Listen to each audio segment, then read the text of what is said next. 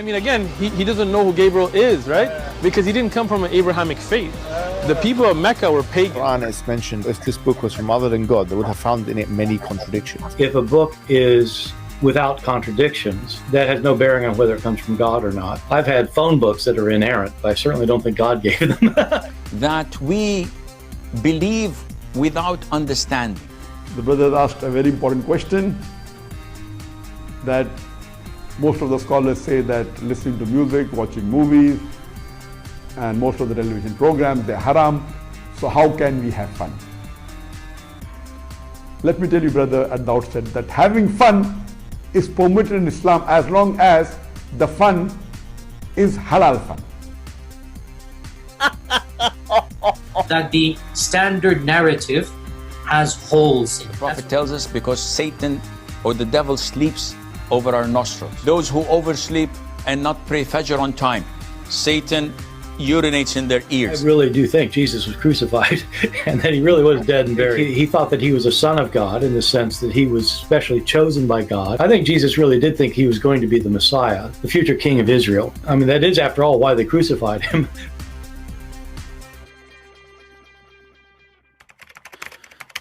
All right, hello everyone, and peace of the Lord to all of you. I hope my voice coming good and clear. Please invite your friends, and let us have some good time together. Today our topic is about Islam as usual.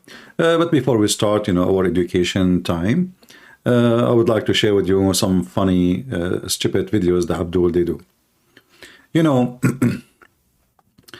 We saw the Muslims dancing in 9/11, and if you don't believe me, you can go right now, type in YouTube, Muslims dancing in 9/11. And you can even search specifically for Palestinian dancing in 9/11. And then you ask yourself, what is the secret that those people, they dance for the death of others? When tsunami happened, I think that was, I don't know, 2000 something. I remember I was in Paltalk at that time, and the Muslims, they opened a chat room praising Allah for Allah destruction the kuffar. Why? They heard the news that tsunami came and a lot of people from, tourists from Australia, etc., they died. And later the news came making it clear that the tsunami hit massively in Indonesia, and the major number of those who died, it was Indonesian Muslims. So in the beginning they dance, and supposedly tsunami is a punishment from Allah, and then it turned to be tsunami is coming after the Muslims. So what's up with this religion? Why they enjoy always the death of somebody else? Today is no exception. Let us see this video together and see how the Muslims, think, how the Muslims really behave. It's very hard to understand how Muslims believe or what Muslims do. But if you are a person who comes from the Middle East, you know very well how they do behave and what they think. We will show you images of Gaza. But before we go there, let us watch together this video. And those are the three fat boys. I know some people don't like to use the word fat, but those fat because of they do nothing. What they do for a living? Nothing. They just make a YouTube and then, make a lot of money, and each one of them may get fat, and they are talking about the hungry people of Gaza. Let us hear together what the topic today, beside collecting donation from people and saying halal cat food. Assalamu alaikum wa rahmatullahi wa barakatuh, brothers and sisters and dear friends. Hope you guys are well, inshallah. Welcome back. We've got some amazing liquidation updates for you guys. Amazing. Yep. What are you laughing at? Business. Dishan, how you doing? Alhamdulillah ala kulli hal. We've got some amazing news for everybody. Some amazing, phenomenal news. Is it 21 or 22? I think it's 21. According to their figures, probably much more than that. 21, yeah? It's much more than that. Reminds me of 21 seconds ago.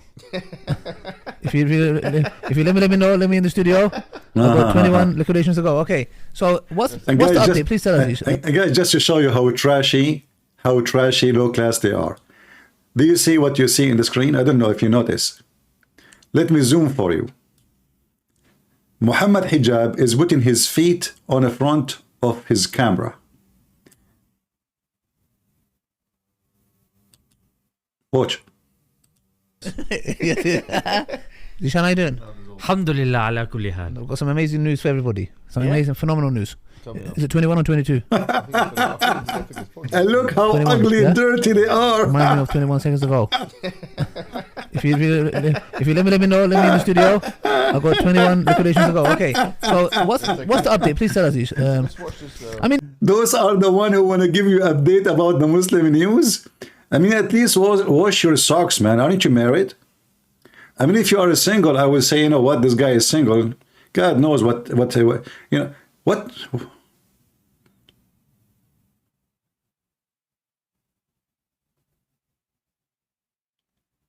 Those are the one reporting serious news for us. He is putting his foot in the front of the camera, showing his socks to the Abdul.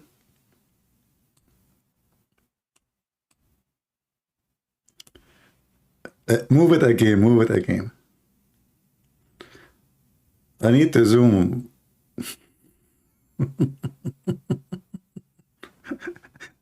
Let me take off my banner so people can see it better.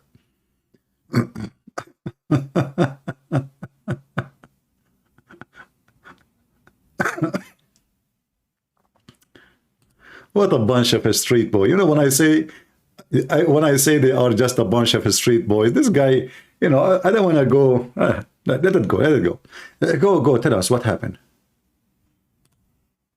if you let me know, let me in the studio. I've got 21 liquidations to go. Okay, so what's the update? Please tell us. Let's watch this. I mean, the people are waiting for the phenomenal news. Look at this. So please read slowly. But is there video watching? This is what it says. I'll just hear right. Israel suffers its deadliest day since the war on Gaza began. Israel what? Suffers, yeah, suffer. Huh? Suffer. Suffocate. What? Suffer. Oh, Israel suffers. Suffer, yes. נורה טיל RPG על ידי מחבלים לעבר טנק שהבטיח את הכוח. ובמקביל לכך אירע פיצוץ של שני מבנים דו-קומתיים. המבנים קרסו כתוצאה מהפיצוץ הזה, בשעה שמרבית הכוח נמצא בתוכם ובסמוך אליהם. המבנים ככל הנראה התפוצצו כתוצאה ממוקשים שכוחותינו הטמינו בהם והיו לקראת תהליך של פיצוץ המבנים ותשתיות הטרור במרחב. Okay, so in a nutshell, what happened? What they claim that happened, is that they say that RPGs were fired by Hamas, and that fell over and killed the terrorist IDF. But what really seems to be actually what happened is that they got gunned down and cornered. And in fact, we have some body cam images that indicates this, including but not limited to the man under the blanket, which we have. The man under the blanket. What's it? Show us the man under the blanket. Yeah. So what is this? I mean, it's like a little child who runs. He's scared of. Have you seen the video of this? No, I haven't. What is it? Let's take a look at it. What is it? It's a man under the blanket. What's he doing? Is he sleeping? Exactly. He's one of the IDF people. And he's being cornered in a house, and he's very scared, so he goes under the blanket. Abdul, what a stupid son of Muta you are. So those guys are going all the way to Gaza, and now he is cornered in an apartment, and he is scared, so he covered himself by the blanket.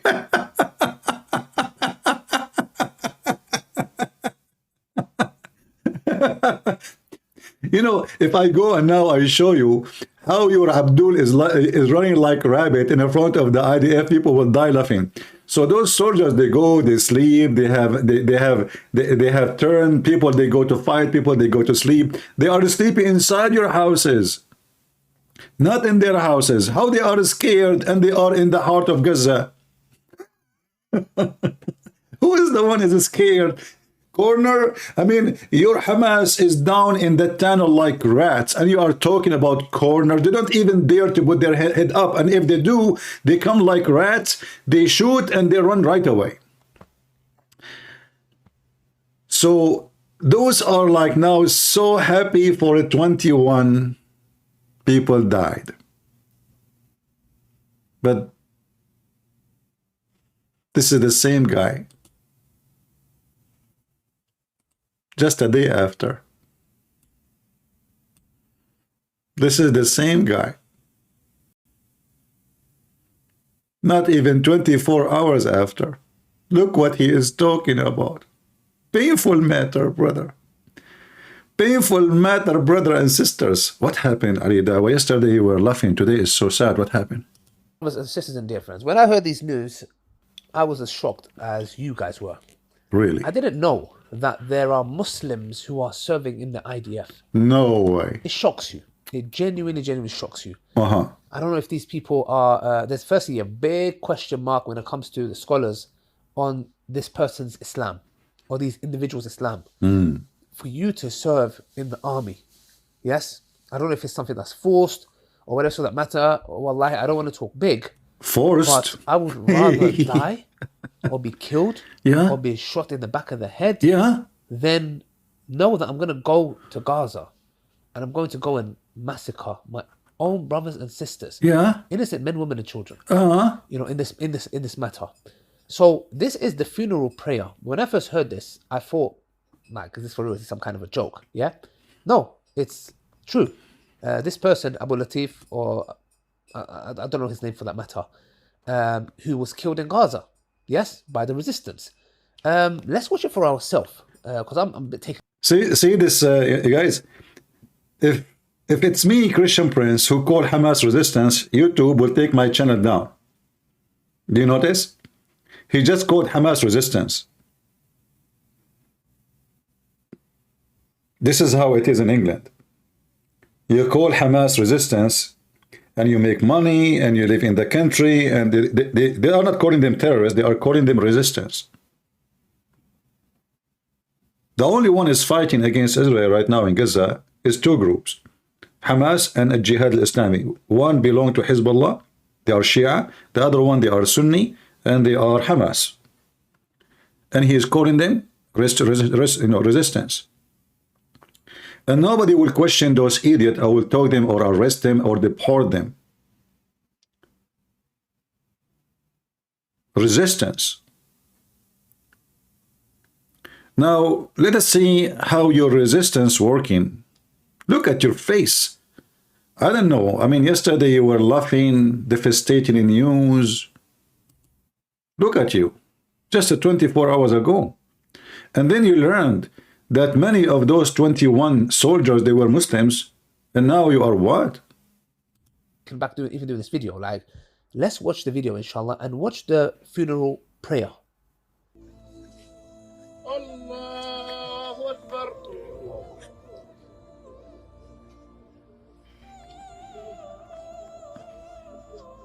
A Muslim IOF soldier was murdered yesterday. You heard that right. According to the Mossad, his name was Ahmed Abu Latif. Clearly, Rabbina ma latafsh alayh. Nobody's really crying or sad for his death. But anyways, enjoy the hereafter. So guys. Sure, he will enjoy the hereafter. At least he will not go to the heaven of Muhammad, and he will not have a woman look like you. Because if you go to heaven, what will happen? Allah will give him whatever Muslim women he wish. So imagine he will have someone like you in the bedroom. In fact, if this has happened to me, I will take the first taxi back, wherever I came in from. If this is what God will give me in the bedroom as a reward. So brothers and sisters, what Ali? What happened now? Muslims are serving in the IDF, don't you know? Muslim Sunni, Druze, Shia, and there is a Christian for sure, a lot of them. So what you would do now? What the heck? SubhanAllah, as you can see. Now, I've spoken to my teachers. My teacher said very clearly, yep, there's maybe opinions here and there when it comes to, you know, you still need to do the janazah prayer. But the scholars, you know, the majority of the view is that this person's Islam is in question. There's a big question mark. The fact that it's not he was just even sympathizing for that matter, even that is like weird. But for him to go and outright join the IDF in the battleground, on the front lines, against the resistance, or whoever for that matter, and get killed, they use the evidence from Hatib ibn Abi Balta when he wrote a letter to his family or the Mushrikeen, or along those lines, if I'm not mistaken, that the Muslim armies are coming. And this letter was obviously by Wahi, that the Prophet ﷺ ordered Umar ibn Khattab or Ali radiallahu anh to go. There was a woman carrying this, and subhanAllah, they found this letter, they opened it, they confronted Hatib ibn Abi Balta radiallahu anh, and Khalid bin Walid said, let me hit the neck of this munafiq. And outright this. The person he's talking about, Khalid ibn Walid, he don't even know how to say his name correctly. This guy, he effed a Muslim woman, he raped her, he killed her husband, he cooked his head, in the same night he raped the women. This is their heroes. So how come Ibn al-Walid is a hero for you, and he killed Muslims, he killed a lot of Muslims, and he just mentioned he killed Muslims?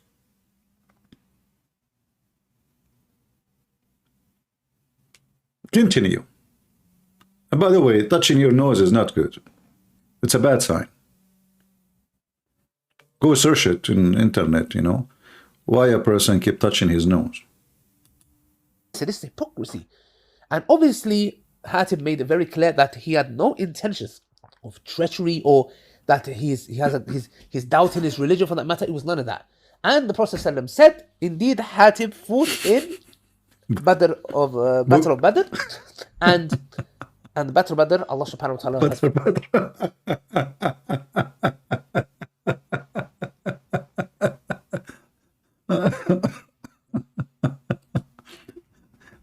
Anyone understand what this guy is talking about? Supposedly he is knowledgeable. Look at this video here. Oh boy. Oh, boom. Bye bye. שבעצם מאוד צריך את האוויר, ומ"פ בשטח יודע שכשהוא צריך שתיפול מטרה או שהוא יצטרך פינוי של פצוע, יש לו את זה במהירות האפשרית. בום. אומרים לנו, הרגשתי, שמעתי את הבומים מסביבי, הרגשתי את המעטפת הזאת של חיל האוויר. אחת הפעולות החשובות ביותר במלחמה הנוכחית היא שיתוף הפעולה בין זרוע היבשה לזרוע האוויר. אני מעליך, מוכן לסיוע. מעליך, we are coming. שיש קבב המוס. Go ahead, go ahead. I see him behind the wall here. Look at them. Take them, okay, boom, bye bye.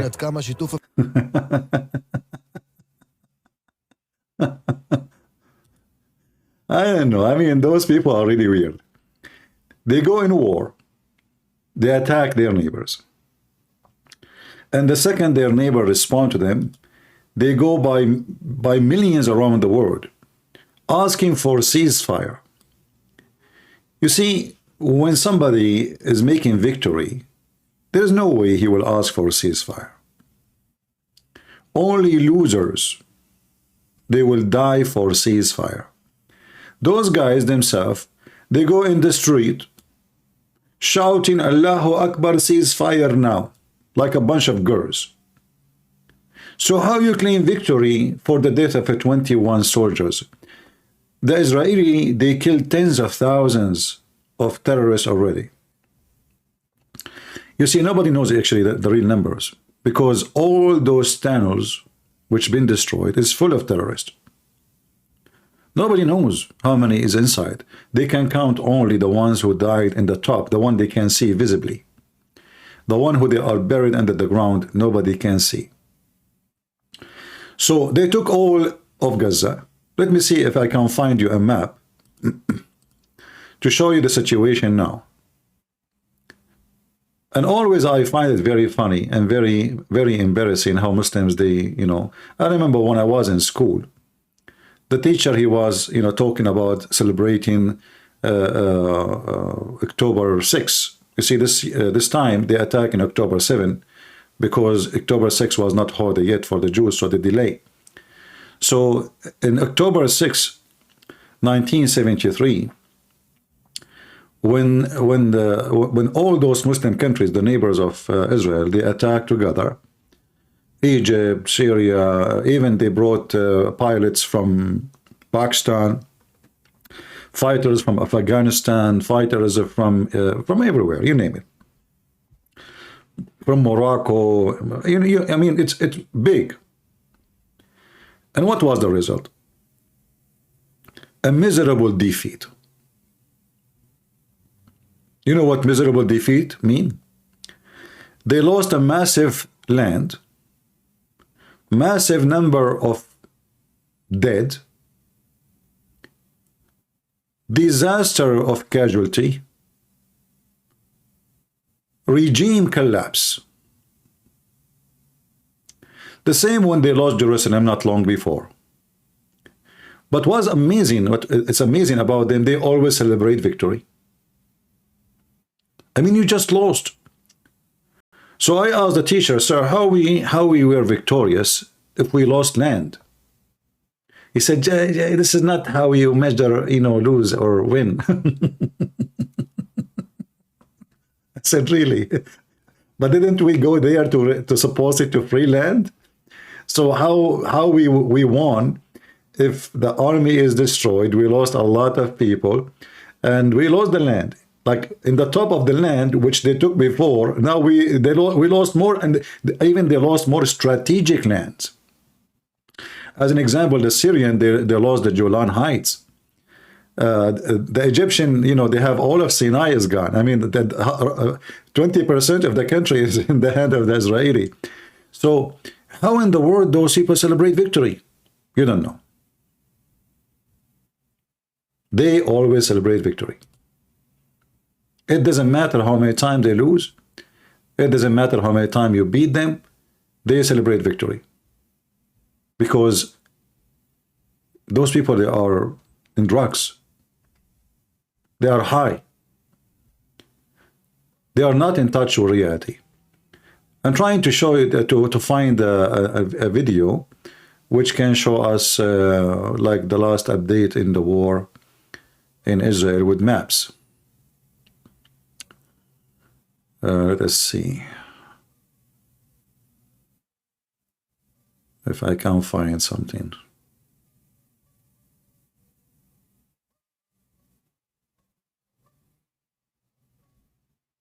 They took already, I mean, almost all of Gaza Strip is gone. And I know the plan of the Israeli. Like now all American and Western trying to push the Israeli to accept two-state. Netanyahu, he insists he will not accept two-state. And the good thing actually happening, that the Israeli who they were like very much divided. Let us see this map here. This one is 3 days ago. But it's okay. We'll do the job. This map, let me show you. 3 days ago. Not now. Let me bring it to you. Give me a second. So now it should be more advanced. They to control more territory. All right. So this is 3 days ago.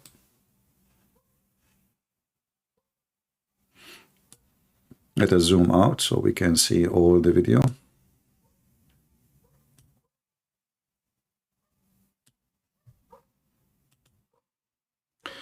As you see, this is now in the south. The north is already taken. Now they are so close to the green area. Actually, I saw the video today, but because I don't speak Hebrew, so I cannot like type exactly the words and find. So there's not too much about the map, actually. Too bad. Let me see if there is more of the map. Here we go. Look at this. Here. Now you will see more of the map. Look at this. So now all the south of Gaza is in the hand of the Israeli. And they are extending, which means all the yellow area, all of Gaza, they will leave only maybe the green area where the population is located to be not under their control. And that actually, I believe this is the smart way. I hope they will not go into the green area. So they will have all this land and they will corner them all there.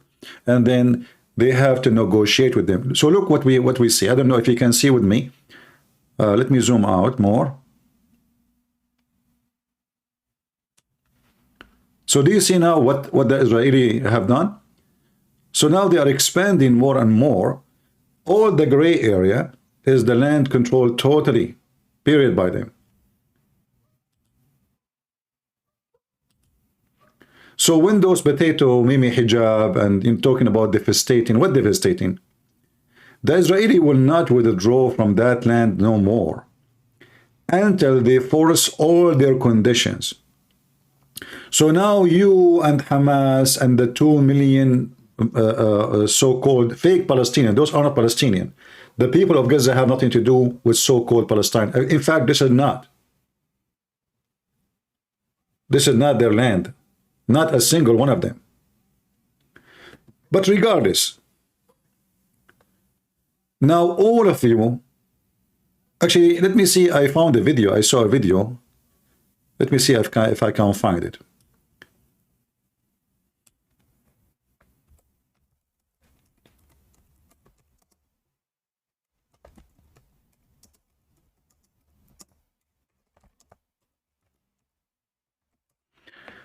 Very embarrassing. Let us see if I can find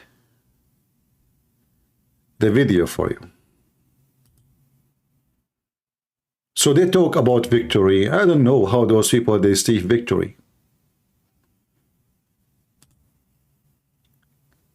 You should be ashamed of yourself, Mimi Hijab and Lili Dawah. May Allah bless your heroic act in YouTube. Look at them. The video I want to show you, actually, I could not find, but maybe we'll find it later. They are moving from place to place, those poor people, if I can call them poor, because they support terrorism anyway, and they are part of the terrorism movement. But this is what they brought upon themselves. So now the Israeli, they are taking more and more land and moving, advancing in the land. And now even those people, they are crying against Hamas. Actually, I saw, they don't, you see, those people, if they shout against Hamas, not because they hate Hamas, they hate the result. Otherwise, they support Hamas.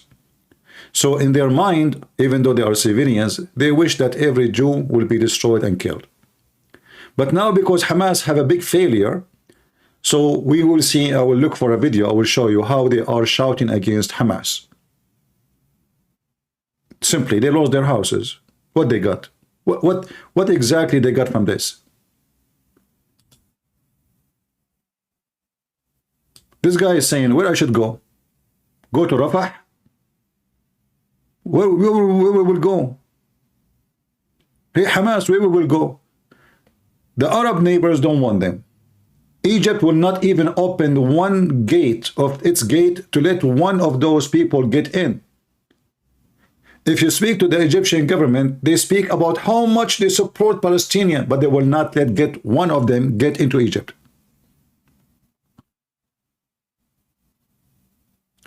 And if they got one of them smuggling himself, he will stay there for a bunch of years in jail. After, for sure, trying with him all kind of electric tools of torture to know who sent him and why.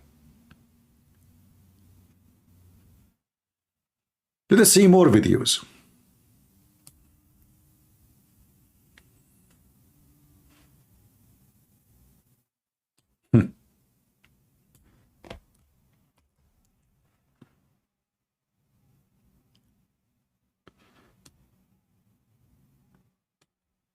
Let us see.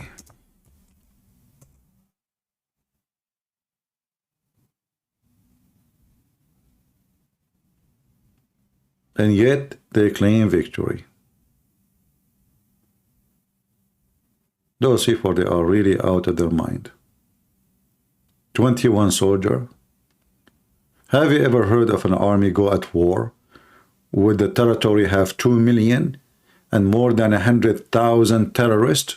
And they have tunnels under the ground preparing themselves very well. And now today, up to date, they have 210 total soldiers lost. Which army can accomplish that? 210, including many of them, by the way, they die by friendly fire. Like just about 10 days ago, I don't know how many, 13, 14, they die by explosion, which is done by mistake. Like they were putting explosive in the tunnels, which they already they conquer, and they want to destroy it. but it turned to be that those tunnels connected to other buildings where the Israeli army are occupying, and that make those buildings collapse when the explosion happened. Let me see.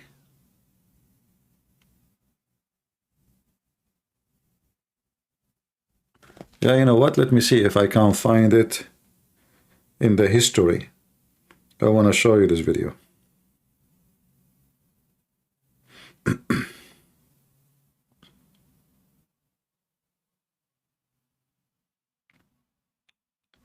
No, it's not in the history here. Yeah, in the other one. Yeah, it's all right. But it's very, very embarrassing. You know, you see the Israeli tank, and you see those so-called Palestinian moving. Even one of them, he was carrying a garbage container. God knows what he put inside, you know. Maybe he put his stuff, maybe his food, maybe he put, so, you know. And then, in the same time, they, you know, when you listen to Muslims, they are talking about victory, and they are talking about demolishing Israel, and Israel is in fear.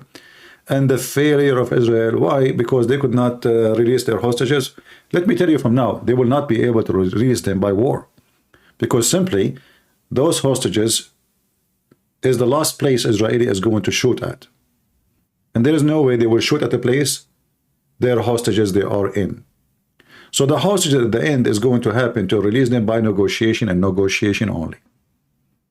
In fact, if I am the president of Israel, or let us say I am in charge of Israel as an army, I will never even negotiate to free the hostages. The hostages will be the last of my worry. You cannot win war if you are worried about something else besides destroying your enemy. Those terrorists, they did not kidnap those hostages for nothing. They knew that if we kidnap them, they will negotiate. They will stop. So if you give them that opportunity to stop the attack because of what they, you know, what they took from you, then their plan work. Their plan is working then. You should not negotiate. Which one is more important? Saving a nation from a future attack, or sacrificing the security of a nation for the sake of 100 people left? You lost already 200 soldiers to bring them back, which means you lost more, way more than the number of hostages. So hostages should not be even the plan. And I don't think even the war now is about hostages no more. This is why you see they are taking over all this area, because simply hostages release is going to happen as part of negotiation later. And the negotiating, maybe they will say, okay, we will let some of the leaders of Hamas to get out to Qatar in return of releasing the civilians. It might happen this way. And then the Mossad, they will go after them and assassinate them wherever they go. So they might allow them for the sake of the, you know, for the sake of their civilians. In the same time, it doesn't matter really where they go. The Mossad is a very powerful, you know,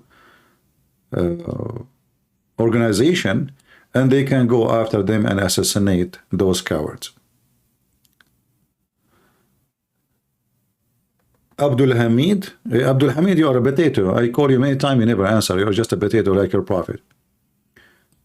I think, you know, I think Abdul Hamid, you are like your prophet. A Jewish woman, she put poison in the goat for you and you died. Even a Jewish woman, she is the one who killed their prophet. Don't mess with the Jews. How many times I told you, Muhammadan, don't mess with the Jews. Look, they killed your prophet like a rat. They took Jerusalem from you, which is not yours, by the way. You've been conquered. You've been demolished. Your Muslim countries are rushing to kiss the ass of the Jews to sign peace agreement. It's not the opposite.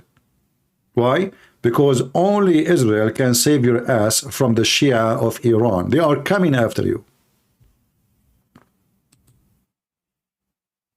In fact, I wish Israel will not sign any peace agreement with Saudi Arabia.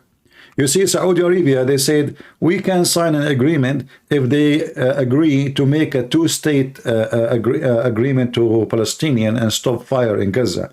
Who cares if you agree or not? It is you, Saudi, Muslim Sunni, who they are desperate for the protection of Israel. Iran, the Shia, is coming after you and they will conquer you. And all of you Muslim Sunni, you will spit at your prophet companion very soon, starting to spit at Aisha right now. The Iranian, they conquer Syria. According to the news I'm receiving, massive number of Muslim Sunni are converting to Shia in Syria. Same in Lebanon, same in Yemen.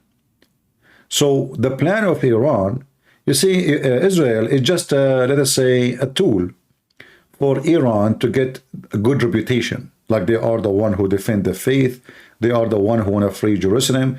But in reality, the Iranian, they would never go in war with Israeli. I mean, who's holding them? You will notice that the Iranian, they dare to shoot at an American ship, but they don't dare to shoot at an Israeli. They don't. They knew that those Americans, they are not going to go in war. We have Joe Biden and Trump before him. And both they make it clear they will not go in war with anyone. And both they make it clear that they will not expand the war. So because they keep saying their plan, the Iranian, they are playing in the backyard of the American. But in reality, they don't dare to go in war with America. But the question why is they don't dare to go at war with Israel. In fact, the Israeli, every few weeks, or if not every few days, attack inside Iran. Every few days. They do bombing inside Iran, destroying manufacturers, destroying all kinds of things, or even assassination for nuclear scientists or chemical scientists. So the Iranian, they will not be able to establish like a high advanced weapon. Yet Iran don't dare to threat, let us say they threat like by talking, but don't dare to go at war with Israel. So what they do? They have those Shia militants in Lebanon, in Yemen. They make them bark. But even those, they don't dare really to make a real attack. You see, when October 7 happened, Hezbollah did not join at all. If Hezbollah join, actually, that will be a big issue. You know, the Israelis were not ready, obviously, and the death penalty, like the death total, will be really way more higher if Hezbollah joined the attack with Hamas. But because Hamas, they are stupid, Hezbollah are smart. The Shia are not the same as the Sunni. Sunni always is stupid people. I never saw a Sunni person who is a militant is not stupid. They don't think much, you know, their brain is just tiny, like a rat. Shia are way smarter. They think of the consequences. Last time Hezbollah attacked Israel in 2006, Hezbollah territory demolished by the Israeli. And Hezbollah knew that if the Israeli decide to go at war with them, they will demolish them again, and this time even it might be more massive. So Sunni are stupid. They go at war without calculating their numbers. Like now, what is the accomplishment?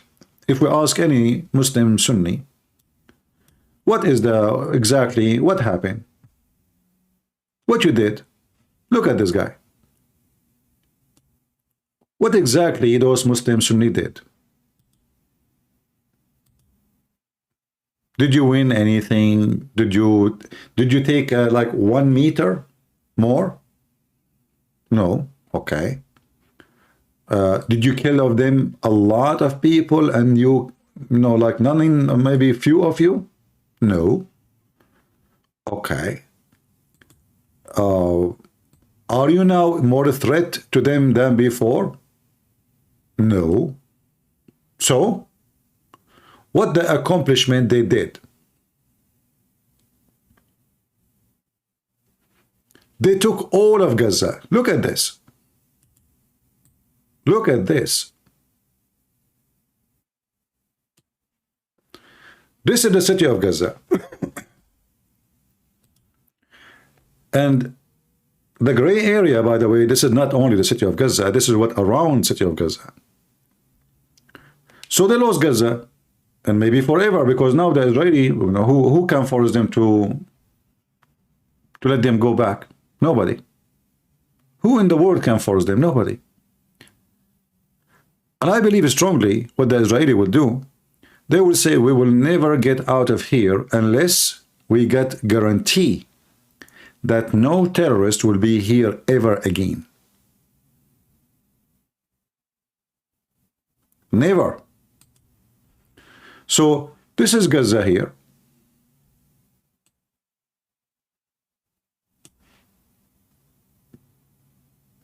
And the rest of the area is not Gaza. It's just little tiny towns, all controlled by the Israeli. That's it. You lost control on it. And this is for now. The plan is expanding and the territory is getting bigger and bigger. So soon, maybe 2 months, maybe 3 months, the Israeli are not in a rush. The reason they are going slow, because they don't want to lose too much casualty. The faster you move in, the more soldiers you lose. So they are being smart. And having dogs with them, by the way, is saving a lot of life, which is very good. I saw how the Israeli dogs are capturing a lot of Hamas rats. So if you look at this map here, you will notice that the map is getting bigger. Do you see the arrows? Do you see the arrows of the Israeli army? So they are moving those arrows. This is the direction, this is the next direction. And remember, this is 3 days ago. This is the map 3 days ago. So now I do not know, really have an update about what it is now. Maybe I should check in the same channel if they have something new. Soon, if you look here, they will close this area, Let us go back a little bit. Do you see what they are doing? So they go from all sides. And now soon this will be closed. You see the arrow? This area will be closed. So all this area, very, very soon, is going to be totally controlled by the Israeli. All this, that's it. And now those Hamas, who they are in this area, they will be killed like rats because they cannot go anywhere. That's it. There is no space for them. In the same time, the Israeli army is going all the way in the borders with Egypt. So they are going to close the line. So all the tunnels between Gaza and Egypt, they are going to be demolished. And that actually where all terrorist equipment is coming from Egypt. So what is the accomplishment for Hamas is nothing. They lost the land, they lost cities, they lost territory, they lost tens of thousands of fighters. Their cities is demolished actually, there is no city left. And now the Israeli, they are in total control and they will not let them go back unless everybody agree with their condition. CP, do you believe Egypt will attack Israel when they take Gaza? My friend, you see, maybe you do not know much about Egypt. Egypt is a poor country and it is bankrupt. War need money. War need money. If you do you know those shells, they use them like like just for let us say it's kind of fun fighting. 55 each one of them cost about $800, but those in a wartime, I mean, you need maybe 1,000 of them in day or two. So imagine every second you shoot one of them, you are spending $800. And those are like bullets. They are not even considered as really a weapon. So Egypt is a country depend on USA to feed their people with the bread. They take a lot of assistance from USA. Country is bankrupt. They can't even afford to feed their kids. They are doing their best to convince the population to reduce the number of their babies. Even Saudi Arabia, bankrupt by going with war with the Houthi in Yemen. You know how much Saudi Arabia is rich? Their economy collapsed. That's why they stopped. When Saddam Hussein, he went at war with Iran for almost 9 years. The money of Saudi Arabia, Emirat, Bahrain, all of it goes to Baghdad. Then all of them, they are bankrupt. They can't continue no more. So Saddam Hussein, he have to surrender. He stopped the war. He negotiate. He agree with whatever the Iranian they want to stop the war, because they are out of men, out of money, out of resource, out of everything. War is not a joke. And those countries, all their money, if they have money, it's not even in their land. It's in our land. If you go check where is the money of Qatar right now, you will see all of it. It's in Switzerland, in England, in America, everywhere, but not in Qatar. Because Qatar can lose its sovereignty anytime. It's a small, tiny island, the same as Emirat. If you ask where is the money of the royal family of Emirat, they are not royal. They are a bunch of Bedouin, all of them. They used to take a shower once a year, but thanks to the British intelligence, they make the mistakes.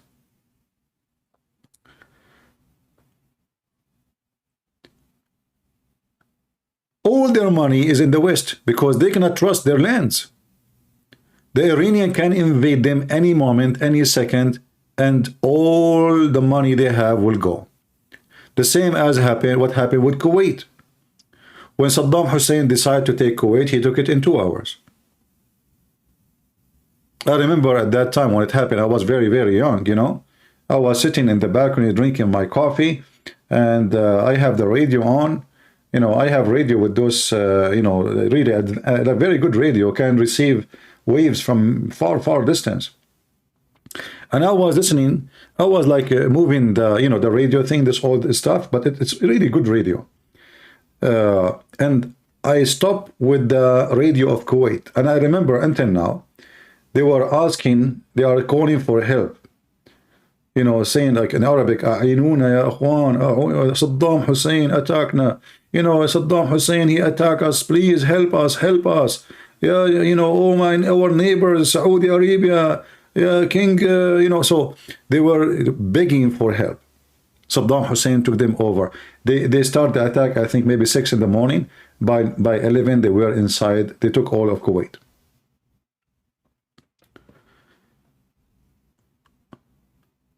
Iran itself is a bankrupt country. Iran itself, you see those Iranians, they are spending too much money in weapon, right? But in reality, the country is bankrupt. They are bankrupt with water. There's no water. The country is suffering from a massive drought as a penalty from God. No water. Their money is not enough. The country is collapsing. There's no jobs. The unemployment is so high. People, they are selling their livers just to live. The prostitution business, there's a documentary done by an Iranian woman.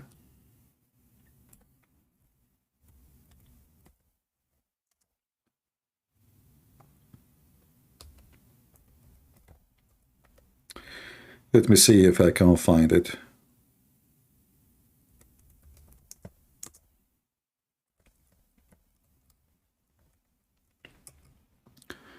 They have tons of interviews with women who they are selling their body. Same as in Iraq. Same, I mean, you see, in the appearance there is mullahs and, and all those things you see is not what's happening in the ground. what's happening in the ground is totally different story. See, in one hand, they want to, they want to present themselves that they are advanced country, have weapon, etc. Yeah, they have weapon, but their weapon doesn't stand the wartime, the real wartime.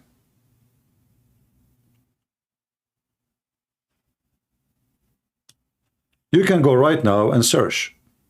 Inside Tehran, sex trade and business hiding in a plain sight.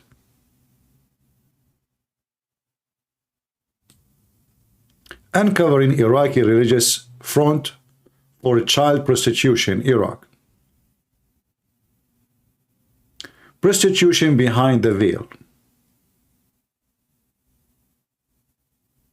Divorce Iranian style. All of it's a form of prostitution.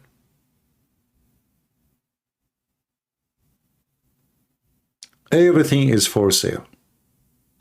In the same time, you see in the TV, they put for you airplanes, they made a drone. Yeah, they are making drones. These days, anyone can make drones. But none of those drones is really made by them. They are buying parts from USA itself. A lot of microchips are bought from USA through agents. And that's why the American, they keep arresting agent.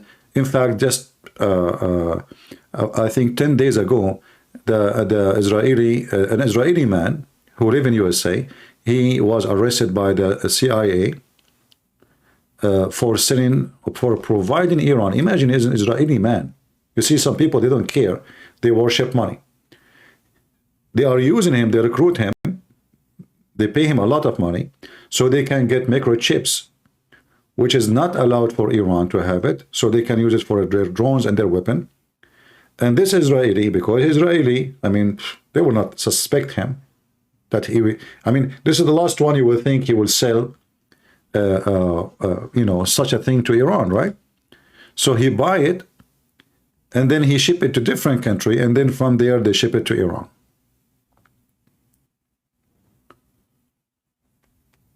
The point is that those countries, they speak too much about war, but none of them is capable of war. As an example, Turkey.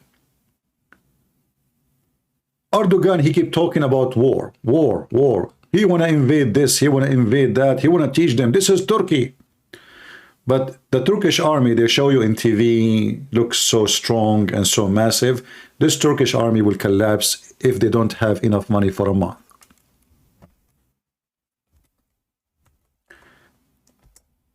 The Turkish currency is like a toilet paper. Has no value. The price of a chicken in the morning something, afternoon is something else.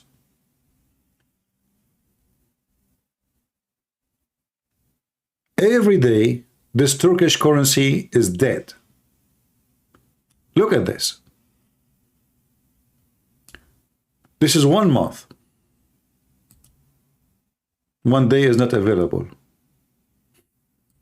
1 month. 1 year. Do you see? So a country cannot support its own currency. That means their economy is really miserable.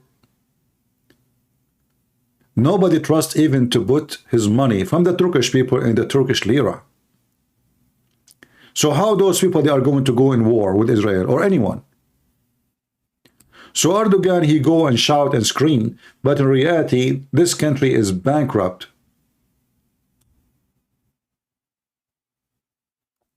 He made a threat to Israel, but he is #1 person who sells steel to Israel.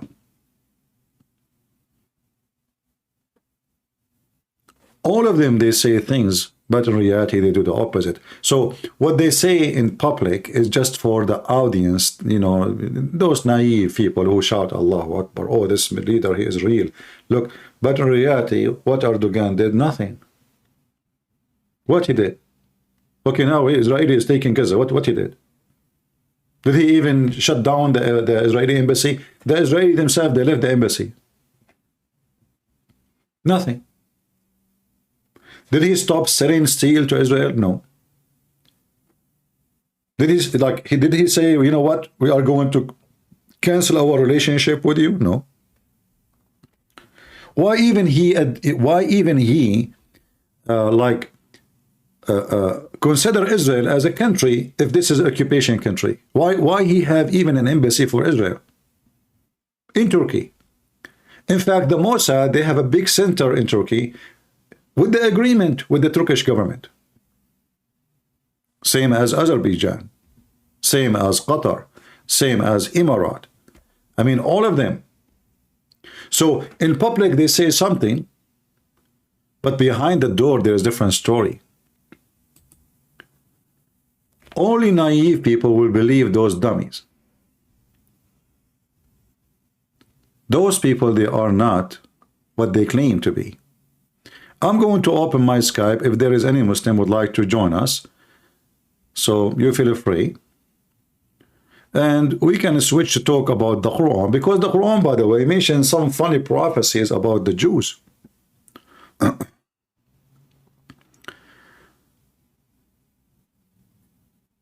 Quran mentions very funny prophecies about the Jews. Kevin, who was a Muslim, saying, what do you think about the Armenian Christians getting assaulted by Israel and take Armenian property, churches away? Well, I will answer you about that. Those Armenian Christians, their leader are stupid. Because they did a friendship with the Iranian, so the Israeli, they say to themselves, you make your best of friends, you defend Hezbollah, you stand with Iran, well, we will stand with your enemy.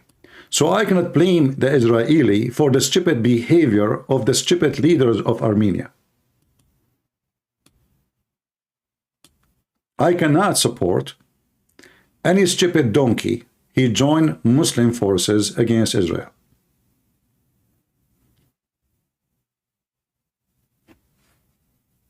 If they are smart, they should not have good friendship with Iran.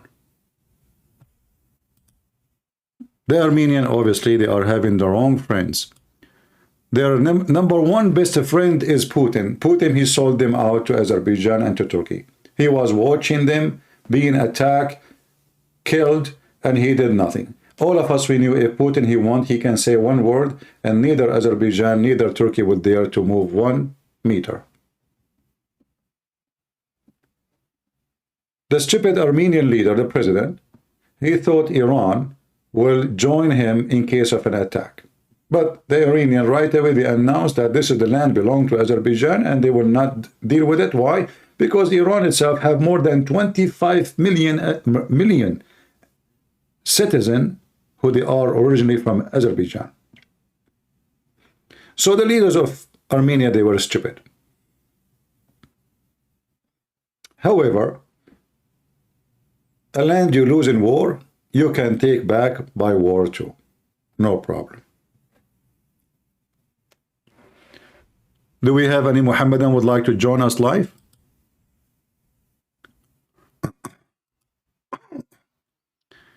A Muslim, you want to debate me? Let us see.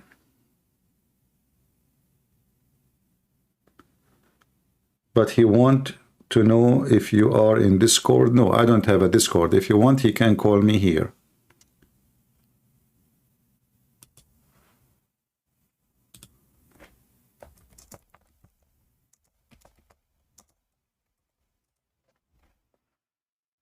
All right. Let him call me here.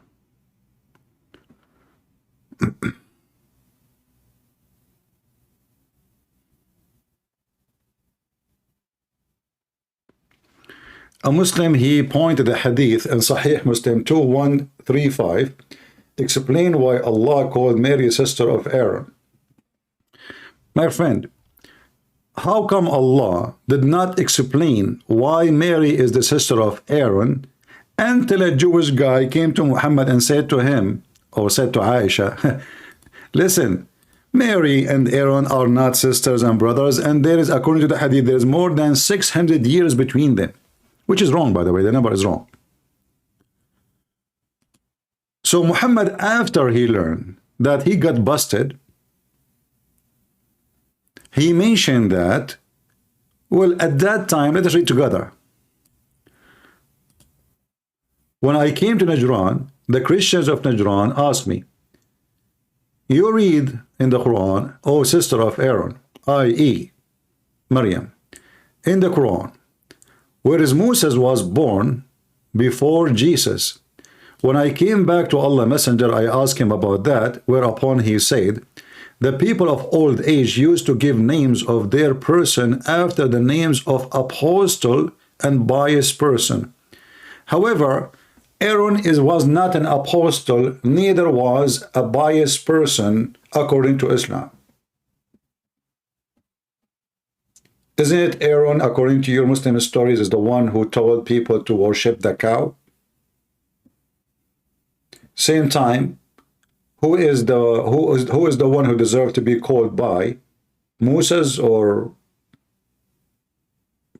Aaron? Which one is greater? Why he chose Aaron? He's a stupid. Because in the Old Testament it says Aaron have a sister, her name is Maryam. Maryam, exactly the same name.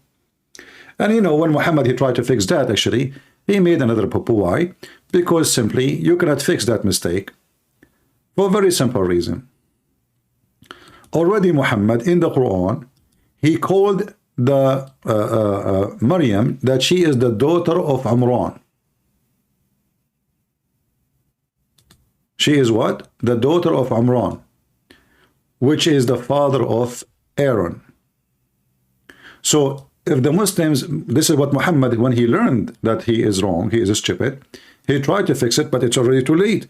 Because in the Quran, she is the daughter of Imran, and Imran is the father of Aaron and Moses. This is why there is a chapter in the Quran called the chapter of Imran, of Ali Imran, the family of Imran. So the stupid Muhammad, he speak about Moses and all of them as they are the family, about Moses and Aaron and Mary, as all of them, they are the family of Imran.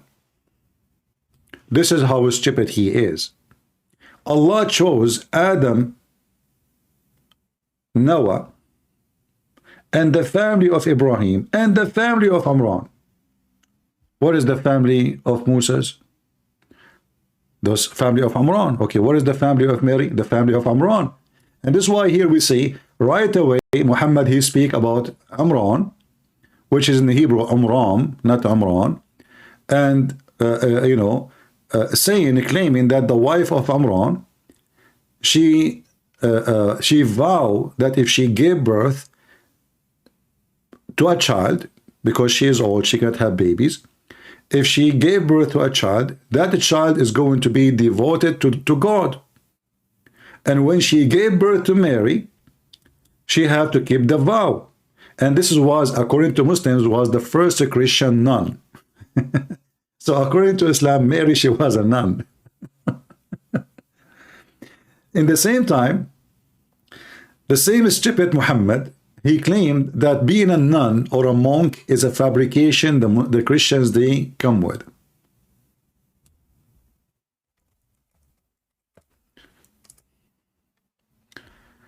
Here you will see, in chapter 57, verse number 27, it says that those Christians who made, you know, they come with this idea of being a monk or a nun. This is their own fabrication. God never said that. But as you see the verse before, it's saying clearly that the mother of Mary, she is the daughter of Imran, which means the father of Moses. She vowed that if she have a child, is going to be devoted to God, will not get married. This is why you see in the Quran, Mary never have a husband. Never. Ever. She is just the Virgin Mary. All right? And as you see here, the stupid Muhammad, he claimed that when they invented this, they invented to be monks and nuns. This is their invention. It's not from God. Never prescribed for them. This is why, you know, we laugh at Muhammad and his so-called religion. I hope I answered you about that. All right.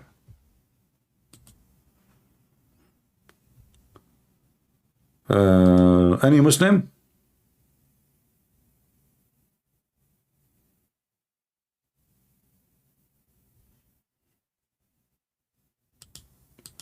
Yeah, you see, Muhammad, when he got busted by the rabbi, a Jewish rabbi is the one who came to Aisha, and Aisha, she told him when he mentioned that, she said to him, "You are a liar.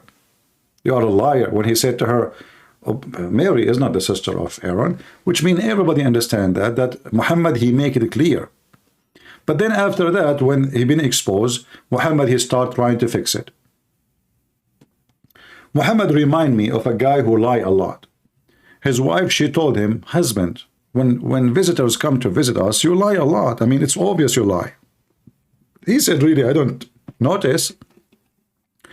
So he told her, from now on, if you notice that I'm lying a lot and it's too much like exposed, exaggeration, what about you start coughing? Just to give me a signal so I can fix it. So this guy, he said, "Well, you know what? I had a contract now from the government to build a wall. And the wall is 20 million long kilometer. 20 million. Long." The people, they said to him, 20 million? Long? The wife, she started coughing. So the husband now, he noticed that this was too much, man. 20 million wall long. So he said, "Yeah, it is really 20 million long, but it's 1 millimeter wide."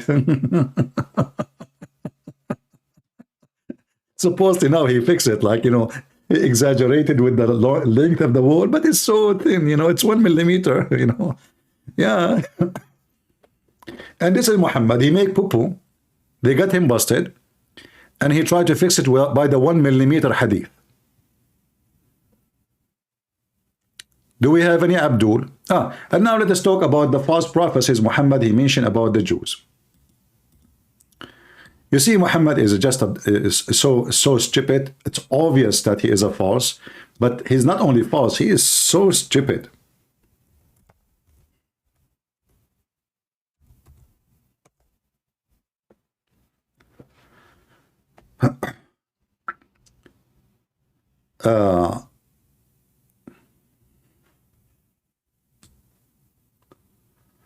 Let's see what Muhammad, he said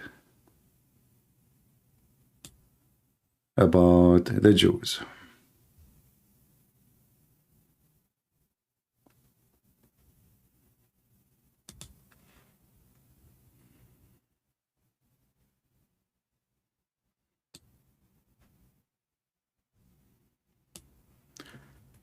According to Muhammad, according to the Quran, the Jews is the one who start wars.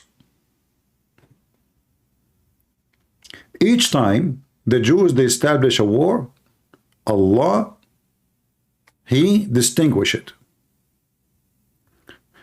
But if we look, since Israel is established as a new state,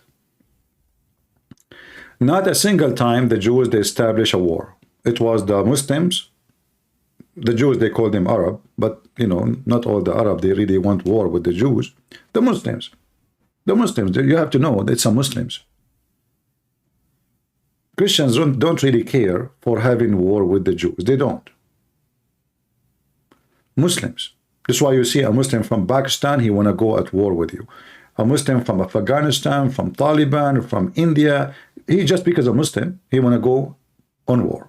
Islam is religion of evil and killing and blood and war. So according to the Quran, each time the Jews, they go at war, Allah distinguished the war. But if you look, it is the Muslim who established a war against the Jews, and the Israeli is the one who distinguished who stopped the war, who eliminate the fire of the war. So this is a false prophecy Muhammad, he mentioned. According to Muhammad, the Jews is the one who do mischievement in earth.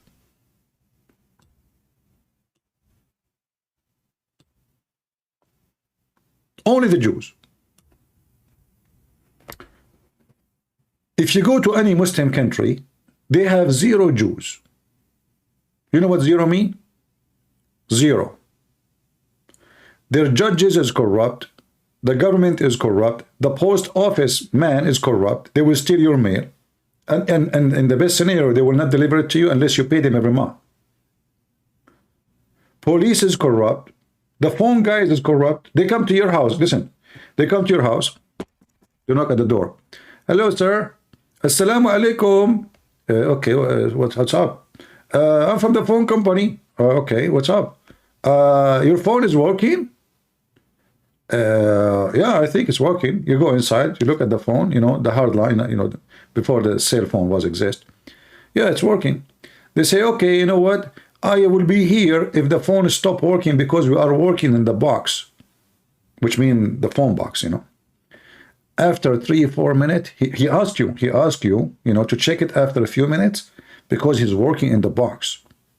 After a few minutes, the phone will stop working. You come to him, he says, hey, listen, what you did, the phone stopped working. He says, oh, my time is up, I have to go now. Sorry, you know, maybe next week, I will be here next week. He said, what are you talking about? What next week, man? We will be without a phone for a week? Please, my mom is sick, etc. You know, we need a phone. He says, okay, you know what? If you want, you can pay me over time. And, you know, otherwise I cannot do it really. You know, they have, you know, do you know how big the list I have to fix phones for people? He is the one who cut your phone. He just cut it. He just cut your phone for you. So you will pay him, so he put it back. This is the Middle East. So the Jews is the one who do mischievement. If you go right now and ask the Muslims about leaders in the Middle East, there's tons of videos by like Dawah and Mohammed Hijab themselves, speaking about their leaders. So leaders are corrupt. Okay, there's no Jews there. Just yesterday, we heard the news about Saudi Arabia opening the first alcohol shop.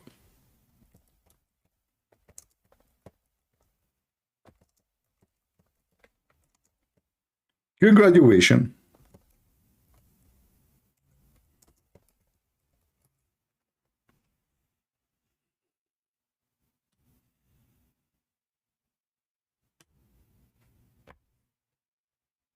One day ago. And this is store for non-Muslims, brother. Now we know what will happen. The Saudi guy, he will ask the guy who work as a driver for him from Thailand or from the Philippines to go and buy alcohol, bring it home.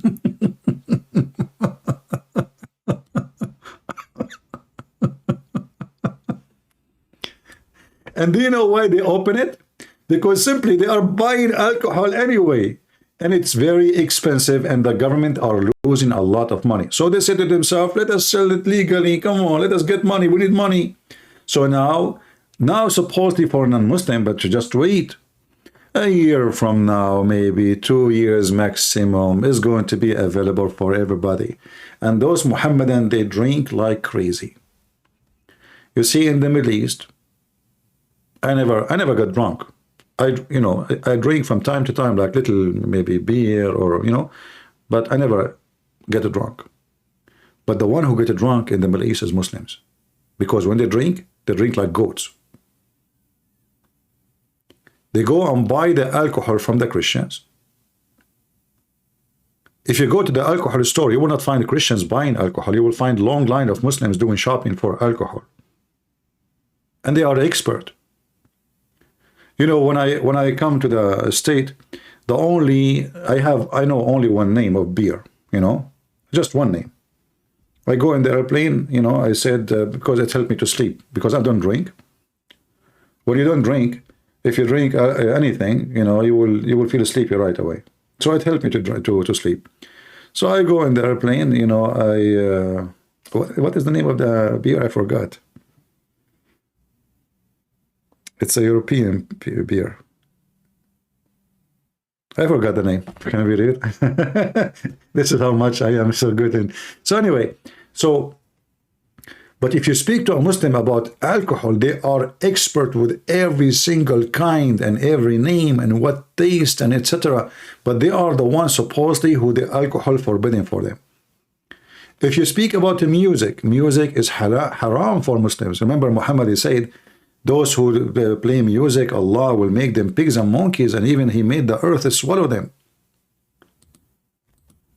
If we go to YouTube right now, and I type anything about Muslim countries, You will not believe what you will find there.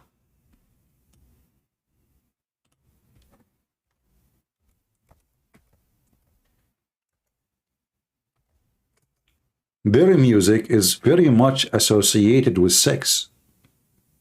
There's no music in the music.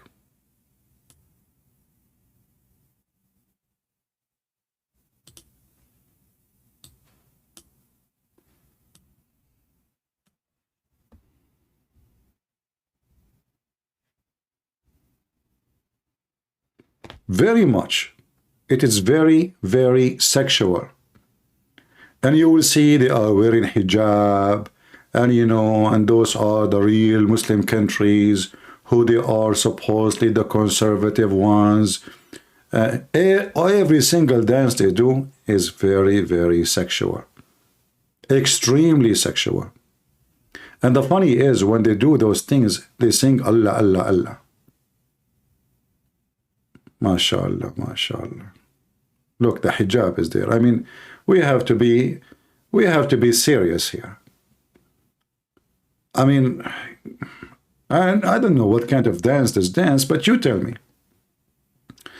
I'm not saying that the West is better when it's come to those things. I mean, in the West, we have a very trashy people who do all kind of stuff too. But those are the one who claim to be religious. I mean, the trashy are trashy. They don't claim that they are conservative. They don't claim to be religious. They don't claim to be anything. They go and do whatever they wish. But those are people wearing long skirt, covering their hair, and their ass is pointy to Allah. Very, very pointy.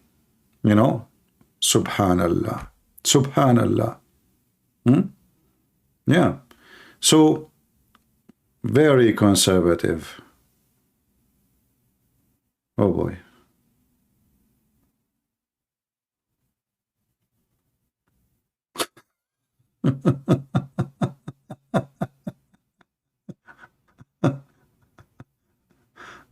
Oh boy. Anyway, let us stop here. Case sensitive.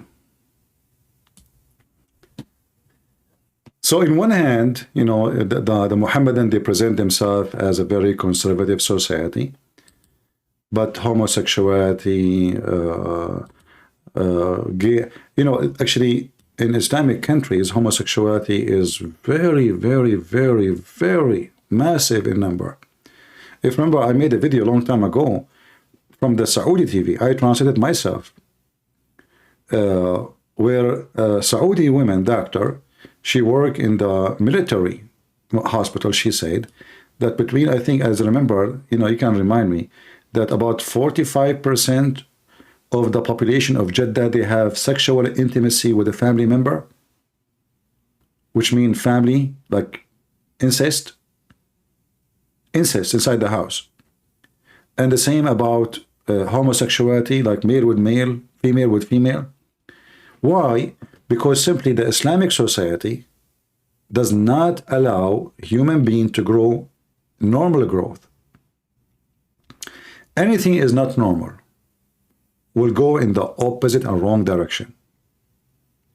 So if we don't allow girls to see boys, normally see them, talk to them, nobody talking about having sex with them. So now there's a taboo. What will happen in the Middle East for Muslims? The girl, she said, can I invite my cousin to sleep over, or my friend, she is a girl. Both family don't mind. Girl, she is visiting a girl, she will sleep in the one bedroom together, so why not? And here you create a lot of big generation of lesbian. Because those are teenage, they cannot go to boys, and they go to girls. Same for boys. The boy, he say, can I invite my cousin or my friend, he want to stay over? Oh, two boys, yeah, okay, no problem. Come here.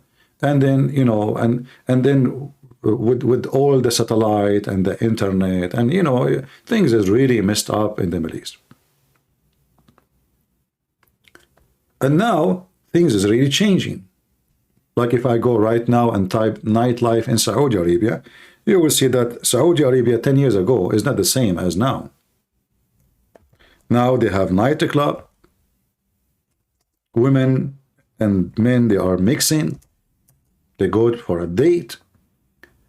They have, I'm not talking about Emirat. Emirat, you know, boyfriend and girlfriend is very normal, long time ago, more than 20 years ago. If I type here,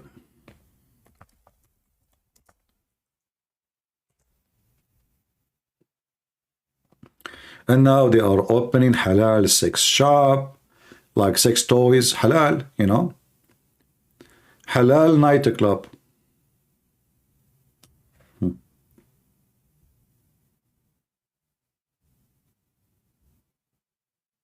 Yeah. Ah, look what they Saudi going astray. Look who coming up. The goat. Hold on. I want to watch this, the goat one. Let us skip the commercial. We find him everywhere we go.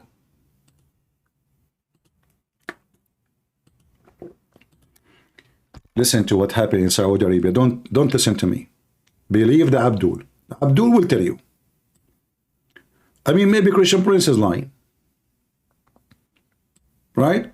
Who can tell you what's going on in Saudi Arabia more than Abdul Lili Dawah? Peace be upon her. Listen carefully. Raising funds to establish a masjid and community center in Norway. Every person who prays there, donate. Yeah. Good deeds. Click the link. Okay. Where is the video? Oh, start. If I was to say these two Saudi women that I'm about to show have literally lost their minds, I don't think you would really blame me. Saudi Arabia, or the Arabian Peninsula, alhamdulillah, when Islam came, it was full with filthy, the most filthiest thing on this earth, which is idol worship. Shirks and mushriks. I mean, this guy, look, he's a Kurdish, he's a Turkish. Turkey is the land of prostitution. And now he is attacking Saudi Arabia. You see, he don't see where he's coming from. If you go right now and type nightlife, not nightlife, I mean daytime video, just walk in the street in Ankara.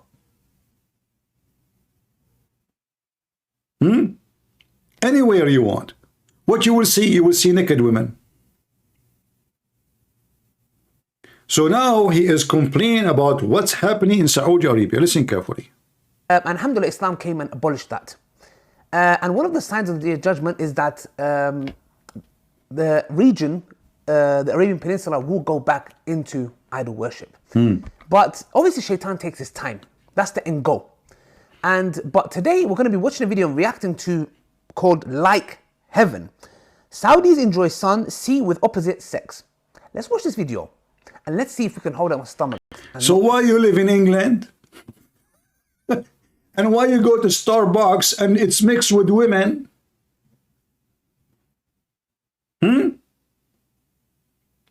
Why you yourself, you go and sit in a Starbucks, like anybody is forcing you to go to Starbucks or to go to coffee shop, and there's a lot of women there, if you are against mixing with women? Be sick. Here it goes.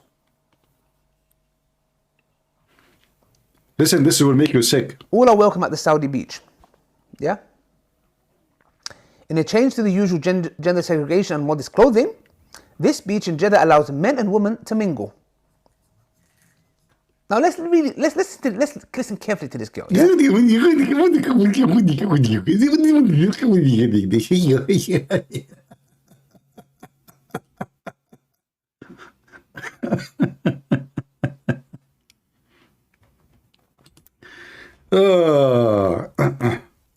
I will type Turkey beach, and wherever YouTube show me, I will put it there. Oh boy. Okay. Anatolia nightlife. I just type, actually I did not type nightlife, by the way. I just type, as you see, Turkey beach. You see it? I did not type anything about nightlife. This is Turkey. Look what girls are wearing. Lili Dawah, she don't see how her people in Turkey, they dress. She see what happening in Saudi Arabia and it's disgusting. And why you live in England, don't people there, they dress the same too? I mean, where is the Muslim women in Turkey, Erdogan country? Aman Rabbi Aman? Huh? Where is the Muslims? Brother?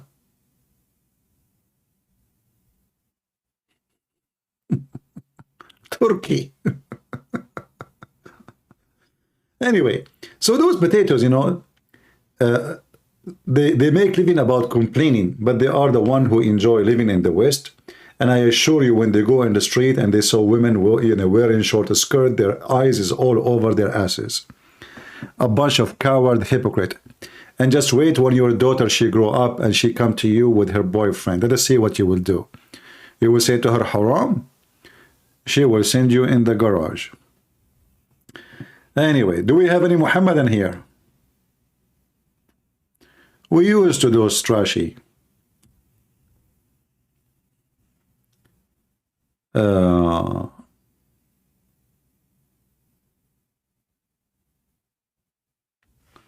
Let us see.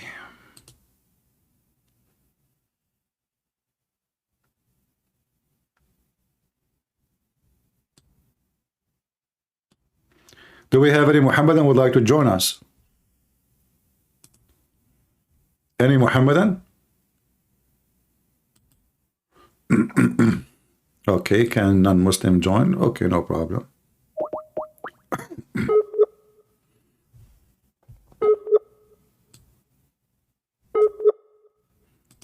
We will talk more about more prophecy Muhammad said about the Jews and the Israeli.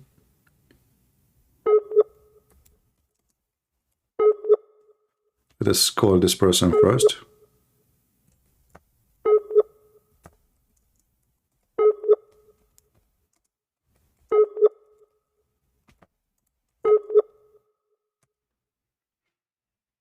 Okay, look like we could not.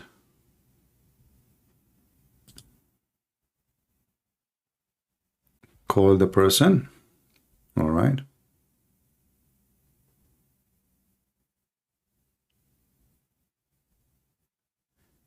The first description, the Quran described the Jews and the Christians are they are mushrikeen, which means they are polytheist.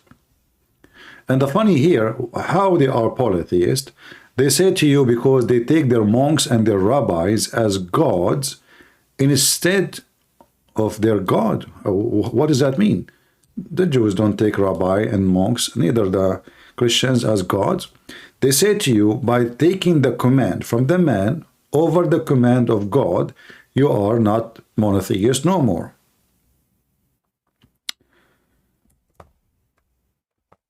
And here you see why I say Muhammad is a stupid fool. Because if this is the scenario, what will make a person not monotheist, that means all Muslims are not monotheist. For Muslims, they take the words of their prophet Muhammad over the words of Allah. We have, actually, all of Islam is against the Quran. All the Islam we know today is against the Quran.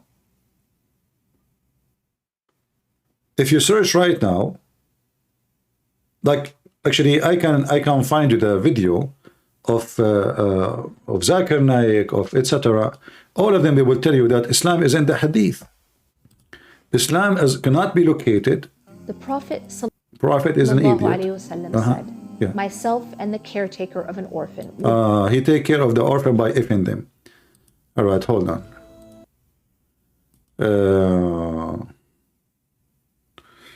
Let us see here. Zakir.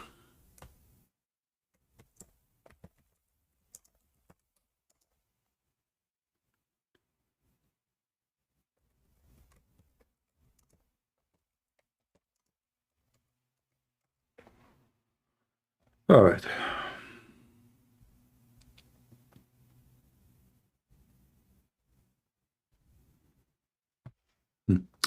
This is Zakir on Yuka. Listen to him.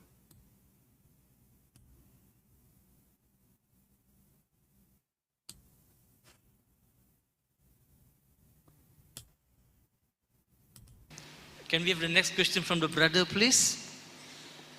Assalamualaikum. My name is Mohammed. I want to ask, can we unite accept the people that they proudly say they Muslim but they don't accept hadith, then they do the haram things, like Siti Kasim. They proudly invite people to accept the ideology. They're Muslim but they don't accept hadith.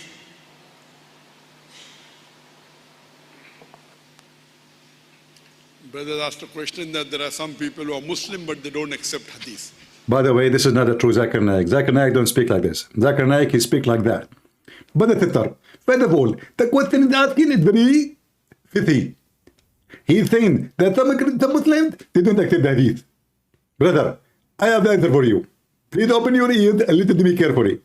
So now this is their sheikh. And listen, the one who take his religion from a man, not from God, is what? Is not a monotheist. This is what the Quran, we just showed you the verse. And now you will hear him saying that you have to take what Muhammad said, not the Quran. Because the Quran is an empty book. Listen carefully. A Muslim cannot be a Muslim if he doesn't accept hadith. You can call them pseudo-Muslims. Pseudo-Muslim. The right word is what? Yeah. Pseudo-Muslim. Pseudo-Muslim. Because a Muslim, our beloved Prophet ﷺ said, a Muslim is not a true believer until he loves Allah and His Messenger more than anything in this world. What the heck have to do with the question? Guys, and you cannot be a believer unless you love Allah and His Messenger. You see, Muhammad is there. Muhammad is trying to copy Jesus. Muhammad here, you notice? Trying to copy Jesus. In the meaning, if you love anyone more than the Messiah himself, you don't belong to the Messiah. Muhammad suddenly, he replaced the Messiah, who is God, and now he claimed to be God. So why, Muslims, why we have to love Muhammad and Allah? Isn't it this is what shirk is? So now the Muslims, they associate the love of Allah with the love with the man. Why everybody have to love Muhammad? What Muhammad have to do with being saved to go to heaven? Isn't it the purpose supposedly is to love God? Muhammad is, when the Muslims they claim that they are monotheist, that's a big fat lie. In fact, they worship the filthy Muhammad. And now he is forcing everyone to be in love with Muhammad. And give me one reason to love Muhammad. For what reason? Because his eyes fall into your wife. You have to divorce her so the Prophet can F her. By the way, we have 1,400 watching. We have only 184 like. So if you don't mind, give us dislike at least. If you like what we do, give us a like. If you don't, give us dislike. Do something. Just do something. All right. So here you see, the question is about hadith. And now he associates the question of following the hadith, which means the words of Muhammad, with loving Muhammad. Loving Muhammad. Why I need to love Muhammad? Because he's your God. More than anything. Many people come and say that, only following Quran, I'm a Quraniyun, I'm Ahle Quran, I only follow Quran. You ask him, how do you offer Salah? See? Quran cannot teach you how to have a prayer. How you do Salah? Ask them. How you do the prayer. Just ask them, they cannot tell you. So Islam is not a religion from God. Islam is a religion from Muhammad, because even your prayer is not coming from Allah. Did you hear it?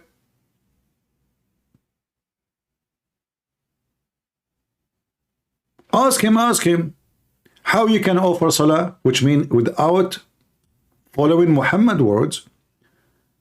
Quran provide no answer. For very simple thing, prayer, just a prayer.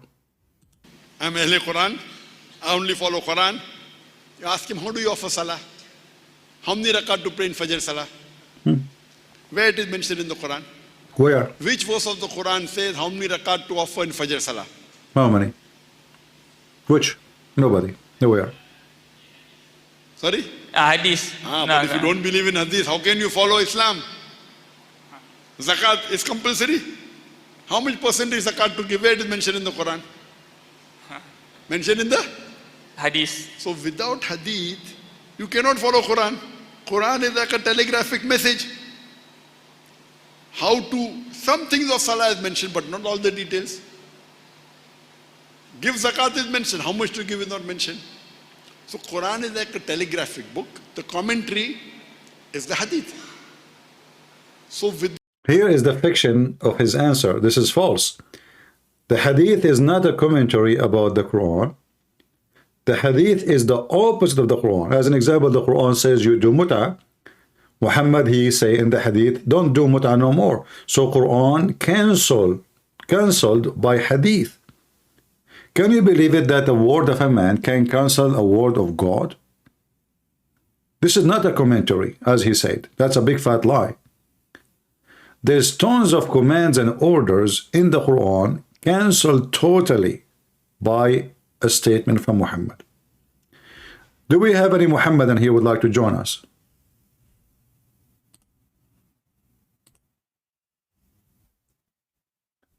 Any happy, proud Muhammadan who will go to heaven sooner or later by the help of Allah or by the help of Israel would like to join us? If you are a Hamas member, by the way, you are welcome to call us.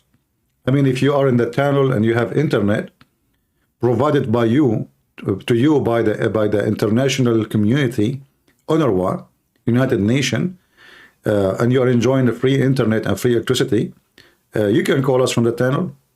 Like if you are the leader of Hamas, I always like to hear you speaking from the tunnel because that will come with echo. Very nice echo, you know. So in case you like to, you know, like imagine Zakir Naik, he joined Hamas and he is calling me. He will say, brother, I'm going to turn you.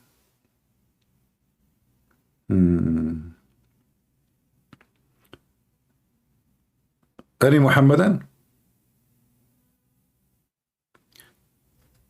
In fact, if you ask Zakir Naik, okay, is the hadith is preserved? He will say no. So how you ask Muslims to go and follow the hadith and nobody can guarantee which one is correct and which one is wrong? Because every Muslim have different opinion about the same hadith.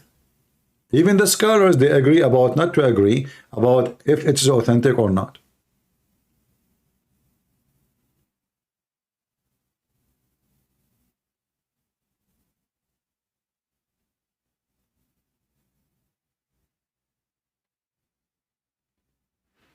Any Muhammadan? Tell us more, Zakir Naik. Tell us more. Without the hadith, you cannot follow Islam. That's the reason. And if you follow Quran, only following Quran also, you have to follow hadith. Because and here, by the way, do you know what he did? He just destroyed Islam. Why? Because the Quran claimed that this is a book explained in details. And the Quran says that today I completed my favor upon you. So why Allah saying that I completed my favor upon you? Islam became complete in the Quran, but we hear them saying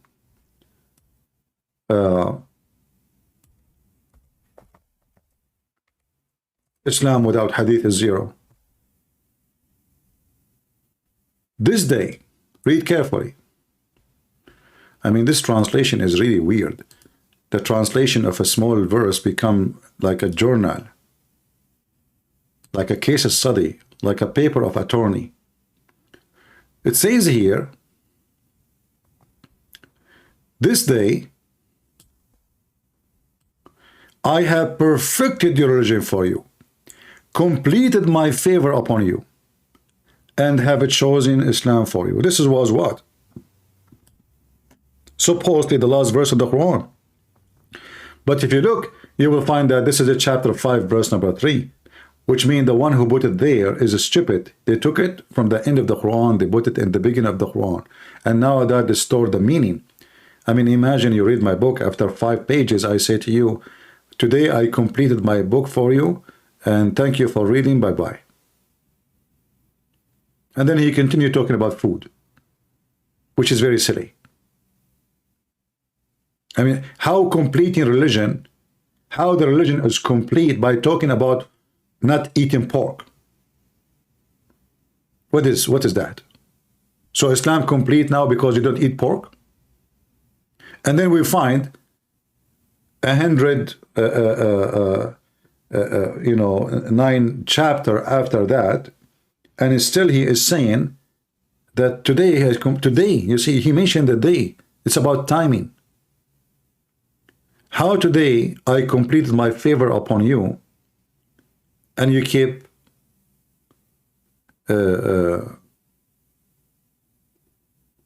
giving me more verses. By the way, the person, his name, Elita, can you please do me a favor? Don't force me to block you. Don't donate no more. Please. People, they donate once a month, maybe. You donate $10 maybe. I don't like what are you doing. So don't force me to block you.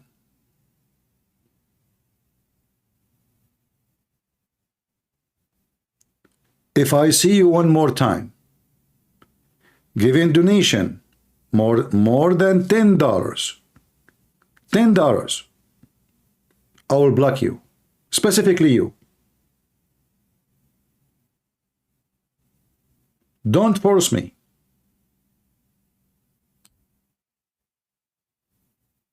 Why each time you have to come here, you have to give big donation? Is she here? Is she listening? I don't see her text.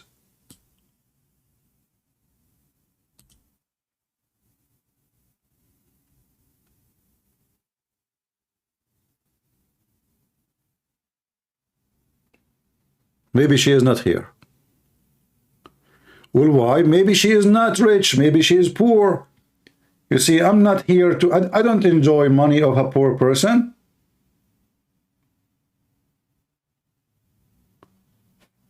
My experience in life that poor people, they give more than the rich ones.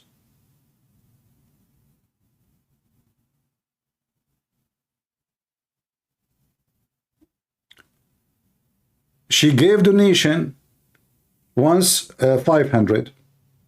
Second time, I think same, maybe.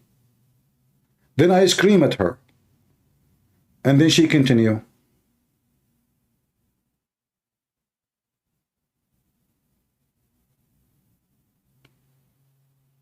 If she can confirm that she is a wealthy person, then she can do that. But I will not accept such a thing.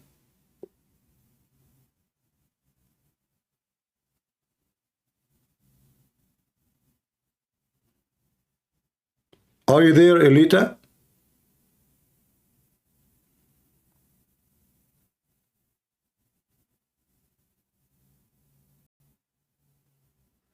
Islamic kingdom, he said he had a Christian he had sex with the Christian women. Is that Khadija? The mother of the believers? Your prophet wife, she left your prophet and she ran with the Christian man. Call me to show you the reference.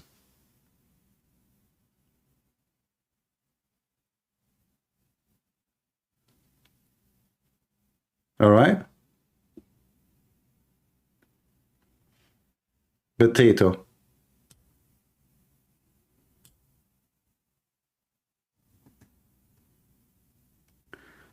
Anyway, I don't know if she is here. I don't see her text. Is she here?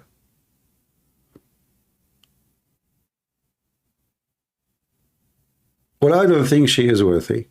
And this is what makes me, unhappy with this donation. If she can confirm that she have a good income. Yes, Alita, I was saying, don't give big donation no more. You gave first time, you gave second time, you gave third time. That's it. If you come here, you give $10, $5, $1, I'm happy with it. There's no need for 200 or 300 or 500.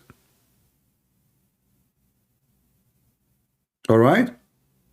I screamed at you before, you remember?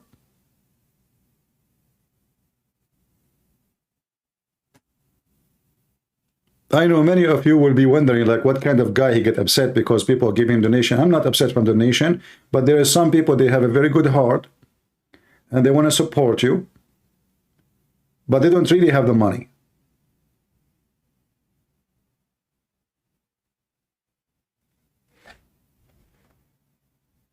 And usually, poor people is the one who give more than others. So instead of making me happy, you are hurting me.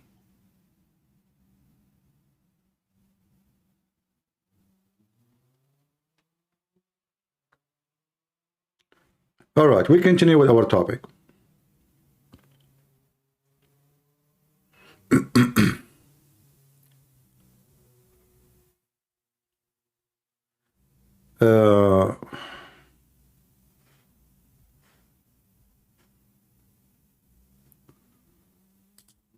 All right, we were talking about how Muhammad prophecies all fail, you know. And the Quran, as you see, is not a book to teach you religion. I mean, even prayer is not there. Even how to pray is not there. Even the 5 prayer is not there. Even the 10 commandments, there's no 10 commandment. Islam destroy all of it. So if you ask a Muslim, okay, what Islam brought to you, beside teaching you to hate others, what Islam brought to you? Nothing. Totally nothing.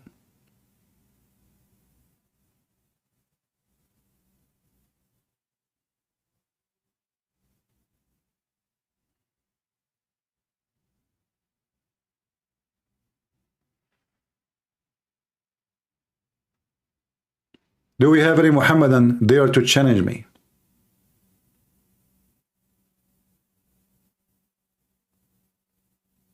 Anyone?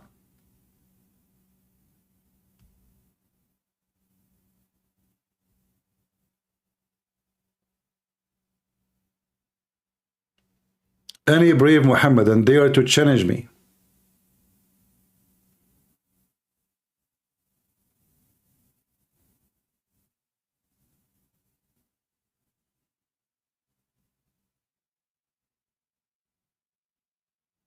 Nobody. A Muslim friend told me Islam is peace and love. Well, if Islam peace and love, so how come we don't see it? Find me one Muslim country, they have peace and love. Can you?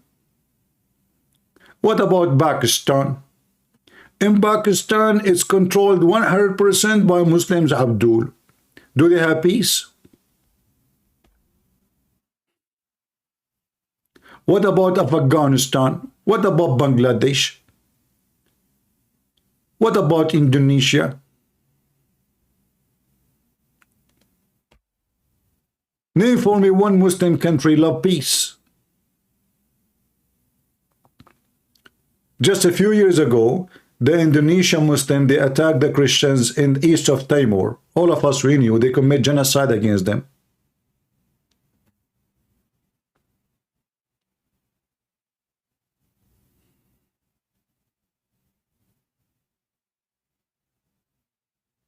Any Muhammadan?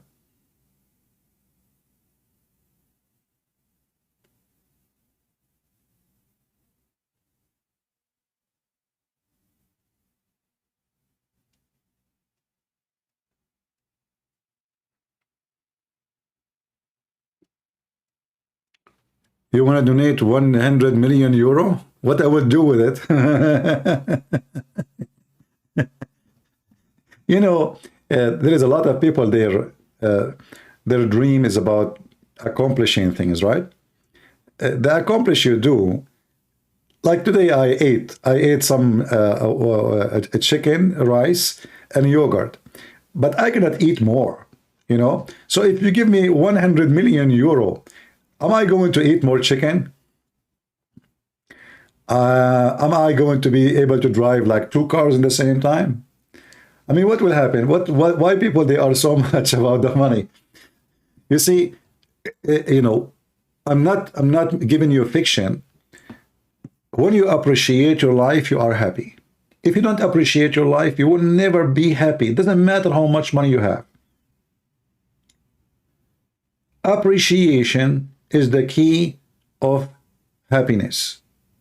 If you have a piece of a bread and little, maybe, you know, there's some houses and some families in many places in the world, they eat just bread and tea. Bread and tea. They don't even have something, food. There's no food, really. There's a bread only. Bread and tea. And even the tea have no sugar in it. And they are satisfied with it. But there is a person who own a big villa, have a nice cars, like Andrew Tate. I mean, do you think this guy is happy? This guy is a scumbag. He will never be happy all his life. He's covered by shame. His money is from the sweat of the women's vagina. So money does not give you honor, neither provide you happiness. It is appreciation. All what we pray for the Lord is that we have enough. We pray for the Lord that we have a roof in the top of us. We pray that we have enough food, no more, no less. We pray that the Lord provide us what we need for our health, for our children, for our family. Anything exceed is not what will make you happy, even though I don't mind to have more. Don't take me wrong, because life can come with many security issues like health things, you never know. But still, if you are not a person who appreciates what God gave you, you are not going to be happy. And for me, I'm really happy to see a lot of people like this, those people who donate, like this lady, Elita. I'm sure she have a lot of good things in her heart for me. All those people who support me, obviously they will not do that unless they have very much appreciation. So I feel I'm very blessed, and you know, the Lord, he gave me the love of the people, and this is the most important. And if one day if I need something, I'm sure if I shout, I say, hey guys, I have a problem, I'm sure many of you will support. Having a big family is very important. Having family who never been from your mom or your dad or your sister, your sibling, this is very important. When they come to Jesus, they said to him, oh, your mother and your brothers, they are here waiting for you. He said, those are my brothers and my sisters, and those are my mothers. So we as a Christians, we are a family, and this is why we need always to feel for each other. We have to stand for Christians in Pakistan, Christian in Iran, Christian anywhere in the world. And not only for Christians, anything is unjust, is bad and evil. We stand against it. And that's why we stand against Islam. Nigeria, exactly. Do we have any Muslim would like to call us?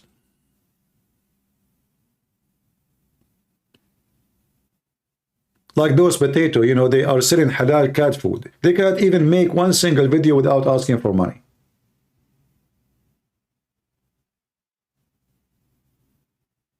Halal cat food.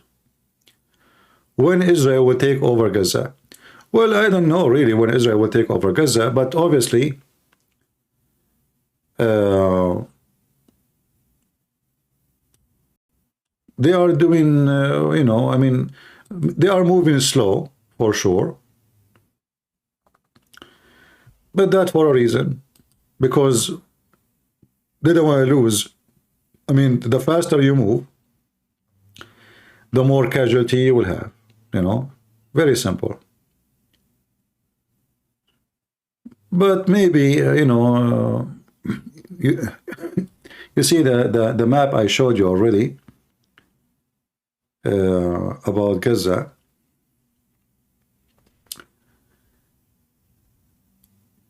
Already they are taking over a big part of it.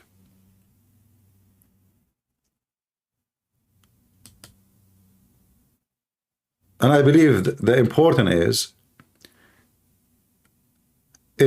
to take over Gaza and not where the civilians are, and then they will force their negotiation on the international community, not on the Palestinians. Those Palestinians, there's no government. It's just terrorists. You cannot negotiate with terrorists.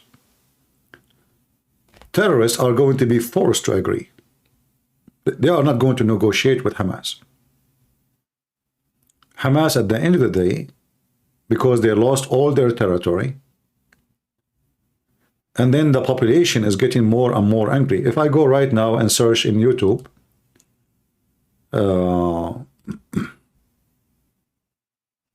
let us see.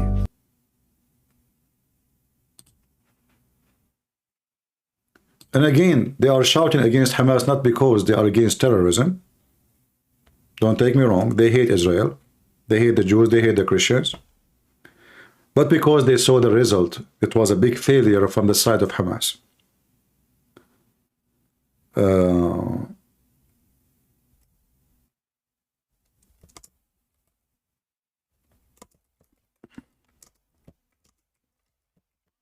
I'll try to find the video if I can find it. Like there is a group of so-called Palestinian, they were shouting at Hamas, asking them to stop the war, give the hostages. Yeah, because they lost everything. They lost their houses. I mean, for how long they will stay? Like, what will happen now? What will happen exactly? What is the accomplishment of Hamas? Nothing. They free 200 prisoners. Israel captured more than 4,000. So what is the accomplishment then? At least 20,000 fighters, 25,000 from Hamas is killed. Depend in the numbers, who is coming from who. Remember, Hamas, they tried to put Hamas members as civilians. So each time the number of death coming, they claim it is a civilian, But reality is the opposite. Those are Hamas members. Hamas members, they are fighting in their pajama, they are fighting wearing civilian clothing. So when the Israeli army corner them, they throw their weapon and they claim to be civilians. We know the game. I'm just trying to find the video. Give me a minute. All right, video here. Yeah, this is the video we played today to show you the map.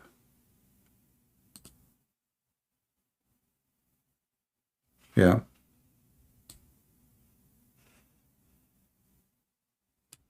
So simply they will keep extending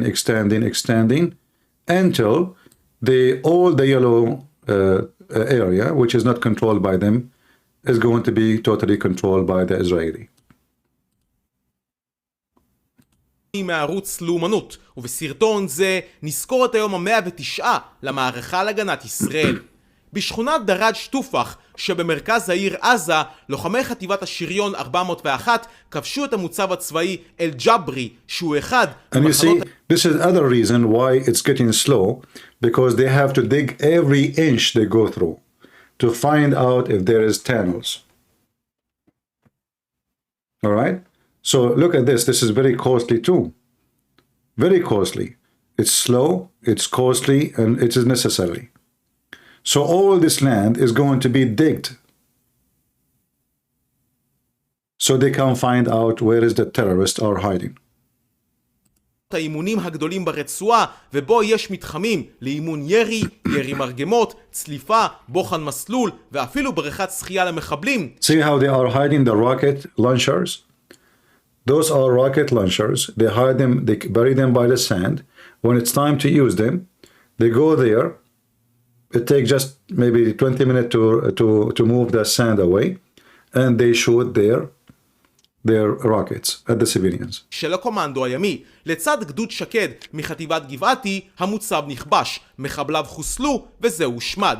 מכון ISW טוען כי See here, this is the area in the beginning was always under Hamas, right? Now all of it, this is almost 50% of Gaza, or let us say maybe 45%. That area alone.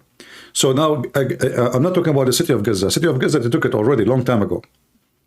I'm talking about the land, because all the land is called Gaza Strip, right? So Gaza as a city and whatever around it is taken from long time ago.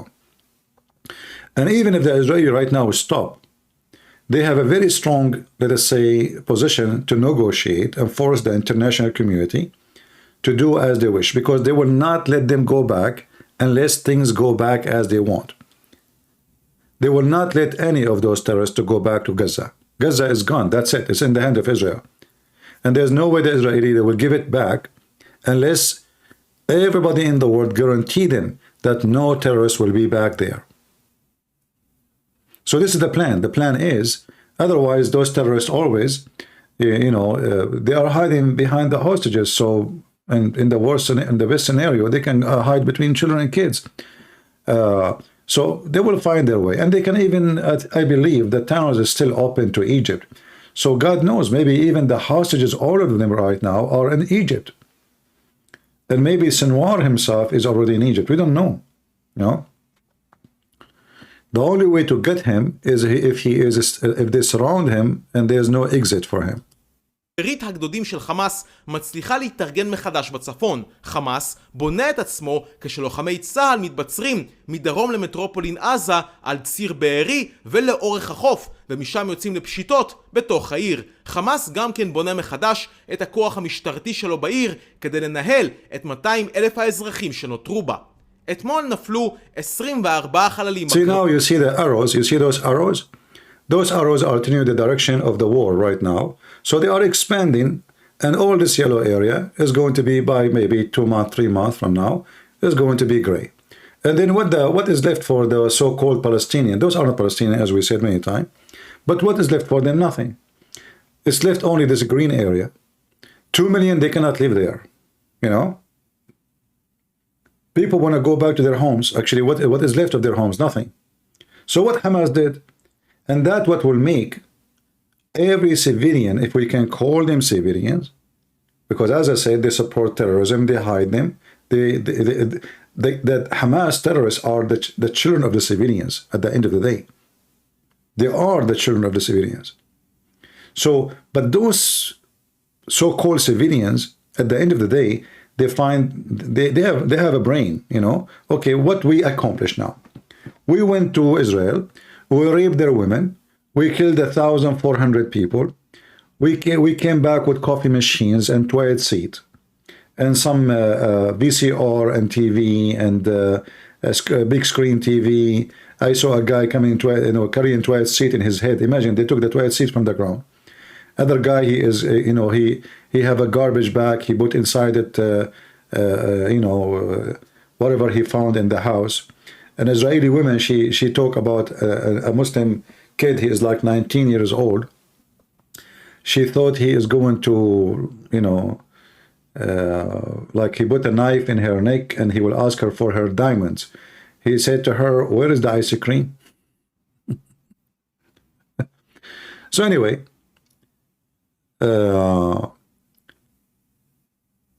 what is the accomplishment? This is how Islamic countries always, and this is why always I never felt comfortable in any Muslim countries. They are stupid, they are arrogant, they celebrate death, and they die, and they never have victory. They celebrate victory when they are the one is losing. They could not get a single centimeter from Israel except by signing an agreement with Israel, not by war, because always they attack, they lose more. Imagine the neighbor country, Egypt, is 100 million citizens. How many? 100 million.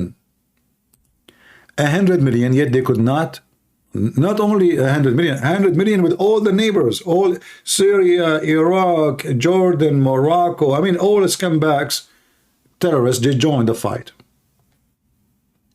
Yet they could not conquer Israel.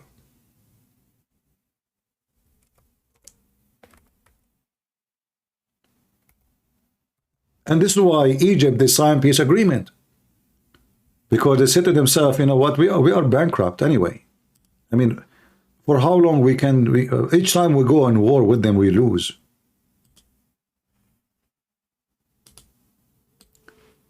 Muslim leaders, through centuries, they made their hatred to the Christians and the Jews as a business. So like this is the way they can earn support. Like the same as those on YouTube, you know. So the more we hate the Christians, the more we call for jihad, and you know, the more our publicity will grow. This is the whole point.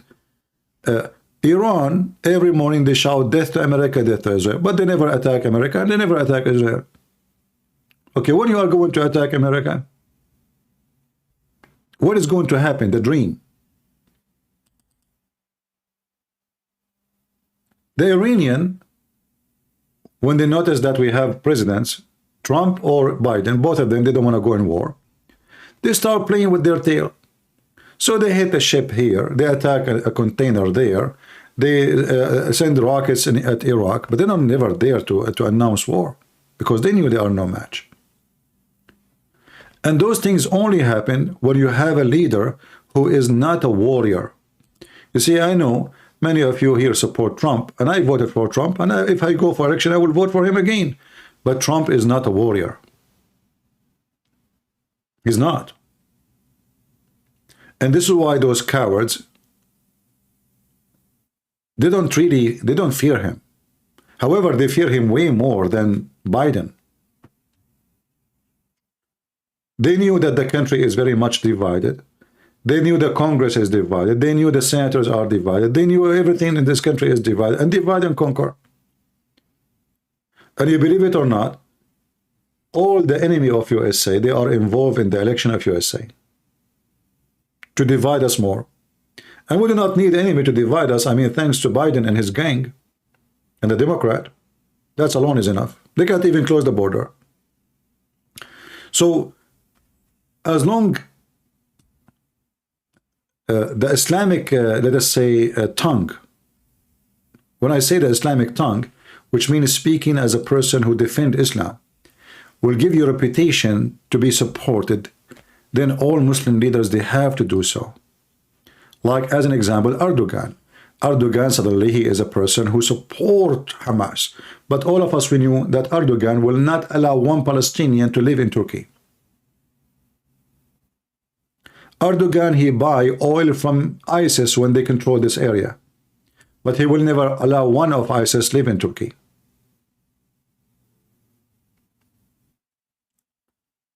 The stupid American, they rushed to save the ass of the Shia in Iraq from ISIS.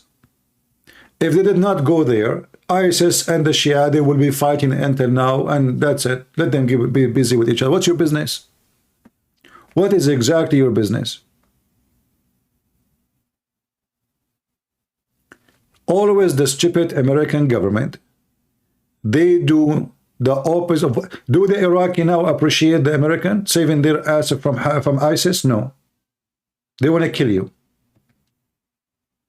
It's the truth. And why the American until now there to defend them from ISIS? Let them fight ISIS alone.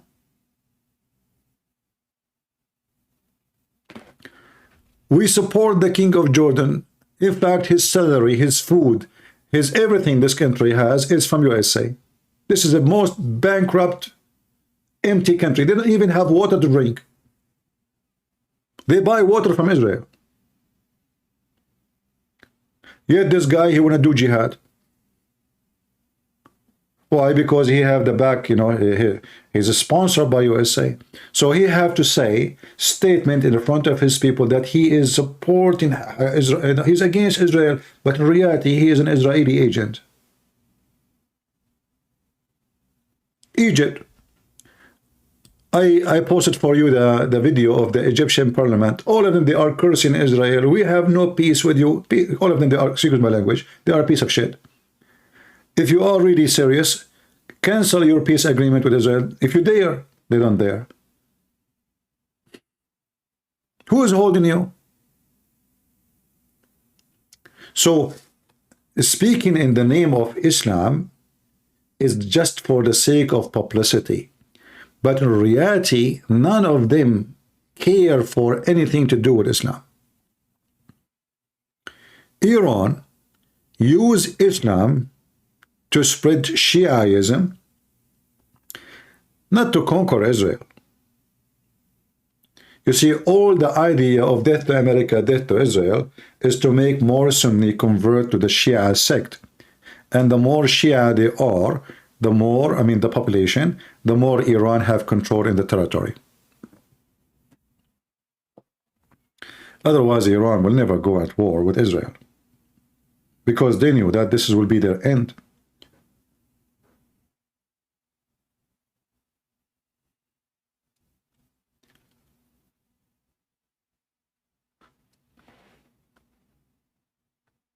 We will be part of World War III. You know, the World War III, I don't think is going to happen the way you think it is. The World War III is about technology right now. It's not about invasion. Only foolish people, they do invasion. Like, you know, what happened with the stupid Putin. The stupid Putin, he thought he have a massive army. The neighbors are no match. We will send them, you know, 50,000 soldiers. We will be in the capital of Ukraine in few hours. And then it turned to be that his massive army is a stupid army, because he have old weapon, old tanks, everything is outdated. And now if you see that the Ukrainian, who is there, they are no match in any way, in any mean to fight the Russian. They are bombing Pittsburgh. They are going all the way to Moscow with their drone. Drone is made by them, not by the American. Ukrainians are not a savage, stupid nation. They are very well educated. In fact, the only country who makes spaceship engines is Ukraine. Even NASA, they used to buy, I think until now. Actually, NASA, they just signed an agreement with them just 3 weeks ago with the Ukrainian company for software, because they don't have the same technology the Ukrainian have, the skills. So Ukrainians are not just a bunch of idiot, still stupid idiot. His name is Putin. He thought he can do invasion. The time of invasion is over. That invasion can happen if the nation you are going after have no support from anybody. Same time, they are limited with knowledge and technology. And these days, technology is available for everybody. I mean, even ISIS, they are using drones. So today, the World War III is not about invasion. It's about technology, information. It's about conquering the space, using technology which nobody have. Those, you know, those drones is going to be a toy very soon. Actually, they are already toys. So soon, you will have the American army, they have fighters in the ground who they are made from steel. Then the invasion have different vision. It's not an army invading army, it's just a machines invading countries. Soon, you will find that the weapon, which is shells, like, you know, the way we know it, is not used no more. They use laser, they will use a spaceship, things will change. So all the weapon you see in the industry today, like in the let's say the standard industry, this is going to be toys, like what Iran have.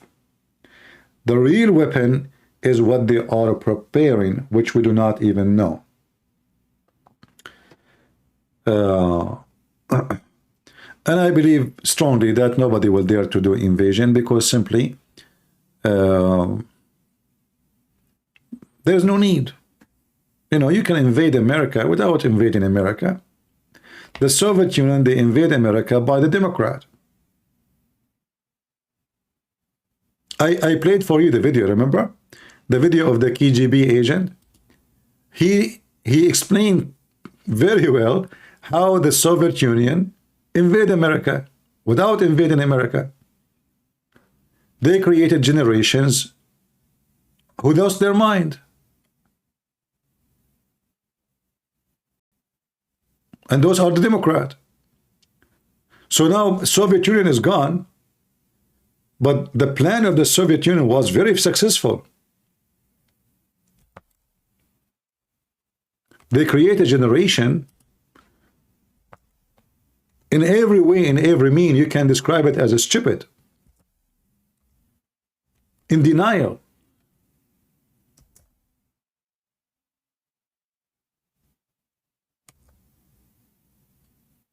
He mentioned how even if you show them the truth, even if you take them to the place, you show them with their own eyes, still they will not believe. They lost their sense.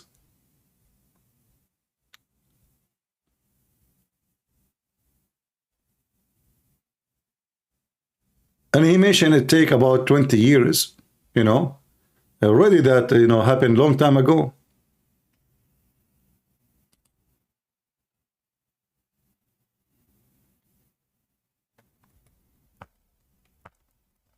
Let me see if I can find the video again.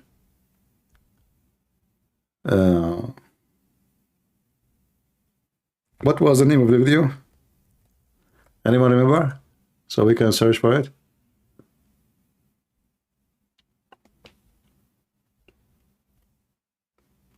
I forgot the name. And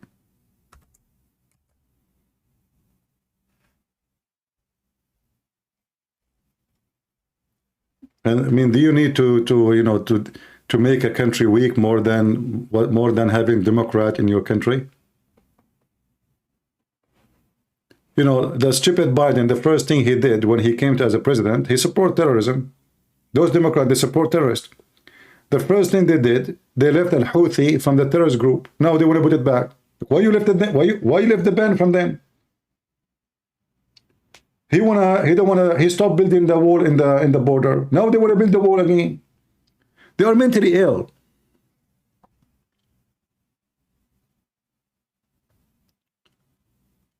His name is Yuri. Okay, let me search for the name. Give me a second.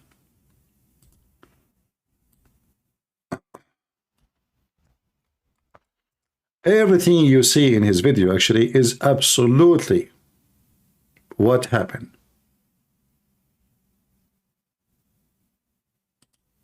Let us see. Mr. Bezmenov was born in 1939 in a suburb of Moscow. He was the son of a high-ranking Soviet Army officer. He was educated in the elite schools inside the Soviet Union and became an expert in Indian culture and Indian languages. He had an outstanding career with Novosti, which was and still is, I should say, the press arm or the press agency of the Soviet Union. It turns out that this is also a front for the KGB. He escaped to the West in 1970 after becoming totally disgusted with the Soviet system, and he did this at great risk to his life. He certainly is one of the world's outstanding experts on the subject of Soviet propaganda and disinformation and active measures. Well, you spoke several times before about ideological subversion. That is a phrase that I'm afraid some Americans don't fully understand. When the Soviets use the phrase ideological subversion, what do they mean by it?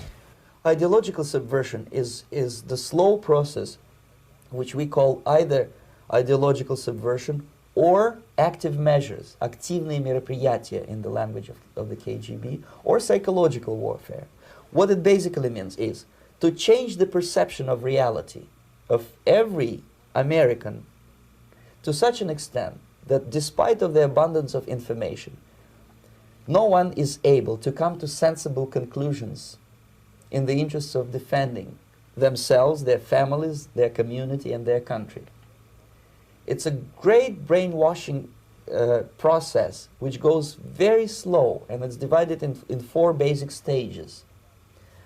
The first one being demoralization. It takes from 15 to 20 years to demoralize a nation. Why that many years?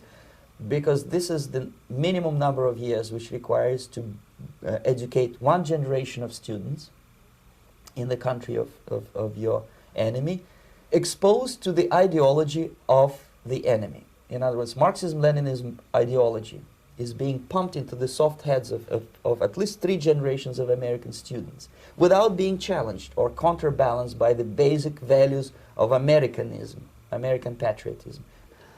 The demoralization process in the United States is basically completed already. For the last 25 years. Actually, it's overfulfilled because demoralization now reaches such areas where previously not even Comrade Andropov and all his experts would even dream of such a tremendous success. Most of it is done by Americans to Americans, thanks to lack of moral standards. As I mentioned before, exposure to true information does not matter anymore. A person who was demoralized is unable to assess true information. The facts tell nothing to him. Even if I shower him with information, with authentic proof, with documents, with pictures, even if I take him by force to the Soviet Union and show him concentration camp, he will refuse to believe it until he is going to receive a kick in his fat bottom. When a military boot crashes his balls, then he will understand, but not before that. That's the tragic of the situation of demoralization. And this is exactly what's happening in America. Did you see your kids going in the street, free Palestine? Did you see they want to have open borders? Did you see that we have infestation of drugs, but nobody want to fight it? Did you see kids shooting each other in the street and nobody claimed, and they claim that it's okay? I mean, you cannot say anything, you cannot complain, otherwise they will say you are racist.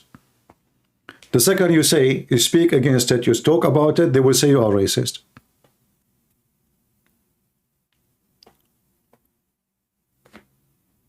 Soviet Union is gone, but now there is others are taking over, the Muslims.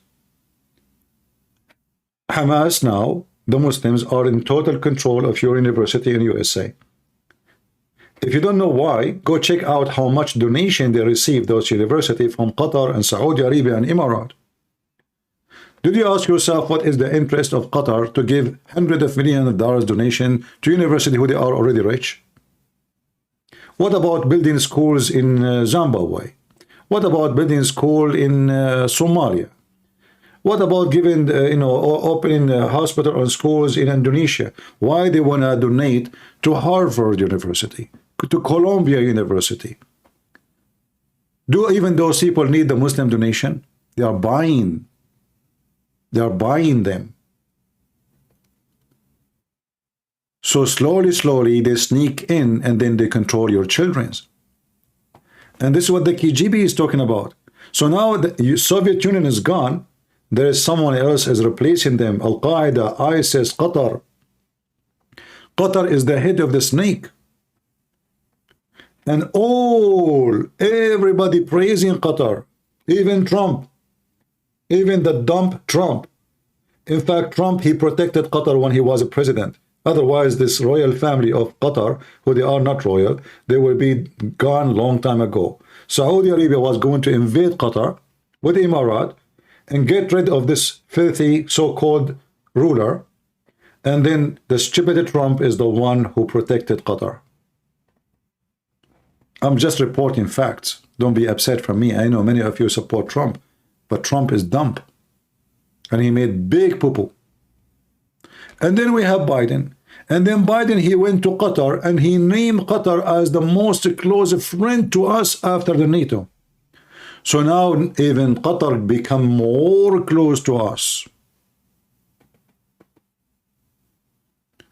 Trump, he killed Abu Bakr al-Baghdadi. He killed nobody. Those people, they sit in their office, they do nothing. It's your children who go and kill them. You see, this is the funny thing. We send young men and women to die, and then when they die and they kill their enemy, one guy, he claimed he's the one who got him. This is not true. It's the same as Osama bin Laden was killed by Obama. Obama, he hated the army. He made fun of those who joined the army. Obama, he said those who joined the army are the losers. Then when they talk about victory, they say Obama is the one who killed Osama bin Laden. This is not true. It's not Obama. It's not Trump. It's not Biden. It is your poor kids who go serve in the army and they get little tiny salary. You know, when I joined the USA Army, I was shocked. Honestly, I was shocked. The first month I got, you know, they give you a paper, you know, when you are like going to the training. It says socks, underwear, sport shoes. They are taken from my little tiny salary, every single piece of a cloth they gave me for the sake of a training. Imagine the poor American soldiers he have to pay for them. I paid to shave my hair. Even that you have to pay for it. So you go at the end of the month, your salary is gone. So our poor army kids, they go and serve, they lose their arm, they lose their hand, they lose their fingers, they lose whatever they lose, and then when victory happened, we say, Trump, he killed al-Baghdadi. Trump sitting in his palace, his golden columns, playing golf every Sunday. Biden is the same, doing deal with the Chinese. You always give victory to false men.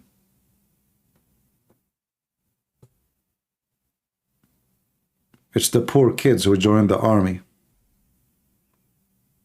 You know, I ask myself, if those soldiers, poor soldiers, if they go and work the same they do in the army, they will get rich, because in the army you work 24 hours. You don't have 8 hours you go. You are in call any time. And then they pay you a salary of somebody, he don't even work 8 hours.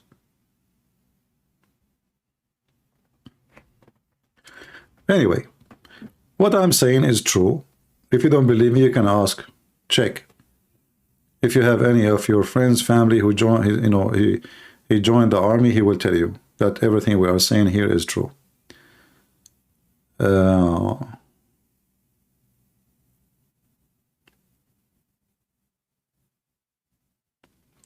You know, for sure, I believe Trump is way better than, you know, anyone is better than Democrat. Anyone. I mean, just bring a fly, and put it in the White House will do better than someone is Democrat. Those Democrats, they have no sense. They are out of their mind. They don't have intelligence. So don't think I'm talking against Trump, but I'm just reporting fact, and I'm trying to make you think in the right way. Don't give victory to the man who did nothing. The man who did everything is your soldier, is the one who gave his life, is the one who spent nights and day in the dust in the field, the one who died for the sake of his country. And then always we give victory to the one who's sitting in the office and he was just using his phone in the best scenario.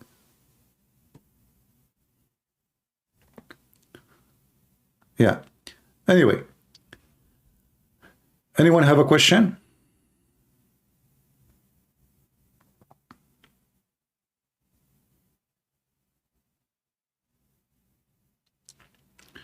Trump is a businessman. He is a smart man, but in the same time, because he's a businessman, Qatar, they were able to buy him. Remember that, my friend. Trump, he went in the front of the White House and he said, Qatar have to stop supporting terrorism. A week after Trump, he sold them weapon airplanes. How a week ago they are supporting terrorism, and a week after they are our friends? The answer is very simple.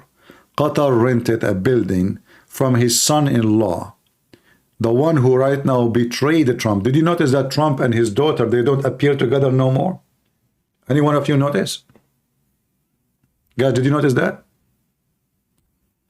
Trump, daughter, and his son-in-law, they never appear together anymore.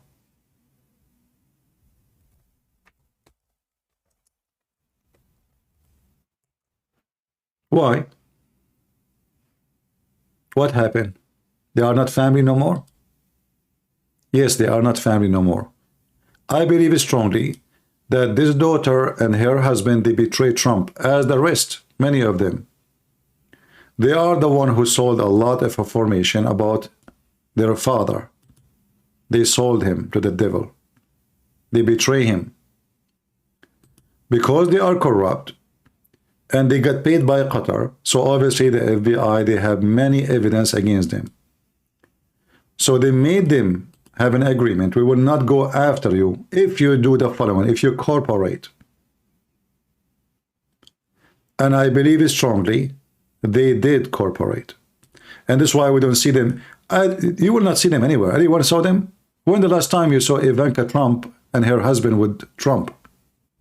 Anyone can tell me? They totally disappear. They sold the man.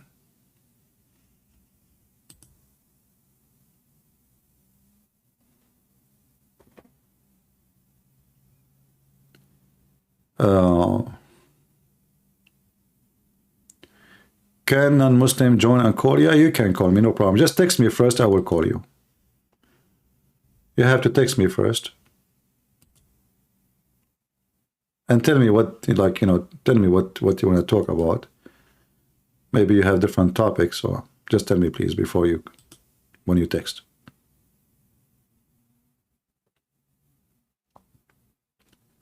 You see, this guy, Trump, actually, he is unlucky.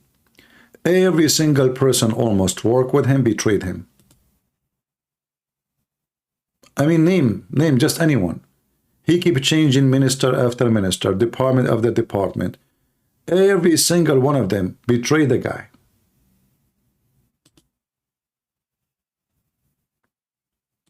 Like, look at this idiot Pence, you know, now he claimed to be conservative. Or what about Chris Christie? What his name? Chris Christie. Just send him to eat pizza. He can't even breathe. What do you think about Iran in the future? Will depend who is going to be the coming president. You see, the problem in USA, I wish we have dictator. Like, I wish we can put a Trump as a dictator, not as a president. Which means give him full power. Then Iran will collapse. You need a dictator. You know, in order to accomplish things, to keep moving in one direction, you need a dictator. In this country, we have a Trump for 4 years, and then we have Democrat, and then we go in the opposite direction. So now we are at zero. Trump, he built the wall almost over there, and you know, we got a Democrat, and then Democrat removed the wall, and then almost we are gone, and now they want to build the wall. So in order to have a better future against your enemy or for your country, you need to have a dictator. I'm telling you what I believe. You know, as long as we have this stupid system, which is not even democracy. This is not democracy. Let us see.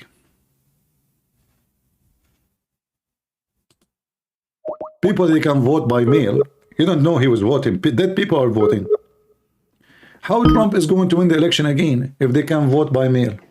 Hello? Yes, sir. How are you? I'm fine. Big brother.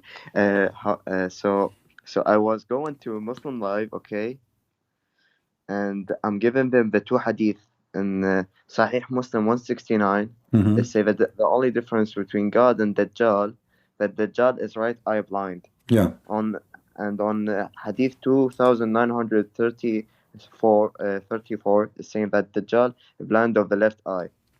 So this is clear contradiction between Sahih Muslim. So yeah, I'm going to ask them, and they always, the Muslim scholar, they say, some of the scholars say that he blind on both. Okay, some of the Muslim scholars say that he have a third. So how he can see? Yeah. He worked by laser. Yeah, so I told him, so what is the point of the Antichrist? So I can kick him in the ball. So what is the point? So he cannot see. How can he misguide me? Okay. Yeah, so I was asking every sheikh and no one answered, okay? Not Some only of the that, sheikhs- you know, there's more important question you should ask. Why, okay, if Allah, the difference between him and the Dajjal is only the eye, that means Allah is a man because the Dajjal is a man. Remember, he will come, he will claim to be Isa, right? So he claimed to be the Messiah, and if he is the Messiah, claiming to be the Messiah, that means he's a man. So how only difference between him and Allah is just one eye? That means Allah is a man. Exactly. Not only that, he created Adam on his image, and Adam is 60 tall. Yeah, but they will deny this one. They will say he don't mean that. He was talking about description of Adam. But this Dajjal hadith is so clear that Allah is a man, because the only difference between Allah, look, and the Dajjal, the false Messiah, is one eye. Not only that, the water and air is eternal according to Muslims. Say again? The water and air is eternal. Someone asked the Prophet. Yeah, I mean, you know, Muhammad, he is crazy. You know, he not only that, even time. Like in Muhammad, he says, don't curse the time, for time is God. Yeah, man. I see the live like earlier. You showing that Kahul is allowed in Muslim country. You know that I like the Saudi prince because he prohibited the Quran in Jami'. You know Jami'? I don't think so. I don't know. Where do you get this news from? They say that he prohibited Quran from the Jami' because it's make terrorists. No, I don't believe this is true. I don't believe this is true. No, like search it up right now. He stop. He said stop Quran classes in Jami'. Because maybe what he did, he don't want education to come from mosque, because this is where they teach them to be terrorists. He want to control the education to be only at school. Yeah, that's what okay. Yeah, this is I actually I heard that myself too, but not stop teaching Quran in the mosque. He don't want the young generation to learn Quran or Islam from anywhere except in school, where the text is controlled. You know, which mean the classroom, before you enter the classroom, you know exactly what the text in the book, and there's people watching what the teacher is saying. Yeah. So that's that's a great move. So they know, all the Muslims, so all the people know that Islam makes terrorist people. That's insane, man. Yeah, well, messed up religion. What you can say? All right, my friend. Thank you for calling. Wait a second, CP. Anything else? So I've seen a lot of Muslims in TikTok. Okay. Yeah. They say they are Christian. No, they say or they converted, or Muslim trying to be a Christian, and let the other Muslim ask him, okay, questions. So I go to him and ask him, what is the secret of the church? What is the 7 secrets? Okay. He say, I don't know. It's not important to know. I said, how is not important? It's like the 5 pillars of Islam. Okay. And he don't answer. So they trying to publish Islam by destroying Christians. Yeah, it's okay. But you know, at the end, you know, if you want to do a good job, instead of focusing on those potatoes, just make videos about how stupid Islam is. That will be hurt more. I mean, those people, they will find always somebody listen to them and believe them, no matter what you do. But always there is a way to hit in Islam, hit the head of the snake. Don't focus on the people. Always, nothing hurt as much as showing people how stupid Muhammad is. So last thing, CP. So I go into the Muslim scholar, the Arab scholar, not the English, because my main language is Arabic. Okay. I tell them about him marrying children. They don't care. Say okay. I tell them he did that and did that and did that. He kill the innocent ones. They say yeah. So what? So if I say bad thing about the Prophet, okay, it's okay. That such a bad act is okay. But if I say something bad about the Prophet, as the Prophet was having men in his apartment or his home, and Aisha telling him they are my brother, and breastfeeding, okay, you know Sahih Muslim 1455, right? Yeah. So they get mad. But if I tell them the Prophet go grape some woman in in some home, they tell me it's okay. So what? Yeah. So they Yeah, are as I certain- said, you know, so- don't negotiate with them what so what. Just make videos if you want to make videos and show people what Muhammad he did. And it's better even to Yeah. show stupid things in the Quran, not even about Muhammad, because as you see, the morality of people, it's a zero. You say sex with children, they say so what? You say beating women, they say they deserve it. You say Muhammad is cheating, they say no, this is not a cheating. This is how you see it. So they will find a reason to get away from the reason. Yeah. Yeah. So I read your two books, Allah and Sex and Deception of Allah. These really great books, man. I hope you like publish more books. Thank you, brother. Thank you. Yeah, brother. Take care. God bless. Bye-bye. Yeah, they always justify the stupidity of Muhammad, what you can do. But if you focus on mistakes in the Quran, that will work better. Because God make mistakes, that even more. That is something they cannot avoid. Do we have any Muhammadan here would like to join us?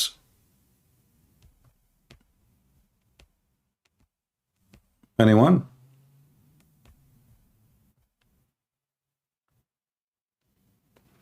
Education is very important. This is what we are talking about. You see, the Soviet Union, they tried to destroy USA by corrupting the mind of their children, and they were successful. But they are not successful until now to destroy this country.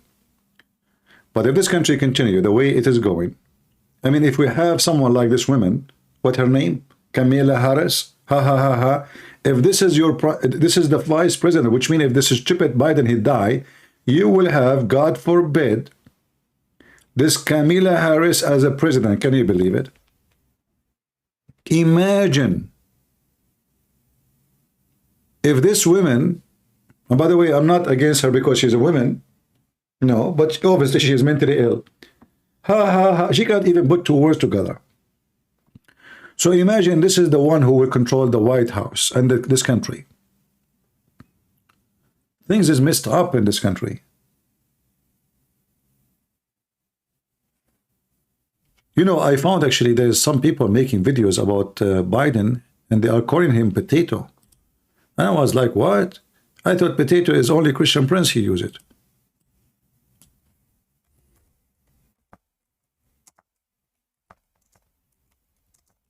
Honestly, there's tons of videos. I forgot the name of the channel. They call him Potato Head. I mean, this guy is really, really weird.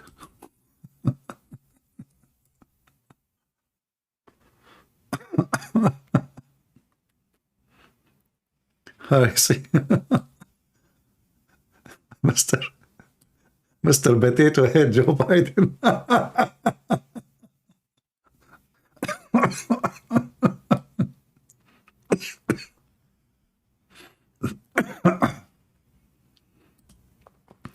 Mr. Potato Head Joe Biden? No way. What are you talking about? Is he? Unbelievable. I mean, this guy is a genius. What are you talking about? Ask our enemy what they say about our president. What this video is about. Who is the most extreme? Oh my gosh. Come on, man. He's the president of the United States. Even a yams for brains like me wins every time. All right. Potato Head. Yeah, if this is the president, I mean, what happened to this country? So we hope, you know, the thing is, if the Democrat, they were able to win the election by lying last time, if this is true, then how Trump is going to win the election this time? I mean, at that time, he was the president. At that time, he was the president, and supposedly the Democrat, they were able to corrupt the election. So how Trump now is going to win the election when they are in control of everything? Department of Justice, FBI, everything. I don't know. We will see. Yeah, okay, Trump won, no problem. But how he will win now? I mean, why he is going for election if they corrupted the election? Hello? Hello, CP. Hey, we are live on air. Go ahead. Hey, yeah. So I got this Muslim from Discord. Okay. So I gave him your Skype. So he should be calling. I'm not sure if he did or not. He said he's new to Skype. So. All right. I will check and see. Do you know what the name he's using? His name on here is Hammond. Hammond? Yeah, Hammond too, but I'm not sure if that's his real name or not. All right, no problem. Thank you, my friend. Thank you for inviting Muslims. God bless. For sure. Bye-bye. Bye. All right, we'll see if a Muslim would join us. Ah, actually, he did call us. Sorry, guys, I'm coughing. All right. Hello? Hello, bro. How you doing? I'm fine, thank you very much. Are you a Muslim? Yes, I am. Okay, very nice of you to call me brother, because I thought Muslims, they cannot call non-Muslims brothers. Huh? What are you talking about? Yeah, you know, isn't it the Quran says you cannot take non-Christian, non-Muslims as brothers? No. Really? Yes, and I know what verse you're talking about. I don't know. I heard, see, I don't know much about Islam, really. I'm learning. But I heard that if somebody, even if you have a real brother from his mother and his father, if they are not Muslims, he cannot even be loving to them. Okay. So, I can bring up the verse if you want, and I can explain it. So, we cannot take them as leaders. Like, for example, I cannot consider Biden as a leader. I will not consider him as a leader. I will not accept him as a leader. I'm talking about your brother from your family. Your brother from, like, can I talk to him? And of course I can. No. No. Yes, I can. Okay, I will ask my friend who teach me always if he can provide me the verse. Oh, he just gave it to me. Chapter 58, verse number 22. Can you read it? Okay.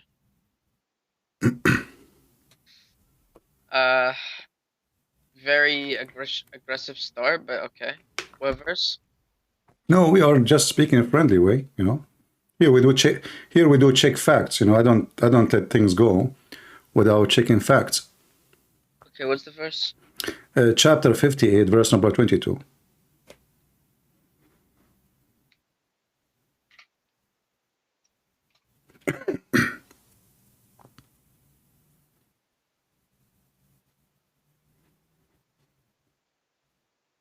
You said chapter 5, right? Chapter 58, verse number 22. 58, okay. Yeah.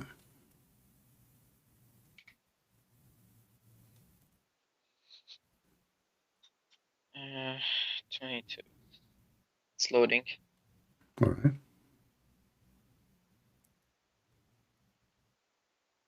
Okay. You will not. Okay, let me read the verse. You will not find a people who believe in Allah in the last day having affection for those who oppose Allah and His Messenger, even if they were their fathers or their sons or their brothers or their kindred.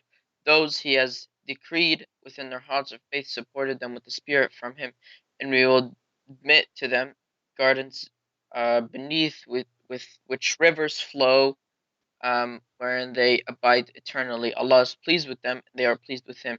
And those in the party of Allah, unquestionably the party of Allah, they are the successful. So what's confusing about that? No, hold on. First of all, we don't believe in Allah. Secondly, we oppose Muhammad. We believe Muhammad is a false prophet. And the Quran confirmed that. And we as a Christian, we believe in Jesus as God, not in Allah. So according to the Quran, even if I am your brother from your mother, you cannot be loving and good to me because supposedly I am against Islam. So how you say to me, no, this is not what Islam teach, and you call me brother? I'll tell you. Does oppose mean that you don't believe in something, or does oppose mean that you genuinely oppose something, which is like you try to fight or you try to be rude? No, like, oppose mean you don't believe, because the Quran confirmed. Okay, the Quran confirmed that those who believe not in Allah and His messengers, they are kuffar.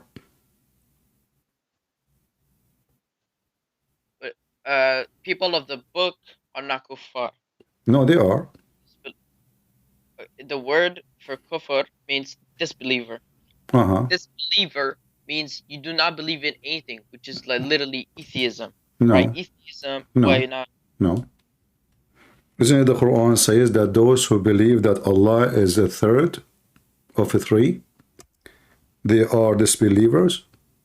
And he was talking about the Christians. They are of the three. Can you find me the verse? Okay, here we go.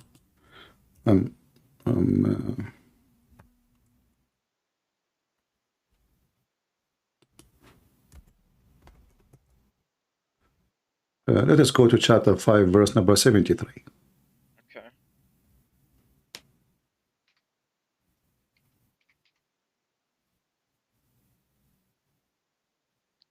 They have certainly disbelieved who say Allah is the third of three, and there is no God except for one God. See? Certainly they disbelieve. You told me a second ago. The Christians. Hold up. Let me explain. Do you believe there is more than one God? No, you see, the Quran says if you believe in the Trinity, you are, he mentioned the word Trinity specifically. If you believe in the Trinity, you are a disbeliever. So we believe in the Trinity. We believe in one God, yes, but we believe in Trinity.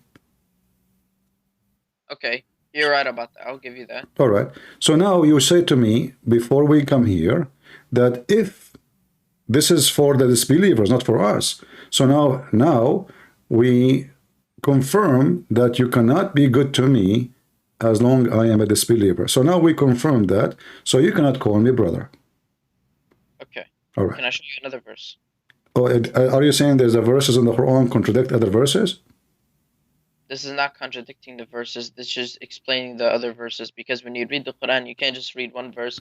Okay, give me other verse. Give me no problem. So there is a verse. Well, I don't need to pull it up because I have it in my head. But there's a verse which says, I'll need to first say it in Arabic and then English to translate it. I mean, that's just how I operate. So, قُلْ أَيُّهَا الْكَافِرُونَ لَا أَعْبُدُ مَا تَعْبُدُونَ, which means, oh, you disbelievers, I don't believe what you believe. You don't believe what I believe. I don't worship what you worship, and you don't worship what I worship. You have your own religion, and I have mine. Okay, okay, let me explain the verse. Okay, explain that way. You are saying you have your own religion, and I have mine. But that does not mean we oppose each other. That does not mean we didn't get arguments. That does not. Well, we can get into arguments, and we can argue with each other, which is one. But that doesn't mean that I'm going to, hate you so much. Oh, I cannot kill you. Oh, I can't call you. Fuck. I cannot talk to you because you're a disbeliever. Like, there's nowhere in the Quran does it say that I cannot talk to you. Yes, you are disbelievers, but okay. Let us not use bad language. First, the verse you mentioned to me is chapter 109. Is that correct? Chapter what? 109. There's no 109. There's no 109 in the Quran? No, there is not. Chapter 1 only goes up to 7 verses. No. Chapter 109. Oh, 109. Yes. Okay. Yes. But don't you think this is a really very silly chapter? Look, it says here, I worship not that you worship, nor you will worship that I worship. But those people, they are from the tribe of Muhammad, and later all of them, they become Muslims. So don't you think Muhammad, he gave a false prophecy? He just said, nor you will. You see, the will is the future. You know, when we say will, it's but about... Look, there's another thing. It says, I will never worship what you worship. It says never. That means but, not until the day that but he said, nor you will worship which I worship. Nor will you ever.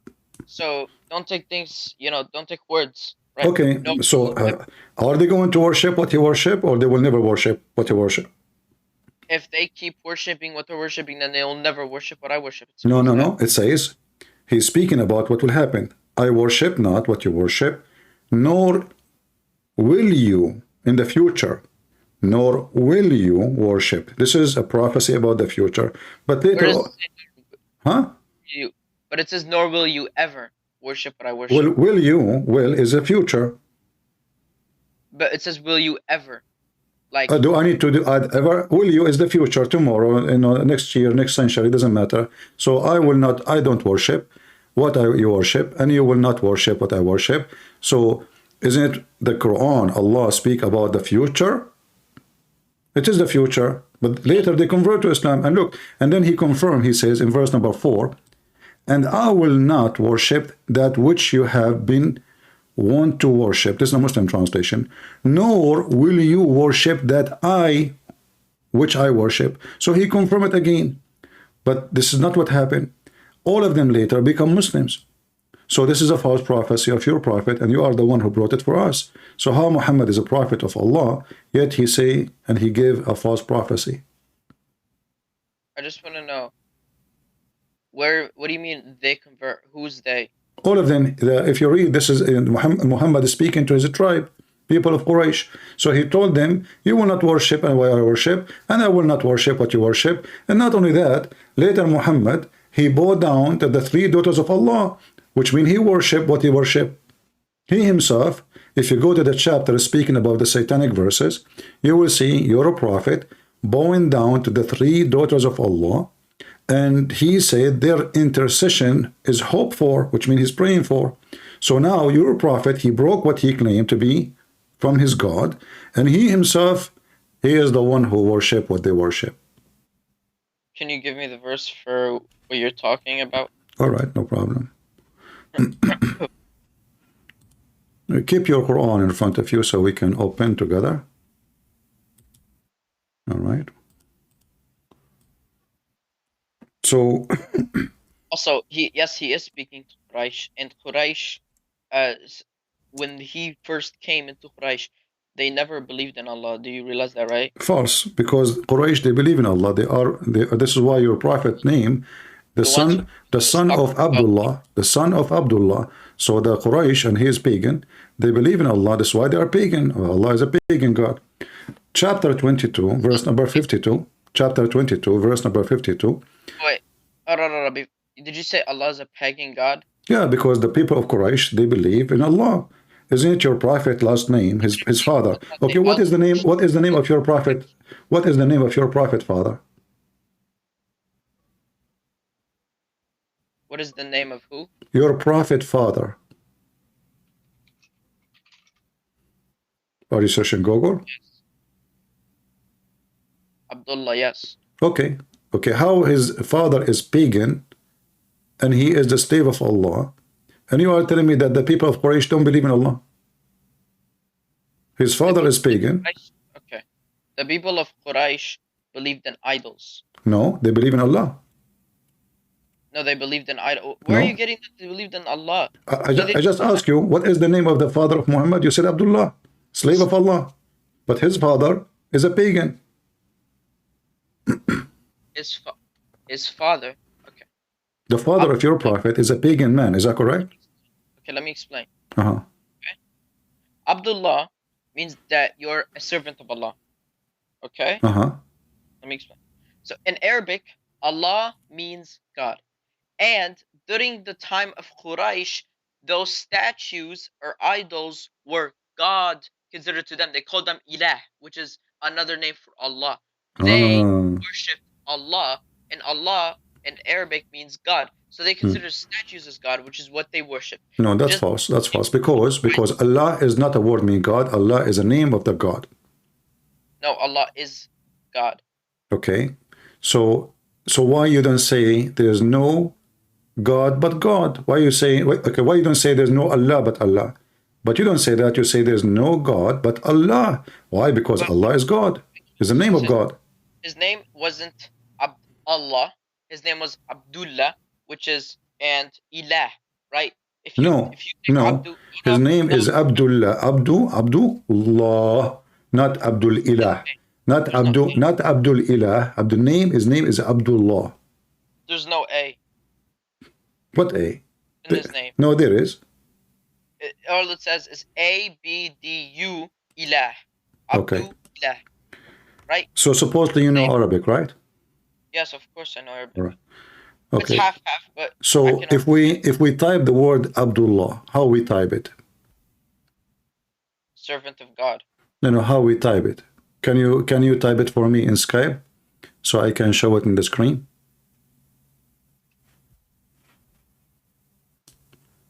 Isn't it 2 words, Abd and Allah? So this was, hold up, I'm gonna type it how I see his name is. So his name was like this, but you type it like this. Okay. Let me see. No, type it for me in Arabic. Oh. I don't have an Arabic keyboard. I don't. Okay. Well, here we go. I just searched Google, and Google gave me this. You know, Google says Abdullah. This is how it's written. Read carefully. So you will see the name of Allah written perfectly clear. And I can type it like copy. I can copy for you and send it to you. Give me a second. You know. Okay. Suppose his name was actually Abdullah with the A. Abdullah. Yeah, Abdullah with the alif. Yeah, with the alif. What does that change? Well, this is Allah. This is what the name of Allah. So his father, actually, aren't you the Muslim you call the people of Quraysh mushrikeen? What mushrikeen mean? They associate gods with Allah. They worship Allah. All of them, they worship Allah, and they associate with Allah gods like the daughters of Allah. Isn't it Allah have 3 daughters? What? No, he does not. Well, okay, this is the read for me chapter 22. Chapter 22, verse number 52 is about your prophet worshipping the 3 daughters of Allah. 22:52. Okay. I like that you are laughing. That's good. And we did not send any. We did not send before you any messengers or prophets except that when he spoke or recited, Satan threw it into some misunderstanding. But Allah abolishes that which Satan throws in. Then Allah makes precise his verses, and Allah is knowing and all wise. Where's the 3 daughters? What are you talking about? If you read the story behind it, you will see that your prophet, he bowed down worshipping the 3 daughters of Allah. Huh? Where'd you get the story from? I saw, you know, I think, I don't know, Fox News, somebody in the news was talking about it. You're going to trust Fox News? So what do you trust? Okay, where do you get the answer for this verse? What it says? I understand it from just basically from the Quran, and that's it. Not from the, like, what about interpretation? I don't read interpretation. Why? Are you like a scholar yourself? I'm not a scholar, but my father is, and I get it from my father. Okay, can your father join us to tell us what this verse means? He's sleeping right now. Oh, okay. Well, maybe next time then when he wake up. But let us go to the interpretation. Is that okay? As long as your father is a scholar in sleep. Can we go to the interpretation? I don't read interpretation. Why? What's wrong? Aren't they the scholars too? They are scholars. I'll tell you. Uh-huh. Interpretations comes from all Sunnis. And I'm not from the Sunni. I am kind of a Muslim who is a Quranist, which means I only believe in the word of God. And I'm not a Sunni or a Shia.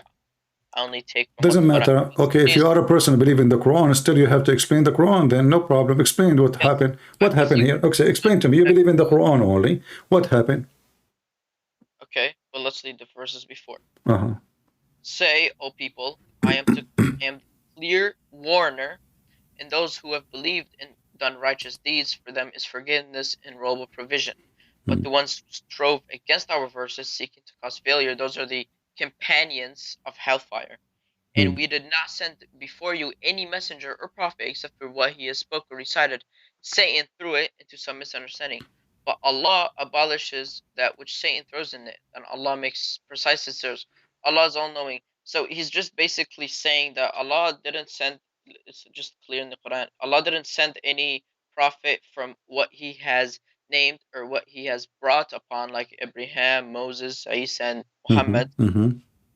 And Satan threw into misunderstanding, because Satan originally, the story of Satan is that Allah asked him to create Adam, but the name of Satan in the Arabic was Iblis, and Iblis refused Allah's command. Therefore, he made him. He reincarnated Iblis from fire. Made Iblis from fire, and now he's considered Satan. You see, you said to me you don't believe in you believe in the Quran only, correct? Yes. But when I asked you what your prophet last father name, you said to me Abdullah. Is that from the Quran? That's from historical evidence. I thought you believe in the Quran only. Well, I can't look at history. No, because you don't believe in anything except the Quran, because Hadith is history too. So if I look at what history? The history. Oh, my friend, when you say history, it's coming from the hadith. So either you believe, okay, tell me, you said you believe in history. Where in history it says there's a guy, his name is Muhammad, his father is Abdullah. Give me the reference, which is not coming from the hadith. You will not find any. Go ahead. Okay, well, let's look. Is Muhammad a real person? No problem. You see, first of all, there's no proof that he is a real person. But I'm asking you now, you said you believe in history, but all history about your prophet is coming from the hadith. So when I ask you what is your prophet father name, you don't hesitate, and you told me is Abdullah. So how you know the name? That's not true. Not all history comes from hadith. No, all history coming from hadith. The first book of history speaking about your prophet is the book of Sirah, which is the book of hadith. Look, let me just explain. Hadiths can be dated back to history, but hadiths overall, as a general, go against the teachings of the Quran, which is why I don't believe them. Okay, so how you can trust that the name of your prophet father is Abdullah? What is the name of his wife? I got you. What is the name of his wife? Whose wife? Muhammad. He had many. How many? We don't know exactly. Even if hadiths say that we do, we don't. So what, you don't know really? Of course we don't. We can't just date back every wife he had. Okay, did your prophet live in Mecca or Medina? What do you mean leave Mecca? Where he did live? Did he live in Mecca or Medina? Medina. Huh? He traveled from Mecca to Medina. Where you learned this? You just told me you believe only in the Quran. Yes, I believe that is in the Quran. When they set out, they would move to Medina. Nowhere it says that. Show me. Okay, I got you. Okay.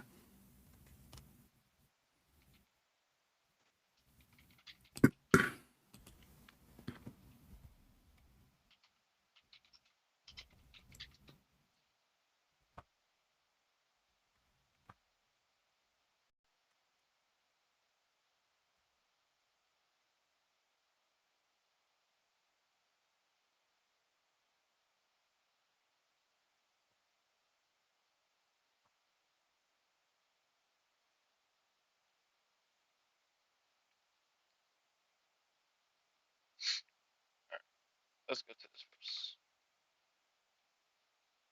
verse. Go to chapter 15, verse 6. Okay, chapter 15.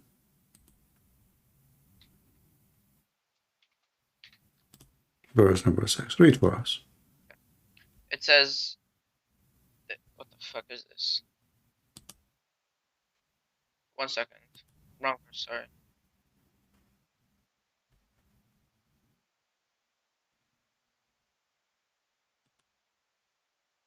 Okay, never mind. I'm not wrong. Astaghfirullah. Okay. So, when they are talking about here, they were in Mecca. And they said, say... No, hold on. You said to me chapter 15, verse number 6, correct? Yes. Okay, what it says? This is Quraysh mocking the Prophet Uh-huh. right, during Mecca, when he was in Mecca. And they were mocking him.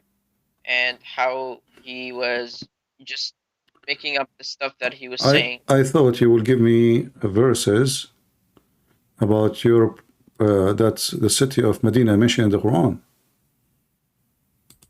But okay, so let me ask you a question. Uh-huh. So the Battle of Badr, which is the first battle they faced against Okay, where you learned about Badr from?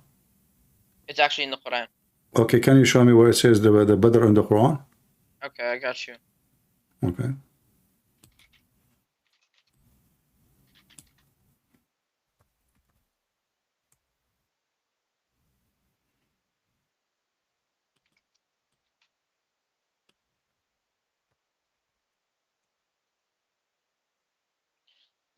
Alright, go to chapter Chapter 3, yeah.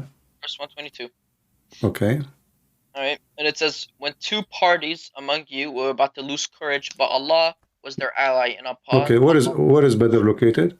Okay, and it says, and already had Allah given you victory, in verse 123, okay, at the battle of Badr, while you were weak. Now fear Allah, perhaps you will be grateful. So where is Badr?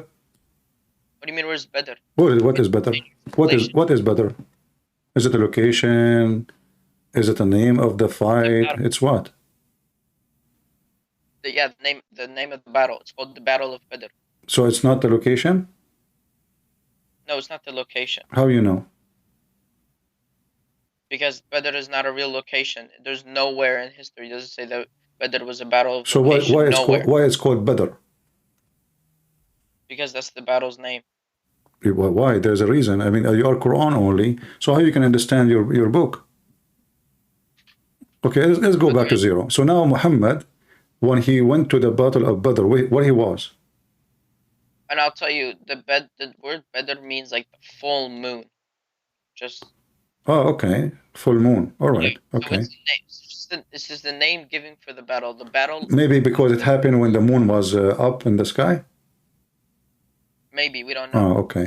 So, all your religion Before, hold up, let me lead up. all your religion information, you see, is coming from the hadith, and you are just trying to go around it, so you will not go to the hadith because the hadith is an embarrassing, correct? Okay, hold up.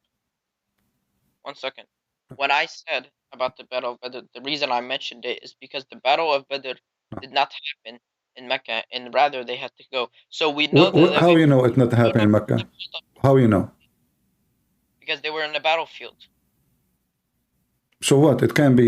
You told me it's not a name of a location. Everybody heard you. So it might be happen that they come to Mecca and they call it the Battle of Badr. As long as it's not a location, according to you. It was a battlefield.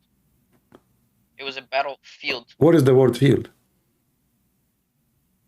You see, it's you. Like when you mentioned to me the chapter of Al-Kafirun, you said to me, does it say forever?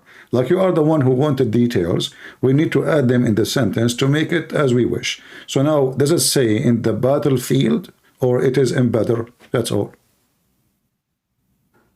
When the battle happened, right, it says that the enemy came attacking the believers, which are like the Muslims. Okay, if you read the verse before it, you will find something strange.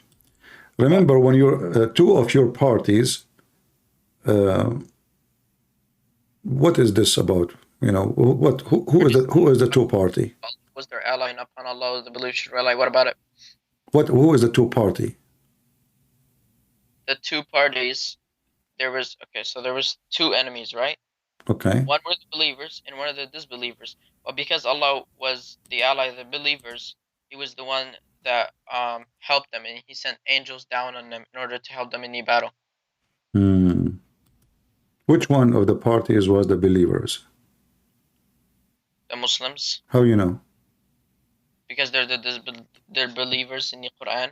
Muslim means you submit your will to God. Disbelievers, it means you don't submit your will to God. And whoever. If you remember, when I spoke to you about the Christians, and you said that the Christians, they are in the beginning believers, then I showed you that the Christians believe in the Trinity, and then we agreed that they are disbelievers, correct?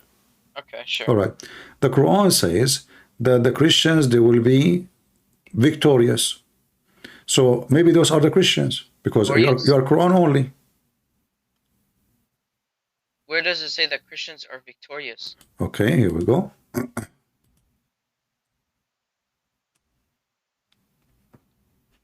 If we go in the Quran,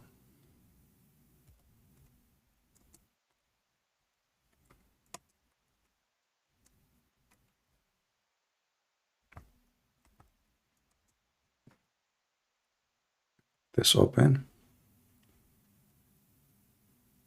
Also, I just want to make it clear that some hadiths may not be completely untrue, but most hadiths are untrue because they go against the teachings of the Quran, which is why I don't believe in them mostly. Some hadith are true. Yes, hadiths can be historical evidence of things, but not like 90% of them are not. Oh, okay. Right? So they can be historical evidence, but most of them are scripted. The same thing as the Bible.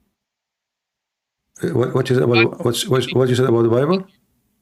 I said the hadiths are scripted the same way that the Bible are. The Bible is. How the Bible is. I'll tell you, what original was the gospel brought upon? Which one? What language was the gospel written? Or I don't know. Tell me which was the language? Aramaic. That's the language. Aramaic. Okay, as long you are saying Aramaic, so why your God, he chose the Greek name? Why it's Quran? Why your God? He says the word Injil. Aramaic is not the same as Greek. Injil is a Greek. This is the name of the Bible in Greek language. So if Jesus' language was Aramaic, why your God, he called the book of Jesus Injil? This is all over the Quran. Well, in Aramaic, Jesus' name was Yeshua, and it's Isa in Arabic. So what's your point? It's just No, the that's not name. the question. I'm asking you. I'm not talking about the name of Jesus. No, I'm talking about, and Isa is not the same as Yeshua. I mean, there's a huge difference. Yes, that's what I'm saying. Like, Okay. it really doesn't matter. It's the No, name. it matters. Isa is a name of a camel. What? Isa is a camel.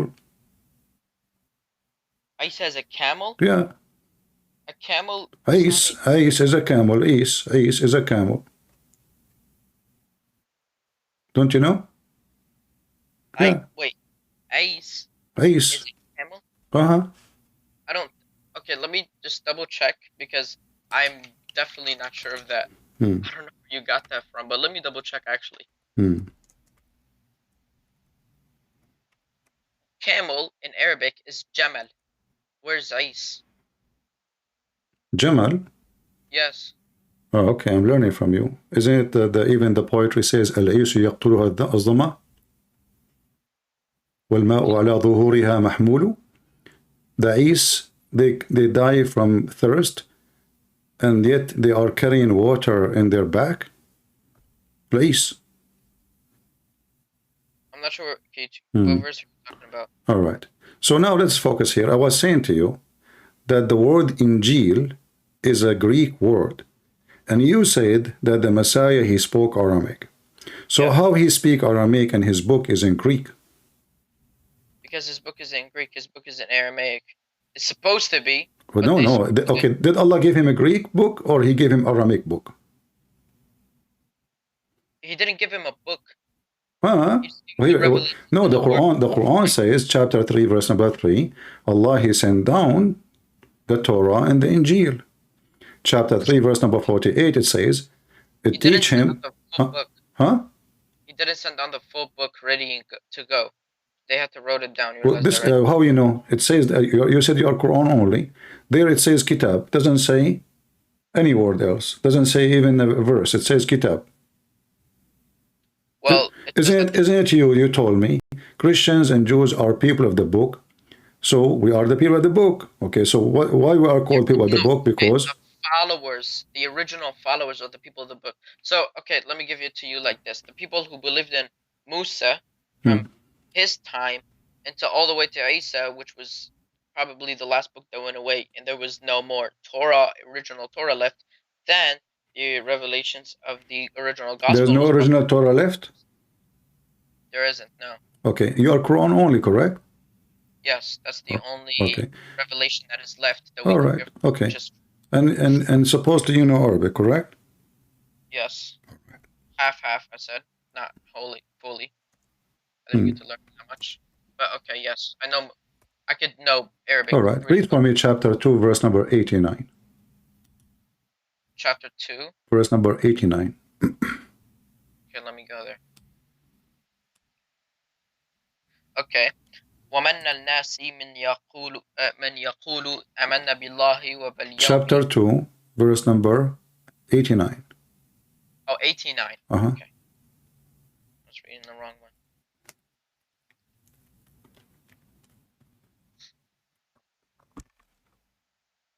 Okay. وَلَمَا جَاءَهُمَّ الْكِتَابُ مِنَّ عَنْدُنَ اللَّهِ Okay, obviously, okay. Let me read it for you. You have a very bad Arabic.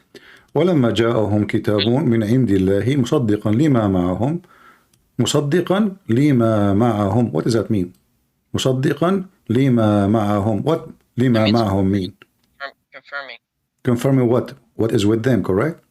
From what Allah. Thank you. So how you are saying that the original, but it's not there, but the Quran confirmed the book which is with them 600 years after Jesus. It says in وَلَمْ جَاءَهُمَّ كِتَابٌ, right?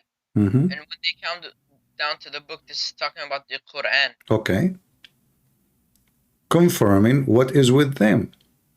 Confirming what is with them. What is with them now. So this is 600 years after Jesus, and the Quran confirmed the book which is between our hands, correct? Yes. So when the Muslims they say the Bible changed is a lie because the Quran is against that, and you said you are Quran only. The Quran isn't the only revelation, but it's the current true revelation. My friend, we should believe. a second ago you claimed that the true Bible does not exist. A second after, we found that the Quran saying that the Quran itself confirm what is with them, which means whatever is with us, whatever. Confirming what is with them, not maybe it was with them or in the past. No, what is with them now. So what is with them in the time of Muhammad? Huh? Where does it say the word now? Confirming what is with them. This is about now. Now, in the time of Muhammad. Okay, can you read the rest of the verse? Okay, read it. Go ahead. Okay.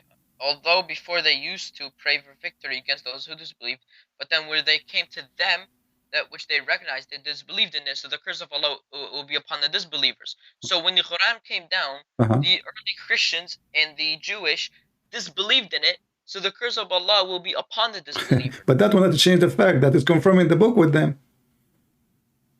That is not, it's confirming for what was for before them. What is the word before? You see, you are the one who said you are a Quran only, and now you are adding the words to the Quran. Where it says the word before, it says confirming what is with them. So now just because they refuse Muhammad, suddenly they are bad, but it was confirmed, the Quran confirmed what is with them. So why the Jews, they will follow Muhammad if the Quran confirm what with them?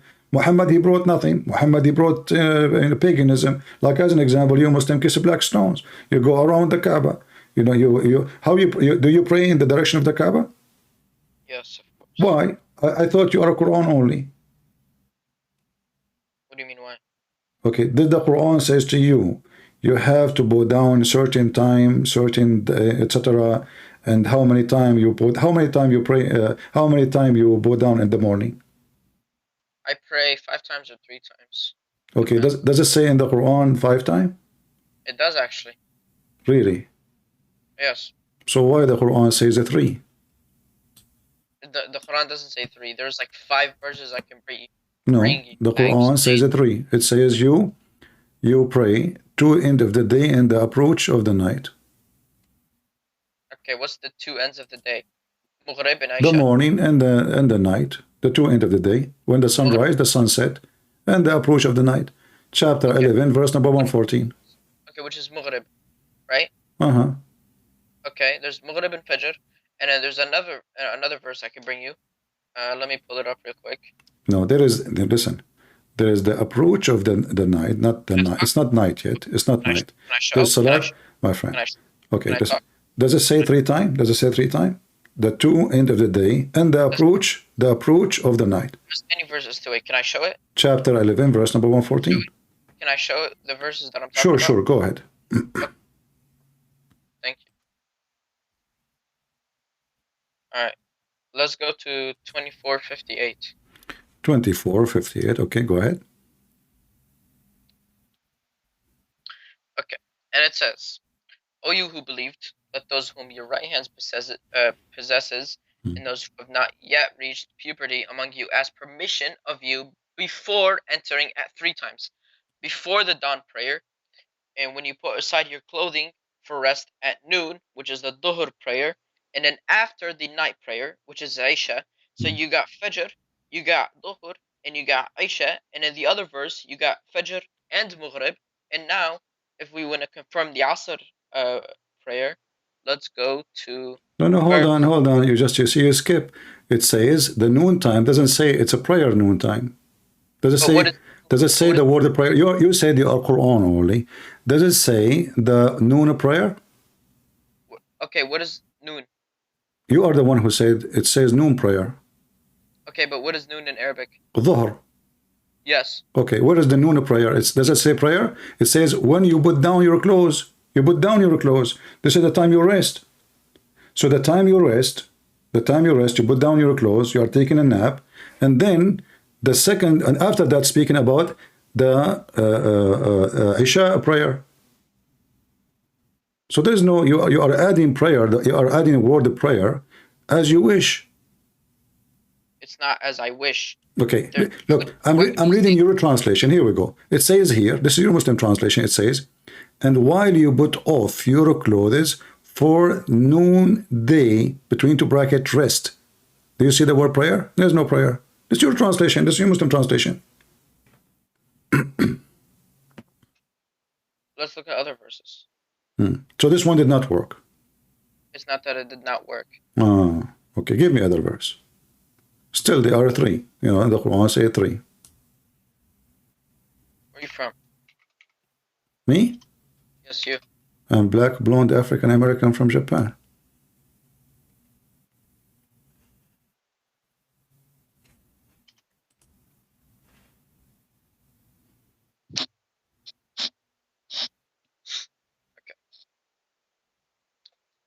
Let's go here. All right. It says establish prayer. Which one? Which prayer? Which verse are you reading? Chapter 17, verse 78. Okay, 17, 78. Okay, go ahead. It says establish prayer at the decline of the sun until the darkness of the night, and also the Quran recitation of the dawn, indeed the recitation. So until the darkness This of is the three. night, which is Asr. This is the three. Huh? This is the three. What is what do you mean three? This is the three. It's mentioned 3 times here. Three what? Okay, when the sunset, when the sunrise, and the approach of the night. Yes. Okay, this is the same as the chapter 11, verse number 14, 114 saying 3 times. At the decline of the sun until the darkness of the Decline, night. okay, the decline. This is there. It says and the approach of the night. So it's using the same language. 3 times. And it says My friend. You see, you Muslims, you get away from the hadith because your prophet, he say embarrassing stuff. If there is one hadith you agree with in the whole book of hadith, or all your prophet words is gone. No, I don't. There's not one hadith that I agree with. They may be Okay. historical. So how you follow the Quran if the Quran says you have to obey the messenger and obey Allah? How you obey the messenger? Okay, I'll tell you. How do you obey your father? He tell me something, I listen to him, I do what he say. Good. Okay. I'll give you an example. Your father told you, don't hang out with this guy, right? He's terrible, he's bad, he gives bad advice, and he's just overall bad person to hang out with, okay? Okay. 20 years later, he dies, and he's 20 years later, after he dies, that person has became good, he became an amazing person, he changed, he's a genuinely good person to hang around with. Would you still obey your father's orders? But you know, the funny is, you are comparing the command. No. You're a prophet. He is saying clearly who you can friend, who is not. No, don't change topic. Your prophet says, friend not those who oppose Allah. He didn't say don't friend them if they become believers. Actually, the Quran says the opposite. If they become believers, you can friend them. They are your brothers. So the answer for this is in the Quran for you. So you gave me false reasoning. Why you don't want to follow your prophet teaching? Give me a reason. The only way to follow Islam is to follow Muhammad. Huh? This is a general question. This is not a Quranic question or anything. This is just a general question. How you can obey Muhammad? In order to obey Muhammad, you have to know what Muhammad said, correct? Yes. Okay. But the commands that he gave out 1,400 years ago may not be the Quran. No, the Quran. So are you saying there's a command of Muhammad is not valid no more? Yes, because 1,400 years Can ago. Can you give me an example? Okay, I actually will. Okay. There's a hadith, right? That I'm not sure what hadith. Actually, I'll search it up so you don't think I'm just bullshitting. But while I was searching it up, let me explain the story. So there's a hadith which explains that at the time of the Prophet, people used to buy donkey meat. To buy what? Donkey meat. Donkey meat. Okay. Yes. They used to eat it a lot, like really, really a lot. Okay. And then, at that time of the Prophet, because there was no other around, no other, like, a lot of animals, right? Because there wasn't a lot of animals, That's all that they could eat for their food. And because of that, then he made it haram, right? Muhammad made it haram for them to buy any more of the donkey meat because they were declining so much that like we will not have enough to eat. So the people decided to like do trades from outside in order to get food instead of just eating that donkey. And he made it haram. The problem with my Sunni today is they will take that and they will think that donkey is ultimately haram. Oh, it's haram for eternal. But you say you are a Quran only. The answer for that is in the Quran. Isn't it your Quran says that even if you are hungry, you can even eat pork? No, it doesn't say when you're angry. It says when you're in need. When you what? You are in need. In need. Oh, okay. So isn't it like you are very hungry in need? Like, this is what we meant? Like you are starving? Angry doesn't mean starving. Yes, in need. When you're in. So you just described for me that people are starving. So why your prophet, he forbid them from eating donkeys? They weren't starving. Huh? But they weren't starving. I'm just saying they were not starving. Oh, okay. Okay. What about your prophet as an example? There's things will not expire. As an example, your prophet, he explained how the sun rise, how the sun set. Those are not about donkeys. Do you accept those or no? How the sun what? How the sun rise, where the sun goes, about sunset, like astronomy.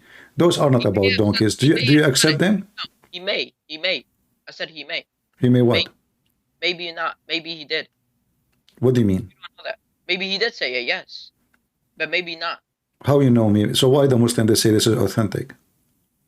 They say it is authentic because it correlates to today's world, right? Okay, I will go with you. As long you are a Quran only and you speak Arabic, how the Quran says Allah he sent hail from mountains in heaven.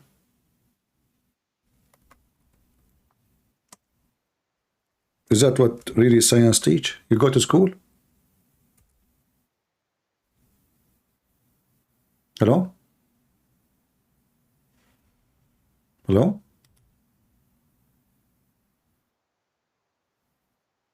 Hello? What happened? Am I heard, guys? Hello? I'm back. All right. Can you repeat what you just said when I said I'll be back? How the Quran, this is not hadith now, how the Quran says that Allah he sent from mountains in heaven hail. Do you really believe that there is mountain of hails flying in the sky and Allah break hail from it and he throw it at us? Can you give me the verse? Chapter 24 verse number 43. Verse what? 24, chapter 24 verse number 43.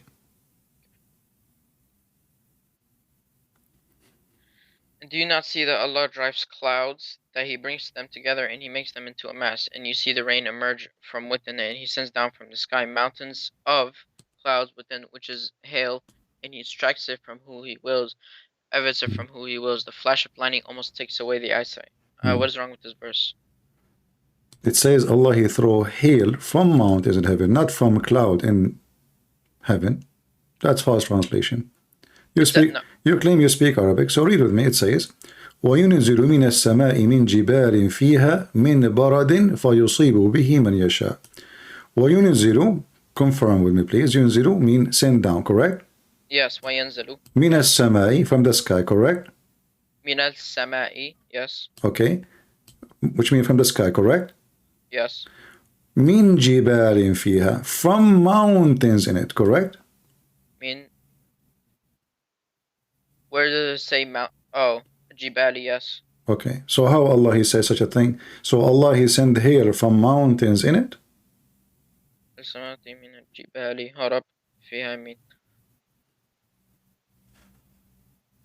So I don't know what the word hail even means. Hail, barad. Hail, ice, the ice, like, hail. Okay, let me search this up.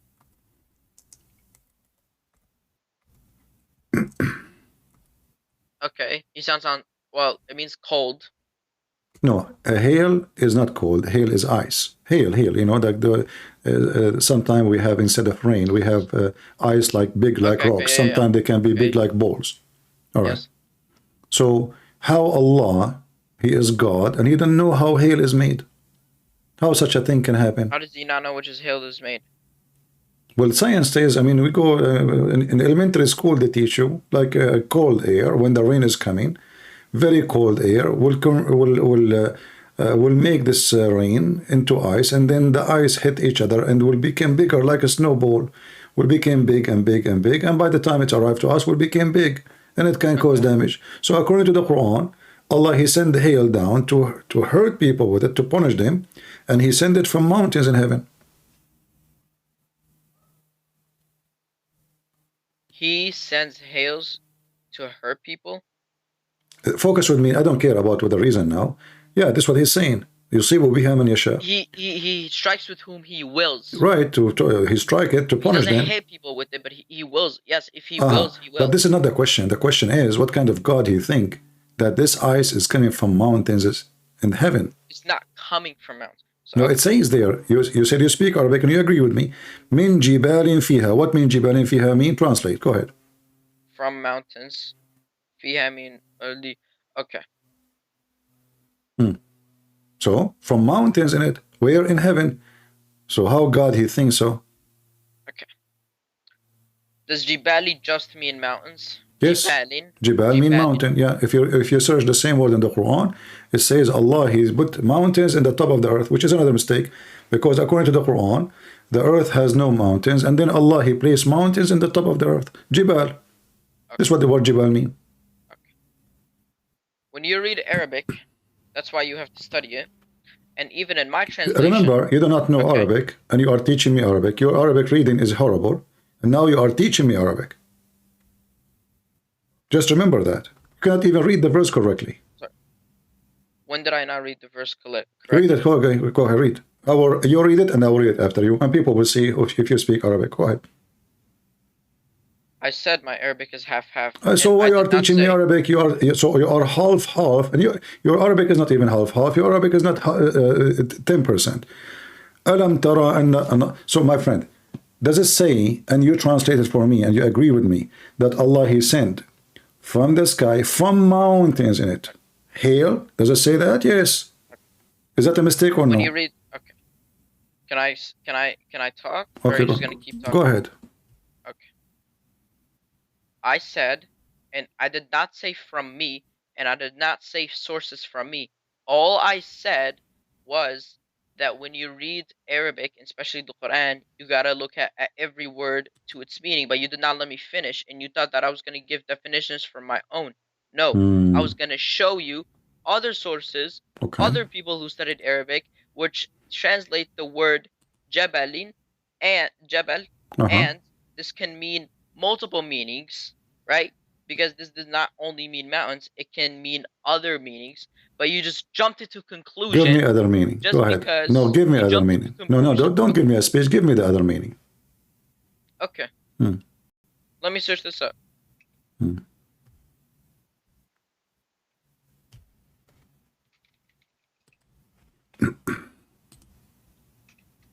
Because even in my translation, it doesn't just say mountains. I don't know what translation you're reading, but it says mountains of clouds. Here we go. This is Tafsir al-Jalalain, and he is a scholar, and you are not. And he is an Arab. He speaks Arabic very well. Okay. Well, he said, when I said read carefully, read carefully. You said to me they research it and they study it. Here we go. Yeah, you are talking too. Here we go. Al-Jalalain. Why Al-Jalalain will lie? He is a Muslim, big scholar. He is saying he sent hail out of mountains. Do you see it? Out of mountains. So those are mountains in heaven, and there's no other meaning. So now you are trying to get your own, just to defend the Quran, when even your scholars. Because from my translation it says of clouds. This is false translation. And why you need translation? You said you speak Arabic. When you agreed with me, it says min jibalin, and now you are saying to me the word jibal have many meaning. The word jibal have only one meaning, mean mountains. Okay. Yeah. If you type the word jibal. In my translation, it says mountains of clouds, and that is not from me. My friend, that is from what is the word cloud? What is the word cloud? What is the word cloud? of clouds. What is the word of mountains cloud? What is the word of cloud? What is the word of cloud? It says here. Like I said, this is why you have to look at. I am looking, my friend. I speak Arabic. I speak Arabic. So they are fabricating. Okay, how come Al-Jalalain? How come Ibn Kathir? How come Al-Qurtubi? How come Al-Tabari did not see the word cloud? What does the word daraba mean? Daraba? What is? Don't change topic. No, because I want to explain Focus to you me. Don't explain to me something with something have nothing to do with the topic. Jibal only have one meaning, mountains. And here we go. Those are your scholars. He sent down from heaven out of mountains. Out of mountains. There's no cloud. Can you tell me the verse again? Chapter 24, verse number 43. And this is Al-Jalalain. And I have it on the screen. Everybody can read it. This is not Christian Prince is explaining, translating. This is your Muslim website. This is the official government website of the King of Jordan. And this is your scholars. We can change. We can go to Ibn Abbas. We can go to Ibn Kathir. We can go to Al-Qurtubi. So you are reading false translation who they are trying to cover the mistake, a clear mistake in the Quran. It's not false because it says literally Sahih International Translation. Ah, it's called Sahih. So do you accept Sahih Hadith? So now you accept Sahih International by a guy from Pakistan. A Pakistani guy. Don't even speak Arabic. Because Sahih, okay. Sahih. It's a name. It's a name. He called his book Sahih. He called his book Sahih International. Okay. So now because he called it Sahih, it is correct. Can I talk? Okay. If you talk, I listen, and when you talk, I listen. No problem. No problem. Go ahead. Right? Yeah. This is how we have a conversation. So No you can't problem. just overtalk. Ah, okay. Okay. When I say Thank you for teaching me. Thank you. Of course. When I say Sahih International Translation, right? I know they call hadiths like Sahih, but when I'm talking about the Quran, then there are people who study the Quran. I don't believe in the Quran because I don't believe in hadiths because no matter how much you study hadiths, even if you prove that it's Sahih, there's still some hadiths that no matter how much you can translate it into or how much you can explain it, they still go against the Quran. But when you study the Quran, when people study the Quran, then I will take their advice. When people study the hadiths, I will not take their advice because some hadiths go against the Quran. Okay, understood? I don't understand anything from what you say. What does this have to do with my topic? I'm asking you. But you're saying, oh, why Sahih, you are taking? Yeah, you are the one who said to me, Sahih. "This is Sahih International." So what? This is a translation, and there's tons of false translation of the Quran. So I'm asking you now, why all your scholars they say it is a mountain, have nothing to do with the cloud, and how come in the translation, which one is more important, Al-Jalalain or the guy who is from Pakistan who do not even speak good Arabic? Which one we follow? Al-Qurtubi or this guy who nobody knows who is he? I'm giving you scholars. I'm not giving you. We can go to your prophet, cousin. I mean, all of them they don't know Arabic. They don't speak with Arabic. And the guy from Pakistan speak with Arabic. I mean, of course, anybody can learn Arabic. No. This is not about anyone know Arabic. We are talking about scholars who they are really scholars, not just guys making up a translation. So does it say, here we go, this is Ibn Abbas, the cousin of your prophet. He sent down from heaven mountain where is hail. I'll tell you. And it says, right, when you understand it, it says, when is Sama, there is mountains and then there is hails. It doesn't, yes. So there's in the Sama there's mountains? He sent down mountains. And then he sent down mountains. Hills. So according to the Quran, Allah he sent down mountains? Well, he placed them. But this is not what it says. I know, in different verse, yeah. You're right. But this is against science too. Because mountains. Why is it against science? Yeah, because mountains are not throwing from the sky. Otherwise the earth will destroy it. If a little rock. They're not falling from the sky. Allah sent them down on the sky. He put them. Exactly. Okay, no problem. The earth, my friend, all the mountains in the earth is coming from inside the earth, not the opposite. There's a volcano reason. There's tectonic plate pressure. Mountains are not placed in the top. So according to your Quran, you mentioned now different verse, another mistake, that Allah he made the earth flat, and then to make it stable. Allah made the earth flat. Yeah. Where's that? Okay, let's go. You open the chapter of An-Nazi'at. It says that Allah... Wait, what chapter? What chapter? I will give it to you. Allah, He made the earth flat. Chapter 79, verse number 30. 79, verse number 30. Uh-huh. Okay. And you said you accept Sahih International? Okay. And He spread the earth. You said you like Sahih International, or which one you like? Sure, Sahih International. All right, let us go. Sahih International, no problem. And it said, and after He spread the earth. Okay. So did Allah, is it really the earth is spread? Okay. And when you say He spread the earth, when spreading, does that only mean that you made something flat? Yeah. Actually, the word spread is not there. The word dahaha, open the dictionary right now, it means flat. The word dahaha means specific flat. I can show it. Dahaha. Dahaha means flat, yes. That does not only mean flat. It mean only mean flat. No, it means to spread. You want to bet? Sure. Okay, here we go. Chapter 79, verse number 30. Let us go.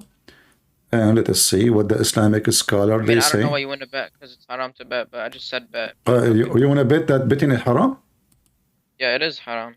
But you just bet with me. So you want to bet that betting is haram? Well, I always say to my friends, okay, you want to bet that betting is not haram? Let's move on. All right, here we go. This is your interpretation, and Allah, He made the earth flat, This is this is Al-Jalalain. Let me show it to you on the screen. Give me a second. And I wouldn't know who this guy is because I've never. Al-Jalalain is one of the biggest scholars ever Muslims have. You don't know who's Al-Jalalain? Full name? Huh? Just search Tafsir Al-Jalalain. He have a long list of What's his full name? They have many names. You want his name as the old name or the one they call him everybody? The one they call him. You never heard of somebody his name as Al-Imam Al-Suyuti? Imam Al-Suyuti? Yeah.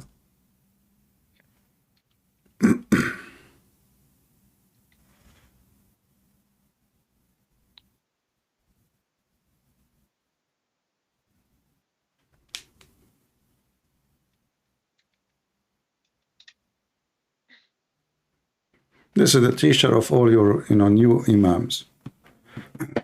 This guy lived 500 years ago. No problem. Which guy? The guy that you're talking about. Oh, okay. This guy was alive 500 years ago. Uh-huh. Well, this is the work of more than one. You just gave me a person that's alive 500 years ago. So what? Is that a problem? Well, not specifically, no, I guess. So why he is saying it's flat? In fact, this book is written by more than one person. He is just a person who complete the work. But does it say flat in the front of you? And those are the biggest scholars Muslims have? Okay.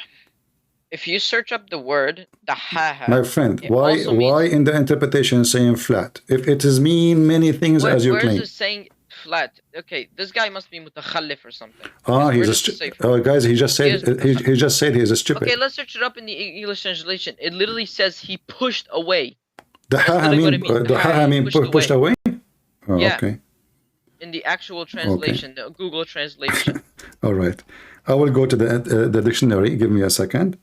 It also means expand. It also means extend. It also means stretch. It also means spread. It also means made round. It also means balanced. So it has a different meaning. And this is what I mean when you read the Quran. You have to read. You have to look at all the words. For example, the word daraba can mean different things. Just doesn't mean just hit. All right. Okay. So all the word you mean, by the way, all the word you said, he spread out mean flat. He made it flat. All of them the same. There is a guy. There is a guy. His name is Mohammed Hijab. He's very well known in the internet. Yes, he said that this is mean flat. But this is the same guy that said anyone who doesn't believe in hadith is a kafir, which is he's an idiot. Who says that? Well, he's an idiot. I agree with you. I mean, this guy, he don't like the hadith about breastfeeding for adult, which I like it very much. But all your scholars agree that this is a flat. Why they are saying flat? If it's not flat, I mean, why did not choose the other name? Why they choose a flat from all the meaning? So now, okay, you see, okay, now that this is dead end between me and you, and the excuse is there is many meaning, but the fact, no, all of them, they are the same. Same time, if you go to the chapter we are reading from. Yeah. All right. Here it says, according to your knowledge, which one Allah created first? Oh, is it where the earth and the stars? Is that what you're gonna ask? Yeah. Okay. I'm actually not sure about that. Okay, forget about the earth. What about the mountains? All I know, okay, all I know is that they were some kind of, they were a joint entity and they were separated apart. So, no, this is I don't know which one was created. This is not when he created them. This is when he split them. Yes. Okay, but the creation happened before that. You split the thing after you create the thing, correct? Okay. Okay. So now I'm asking you. You split it and then you create it. No. Never mind. I'm sorry. No. You create it and you spread it. Yes. No. You split after you create, right? Yeah. Okay. So now, which one Allah created first? As long as we are in this chapter, the stars or the mountains? I'm not sure. I have to research about this. What do you mean? You are a Quran only. The Quran make it clear for you. Okay. Read the chapter. Because, like I said. Read the chapter. Read the chapter. A million times. What chapter though? What verse actually? Chapter 79. It says. We can read. We can read. You can read verse from verse number 27 or even before.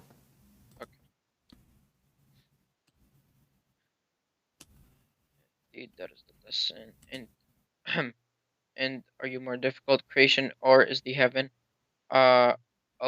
constructed it? Okay. Okay. And then he raised the sky up. Okay. He raised its ceiling.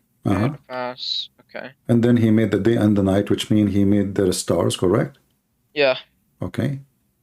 So chapter 29, verse number 29, speaking about creating the stars, because day and night will not happen unless we have light, correct? And that is a verse sun. 29 talks about the stars. Yeah. Okay. I shut its brightness. Okay. I mean, yeah. Very good. And after that, he made the earth flat. Okay, and then that's what you want to believe.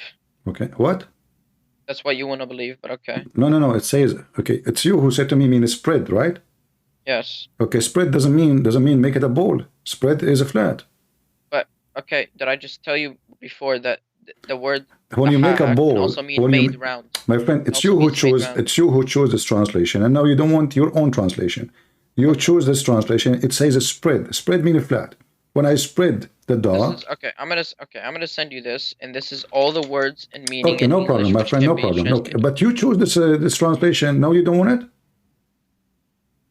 Isn't it? This is the translation you said you like and you are using in Sahih. Like I said, I didn't study the Quran. No problem. I'm going with you. I'm not going against you. Okay, let us continue. Okay, now and after that he spread the earth. And then he extracted from it its water and pasture, which means he made the water come from the ground, and he created the trees, correct? Yes. And then the mountain, now he put it in the top of the earth, is that correct? He sat firmly, yes. Okay, so now based on this, which one Allah did first? Stars or the mountains?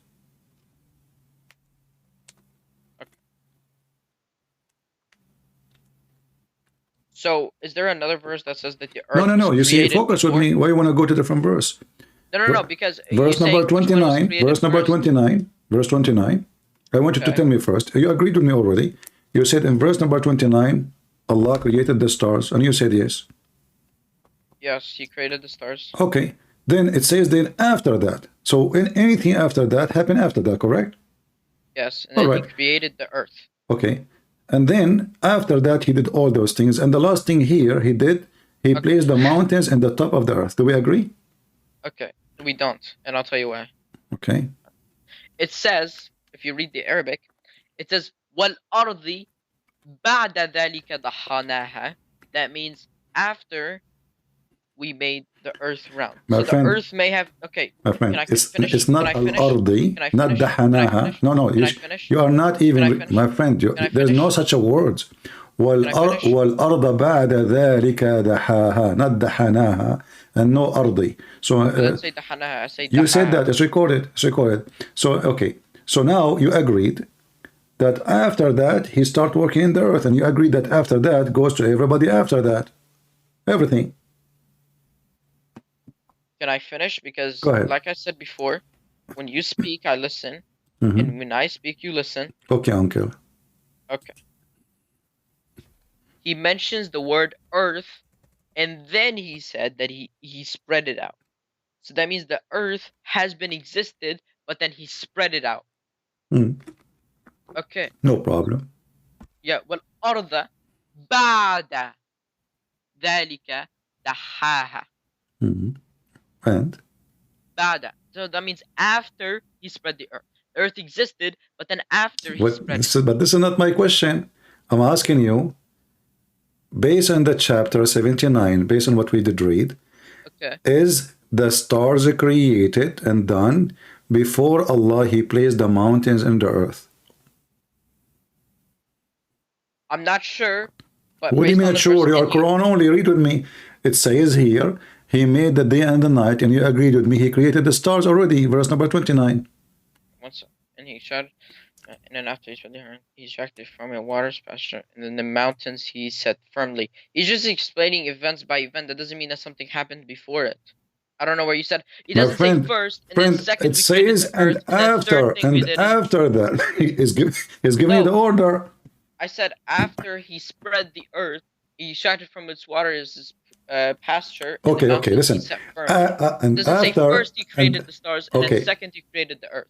That doesn't say that. I'm not talking about creating the earth. You're not listening. I'm asking you about the mountains You are. and the You stars. said No, I'm not the talking about. stars I'm not talking about creating the earth. I did not mention anything about creating the earth. I said, which one, based in chapter 79, based on what we did read, was done first, the stars or the mountains? Verse number 29 says, Allah, he made the stars, and you agreed.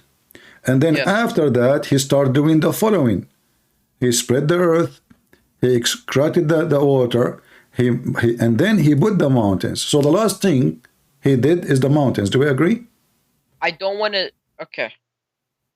Before I say, I don't want to say yes because I'm not sure.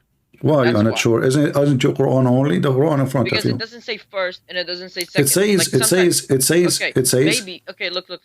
Maybe I can read from this and then I can say, oh, okay, well, he built the stars before the mountains, and then I can look at someone who explains it better than me, and then I can disagree with How them. you, and how that you would can make me explain? look like a liar. You are Quran only. Are you a person who follow explanation? Well, of course, I sometimes follow explanations. So why Of when course, I showed you follow that? explanations So about when the Quran. so how come when I showed you the interpretation, you said this guy's an idiot? Because he's an idiot. We know that the earth is not flat. So that's why he's an idiot, because he's a jahil and he's. So how you know, as long the verse mentioned the word flat, and he said it's flat, and all the scholars agree about flat. So how you Who's know? all? Who's all? All the Not scholars, all the big names. Who are you? You just named me a person that was alive 500 years ago. Oh, so if he should, okay. What about Ibn Abbas? So what if it's 500 years ago? It's mean he's a bad person? What does that mean? So It means maybe he was are a you saying to me? mutakhallif, Are I you guess. saying to me that a person who is from Pakistan like Yusuf Ali can explain the Quran better than the one who lived in the time of our prophet? They speak better Arabic? Well, we're more educated. Yes, we are more educated. So now you are Muhammad saying couldn't to even me- read and write. So you are saying to me now, your prophet, he's an ignorant. He cannot explain the Quran because he's not educated. When did I say he's an ignorant? I said he cannot read and write. He can say that he can understand the Quran, but maybe the specific verse. Okay, now you can read and you can write. Based on the chapter we did read, why you don't want to give me the answer? Is that an embarrassing question? No. Okay, give me the because I answer don't then. wanna lie upon You are because this is smart, the word you of are God, and I don't educated, wanna lie upon you are educated, you can read, you can write. So now give me the answer. Chapter 79, verse 29 Because I says, may say no, and then I can see an explanation to the verse, and then it would change my mind. well, if you and give then me I can no, say yes, you have and to give me it no. would make me No look problem. like a You can say I don't no, wanna lie. my friend. You can say no. You can say yes, based on your understanding. Why you cannot give me understanding? Your understanding, based on your understanding, is the sky, the stars. finished and He done. darkened its night, instructed its brightness, and then after he spread the earth, he extracted from it its water and passed in them. Okay, I agree. Yes, the stars were created. He darkened its night and extracted its brightness. But it doesn't say the stars were created. It just says that he extracted its brightness from the stars. Well, that's mean there was no dark, there was no night, there's no day before that time. That means there wasn't any night and stars. Where are you getting that from? Because now it's happened, and he darkened the night. You see, he's given you order. 2 days. He created the heaven. He created the heaven, and then he rifted up the heaven, and then he darkened the night and made the day. And after that, so all those things is done before the word after that, correct? Okay, so now all those things happened before. So whatever here he did, it is about the day and the night. And to have a day and night, we have to have the sun. We have to have a... Yes, that's true. Okay, now... We have to have the moon and the sun. Okay, and then here, and then after that, he made the earth, spread the earth, as the translation is saying. And then he made the water It come. doesn't say and then, it just says and. But this is then is here. That's it. In Arabic, we don't keep saying and after and after and after. You say it once. Okay. Okay, and the mountains he set firmly. So what is the last thing is done here? The mountains, correct? He extracted from it its water's pasture, and the mountains he set firmly. Okay. All right. If we go to different verse in the Quran, what we will find? We will find the opposite. We will find the opposite. Let us go. Chapter 41. Okay. We will find totally the opposite. Remember, you agreed already. Here it says. In what verse? Hold on. You can read it from verse number 10, 9, 10, 11, 12. Okay, and then he turns towards the heaven, where it's not like smoke, saying to or submit willingly or only, and then they both responded, we submit willingly. And he completed them as 7 heavens within 2 days, and inspired each heaven as command, and we ignored the nearest heaven with lamps and as protection. That is the termination of exhale the night, the knowing better they turn away than say, warned you about the thunderbolt. Okay. So it said he placed on the earth firm mountains standing high, showered his blessings upon it, and ordered all its means of substance, totaling 4 days exactly for all who ask. Then he turned towards the heavens when it was still like smoke, saying it to the earth, submit willingly or unwillingly, and they both responded, we submit willingly. Okay. So which one here created first? As you see, the mountains in chapter 41, it says in verse number 10, after Allah, he created the earth in 2 days. Okay. Then he placed mountains, and then he went up to the sky, and he started working in the sky. The sky was nothing, smoke. And then he made 7 skies, and the last thing he did, he created the lamps, the stars. Okay. Okay. But the other chapter is the opposite. That was the last thing. It says here in front of you, verse number 12. Then he completed and finished the 7 heaven. It says then. It does not say. This is your translation. This is your translation. It says he completed it. It doesn't say then. It's in the front of me. It says then. Well, it doesn't say then for me. Well, in front of me, it says then. And my friend, you claim you speak Arabic. It says فَقَضَاهُنَّ. The fa is about then and after that. Fa. Fa means and. Doesn't say then. Okay, and I mean and after. And after. Fa. My friend, there's a Muslim, he make videos in YouTube. Or thumma. Look, thumma means then. Fa does not mean then. It means and. Right? Okay, so thumma mean what? Then. Thank you very much. Okay, is a thumma now here confirming that everything happened after is after? Yes. We do not even need then, but the fa is to continue is what is before it. So here you mentioned the word thumma. In fact, the word thumma mean long period of time, not right away. So he made the mountains ثم, and took time, and then he went to heaven and they start walking in the heaven, and then after that he finished creation of the heaven, and the last thing he did, he created the stars. The last thing. Okay. So if you go back to 79 and 31, it's the opposite. Before, like I said, it's the opposite. It's not the opposite, because I'll tell you why. You agreed already. You told me, everybody heard you, that based on chapter 79, Allah, he placed the mountains, as you see here, after he created the stars. But in chapter 41, it's totally the opposite. So like I said, I would have to look into explanations to that. We can read interpretation. Here we go, guys. He needs explanation. We can read interpretation. You see, you are a Quran only. So based in Quran only, it's obvious the Quran is not made by God. So what do you do now? You need explanation. So like, are they smarter than you? Are they? I mean, you are Quran only. Here we go. We have the Quran in front of you.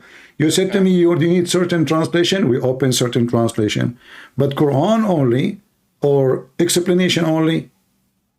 Quran only, you depend on yourself. I said, Quran only. Can I finish what I'm saying? Because Quran only, I depend on myself. I didn't finish. Then you should not say Quran only. You should say Quran and explanation of some people. And I didn't finish. Mm. Okay, when I said I need an explanation, that means I was going to ask my dad, which he also is Quranist, so I'm not just getting my sources from Sunnis. Okay. Can your dad join us tomorrow, maybe, if we go live? I don't know if my dad will even talk to you, to be honest. But why he's like, he's coming from heaven and he is an angel and we are not equal to him? No, but he doesn't know how to speak English. That's why. I will speak to him in Arabic, no problem. Okay. I will ask him. Do he speak Arabic? Huh? Do he speak Arabic? Do I? Do he speak Arabic, or his Arabic is broken like you? Bro, he will be anyone in Arabic. He was, yeah. I would like that, because the Quran is full of Arabic mistakes, so maybe he can fix them. Yes. Yeah, sure, buddy. We will see. Okay, so now the Quran is messed up, and hold on, let us stop here now. As long as we are talking about Allah, he placed mountains in the top of the earth. All right. Why Allah, he placed mountains in the top of the earth, according to your knowledge? Who said he placed it on top? Where's the top? So where he placed it? He said it firm on the ground. Isn't that in the top of the earth? Well, would you say on top? Well, it is on top. Well, it's kind of hard to explain, but yes, like you bring, it's like hitting on a table, right? When you hit something when you hit your hand on a table, you place it firmly. Is that what the Quran says? Is that what the Quran says, or you are making things up? No, I'm saying an explanation. Why, what do you mean? But why? How you can explain? How you can add things to the explanation? Because when you say he said it firmly, it means like you said something firmly. It's like it means it's fixed. Like I said, it's like slamming your hand on the table. It means it's fixed. It's not moving. But the fact it's moving. But your hand moved. The fact the mountain is always always moving. Okay. Okay. Yes. What is the reason Allah, he placed the mountains in the top of the earth? I don't know the reason. I heard that the reason in the hadith, that because the earth is shaking, so Allah decided to put it in the top of the earth, because the earth is shaking, so the earth will be not shaking. Actually, not even shaking. It's like about the earth is going like left and right, Like when you have a tray and you move it up from one side. This is what, according to the hadith. So what do you think? Do you accept that? Okay. The earth does shake. I know, but why? Do you accept the hadith saying that because the earth moved from up and down, so Allah, he placed the mountain to fix it, so the earth will not move? Because to fix it, I'm not sure about that. To fix it, I'm not sure. According to, like, you went to school, right? What they teach you about mountains? Why is the mountains really, the reason for the mountain is to stop the earth from shaking, or it is a result of earth is moving? And pressures and volcanoes and... Let's search up, why do we have mountains? Oh, okay. Why we have mountains? That's a good question. I thought you are Quran only. The Quran says, وَأَلْقَ فِي الْأَرْضِ رَوَاسِي أَن تَمِيدَ بِكُمْ. So he put down, he throw it. You see, you said to me... Where did it say throw? Okay, now you're just making it up. No, it There's says nowhere that say no. It throw. says the throw. Where does it say throw? It says the throw. I saw it in the hadith. You saw it in the hadith. Uh-huh. Okay. Why you are laughing? Are you laughing at the hadith now? Yes, I am actually. Well, this is in the Quran, actually. I was just joking with you. Chapter 16, verse number 15. And shame on you to laugh at the Quran. It says, وَأَلْقَ فِي الْأَرْضِ رَوَاسِي. And you claim that you know Did it Arabic. actually say to throw? Yes, alqa means throw. Can you give me the verse in... Chapter 16, verse number 15.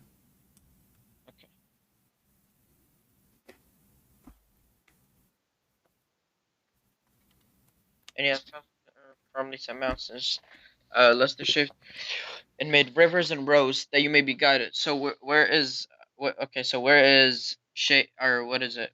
What did you say? It was the word. You laugh at the word alqa. You said, does it say thrown or where it says that? So I mentioned to you, before, if you remember, I mentioned to you before that Allah, he throw mountains. He said no, but he placed mountains. It says cast. It says cast. What? It says cast. What cast mean? What cast mean? Like, you know how, like, you know, they say broadcast. Right? Ah, broadcast. No. You see, first of all, in Arabic it says wa alqa, which mean he throw. Well, it doesn't say that to me. It says walqa. Here we go. Walqa. Okay, well, it says to me. That Okay, what cast mean? Okay, let's just sort of, like, I can explain it, but I don't know the actual genuine definition. I thought you know Arabic. Suddenly now you need. Did I say I know full Arabic? You do not know now. Okay. What the word alqa?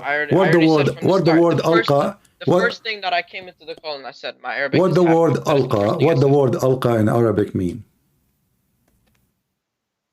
It means, well, the genuine definition is to throw. Throw. Thank you very much. So where is no cast? No.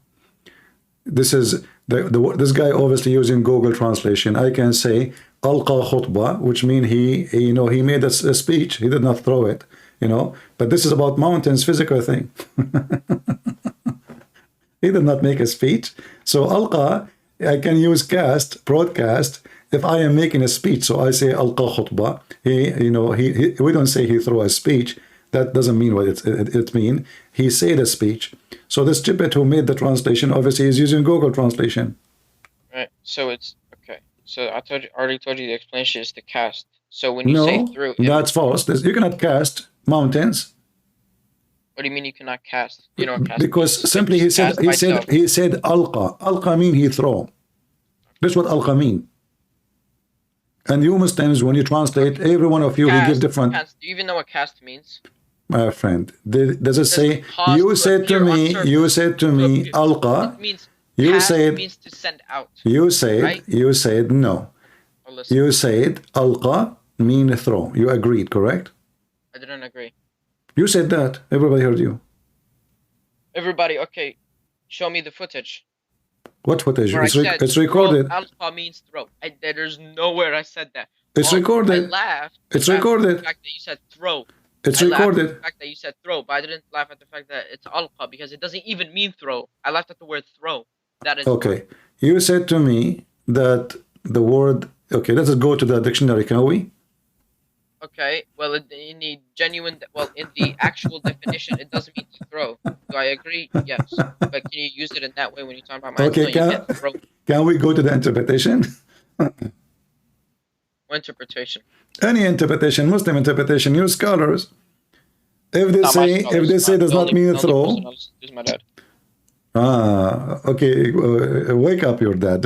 Ask him what alqa mean. Does it mean throw?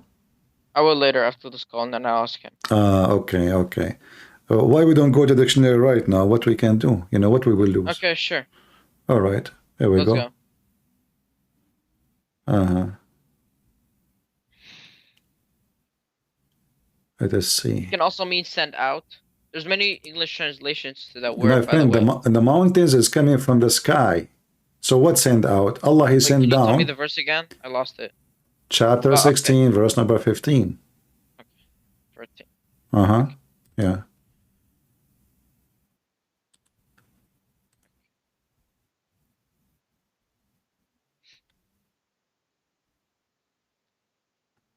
Your God, he have a fiction, imagination of how the earth is created. So the mountains. Okay. I literally used every single and I'll share. Can you share screen on Skype? Can you share what? Share screen on Skype. Tell me what translation you want me to show. I will show it to you. What do you want? Okay. Can I share screen on Skype so I can show you something before we get into that? Okay, share. Go ahead. I don't know if you can do that, but okay, share screen. Nothing coming from my side. Okay, now let's see. I literally used every single translation in English, Uh-huh. and all of them say he placed and he cast and he has cast and he placed and he has placed and he has cast and he made and he had and he has set up and he has placed and he said. So your translation is wrong. You're just getting your translations from nowhere. I'm not getting translation. I did not even use any translation. I'm saying to Arabic. It says alqa. Alqa mean throw. Well, alqa mean throw, but it can also mean he has set, and you can say set. No, out, he cannot. You cannot. No, because this is a physical thing. This is a physical thing. So you're, and the word set there's other words in Arabic. So alqa, he mean a throw. Like I mentioned to you, chapter 22. I mentioned to you chapter 22, verse number 52. Alqa fi umniyatihi. What is the translation? He throw in his mouth. He throw in his mind. So this is what alqa mean. Alqa, the Quran mentioned many times the word alqa. So alqa fi umniyatihi. Shaitan, he throw in his mind. So when Shaitan, he throw satanic verses to Muhammad, what he did, he throw it. How he throw it? In his mind, in his tongue. This is what alqa mean. And this is the same word used. What he throw? He throw mountains. And this is and look at the reasoning. Do you agree that by Allah setting mountains at the top of the earth is not shaking no more? Is it true that the reason Allah he put the mountains in the top of the earth so the earth will not shake? I don't know about that.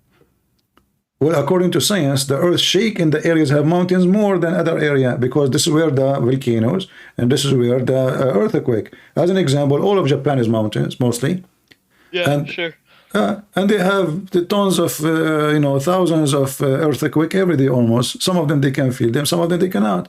So mountains did not stop the earth from shaking, and they will never. And in fact, whatever mountains are, earth shake more. Okay. So this is a mistake in the Quran, correct? Why is that a mistake? It's a mistake because this is not the reason for the mountains. The mountains don't do that.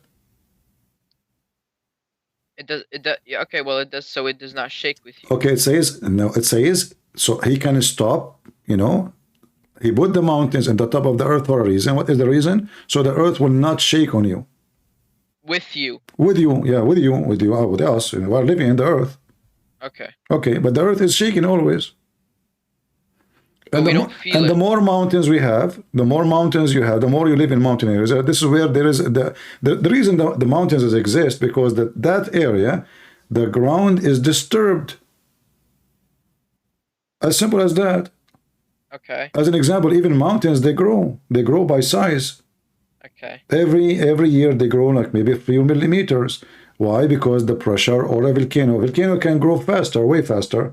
The tectonic plate where it's happening, like the Himalaya. So the Himalaya keep growing because the earth is pushing, and then it go up more. So all the mountains is coming from inside the earth, not somebody place it in the top of the earth. Okay. This is a mistake in the Quran. What do you think? Wait, can you repeat that sentence? I actually didn't listen. But if you agree with me that the mountains is coming from inside the earth, not something thrown in the top of it or somebody put it. The mountains don't come from inside the earth. Earth's core is from the inside the earth. What are you talking about? Okay, so where are the mountains coming from? They were placed. They are placed. Yeah. So the Himalaya, Allah he put the Himalaya there. What is the Himalaya? The mountains, Himalaya. Oh, where'd you get that word? What is that? This is the mountain. If you go, aren't you an Indian? I'm not Indian. I'm Syrian. Well, I am from Bangladesh. So I was there, and I went to the top of the Himalaya, and it's very high mountain. And I found that according to science, that this is a mountain coming from the ground. That's why you find layers of the mountains coming from deep in the ground. Okay, so it says he placed it. Does that mean that he placed it on top? Does it say on top? Yes, Or does it yes, say it says he placed it on earth. It's you who said to me he cast it. Now it's suddenly it is not. It's you who said to me he cast it. I said. It's you who said to me he set up. Okay. Okay. On the earth. Does it say in the earth or on the earth? It says on earth. On. So it's not in. If you say something is on, that means it could be from anywhere. Okay, that means it's in the top, correct?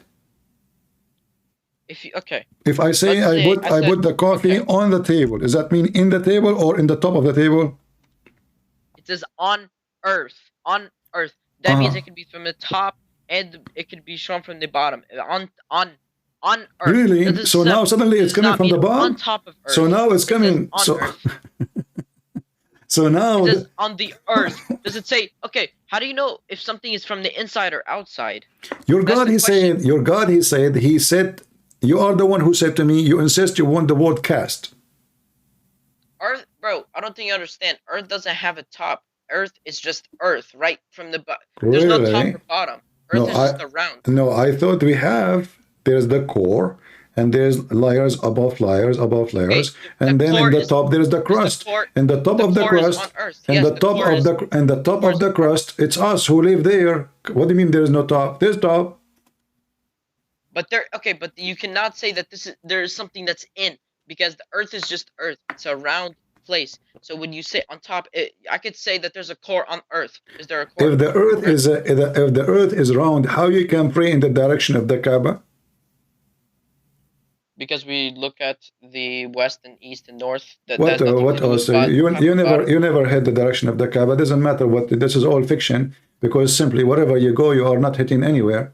The earth is not a flat. The only way for somebody to believe he can pray in the direction of a city, if he think, especially if he is millions of miles away, if he think that the earth is a flat. So your God is an earth flat God. How is he an earth flat God, bro? There is no one. I will guarantee. I'm not sure.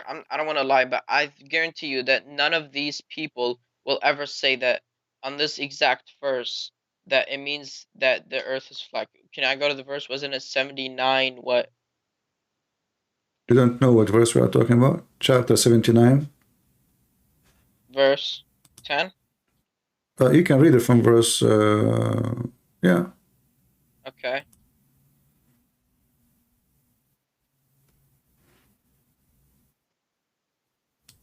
You have to go to verse number 30 where Allah, he made the earth flat. Okay.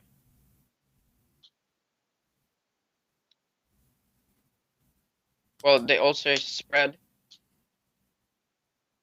So where's flat? Okay, this guy says flattened. Which guy he said flattened? This guy. Who? That's the only person he said flattened. What translation? What translation? Dr. Gale. Dr. Gali. Okay. Probably some mutakhallif.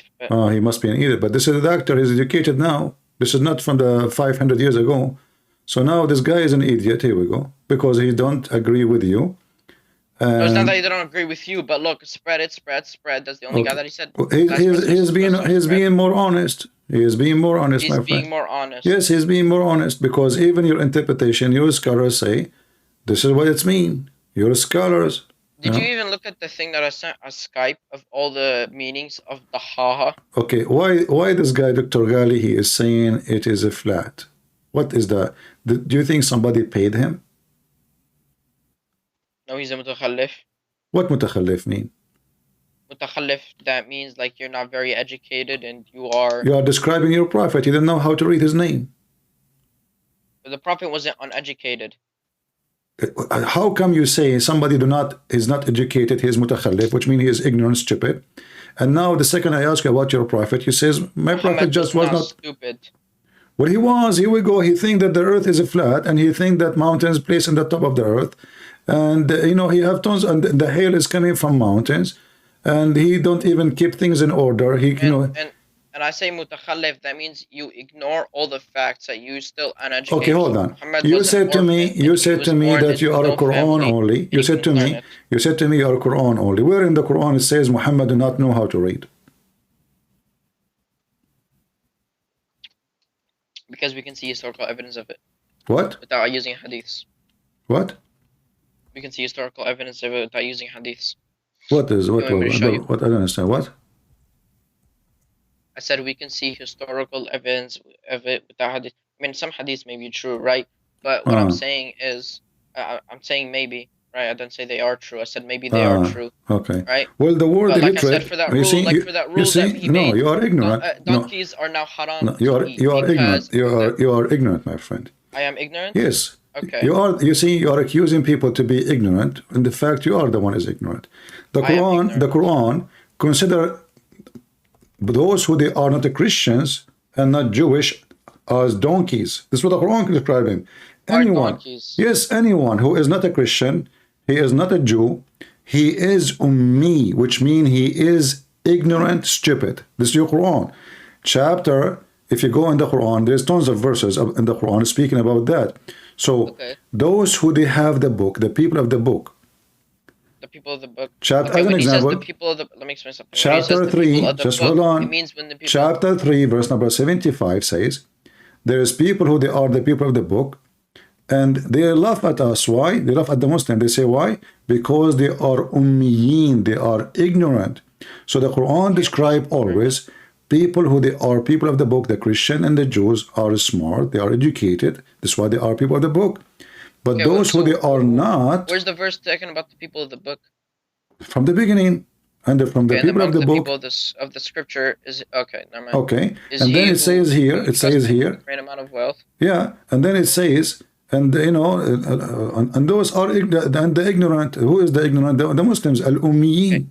If you entrust with the great amount of wealth, he will return it to you, and among them is he who, if you entrust him with a single coin, will not return it to you unless you're constantly standing over him, demanding this, because they say there's no blame on us, considered the unlearned, and they speak untruth about Allah. Who is the unlearned? What is the unlearned? Ummiyin. So you Muslims are unlearned. We are the learned. The Quran confirmed that all Muslims in the world, according to the Quran, are ummiyin, and all the Christians and Jews are smart, educated, and this is the Quran description. Okay. And we can show you. I can show you tons of verses. I can show you tons of verses. So, and even when Allah, when Allah he sent Muhammad. Because you finished and you asked me a question. When Allah sent Muhammad, he sent him he sent him to the. Okay, hold on a second. Just have patience. You asked me a question. Can I answer? No, I didn't ask you a question. You did ask me a question. No, I did not. You said you told me. Okay, well, does that mean that all Muslims are ummiyin and all Christians and Jews are the ones that are smart? You asked me a question. That is a question. Is it? No, so I'm not saying. I'm making a statement. The Quran confirm it. I don't need your. I do not need your opinion. Who cares? The Quran says that in your Quran only. The Quran call us people of the book. The Quran call the people who are Muslims illiterate. This is your Quran. In this specific verse, that people who don't return a single coin, some people, if you entrust them and he doesn't return a coin, then yes, they are an idiot. Yes, they are. No, my friend, the Quran confirmed that. Okay, hold on. Read it. Where does it differ? Okay, hold on. Okay. Let me ask you. Okay, let me give you other. Let me confirm to you.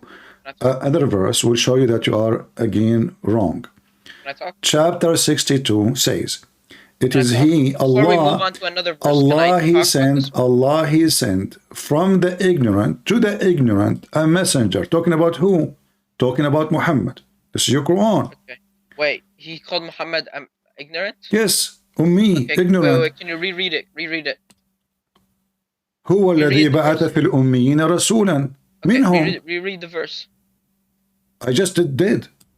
Okay, no, reread it. Reread it again, like.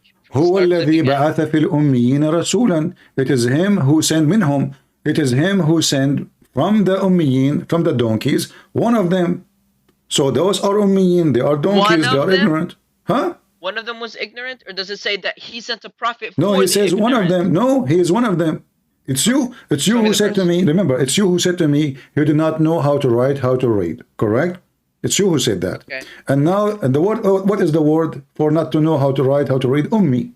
So now it's saying in the Quran, it is him, which means Allah, is the one who sent to the ummiyin, which means the ignorant, the idiots, from them a messenger. Ummiyin does, okay, but just because you're an Ummi does not mean that you're an idiot. It's you who said that. It's you who said to me, this is an idiot. The guy, you said to me, I mentioned his name. You said to me he's an idiot because he's ignorant. You said that. I'm not using your words.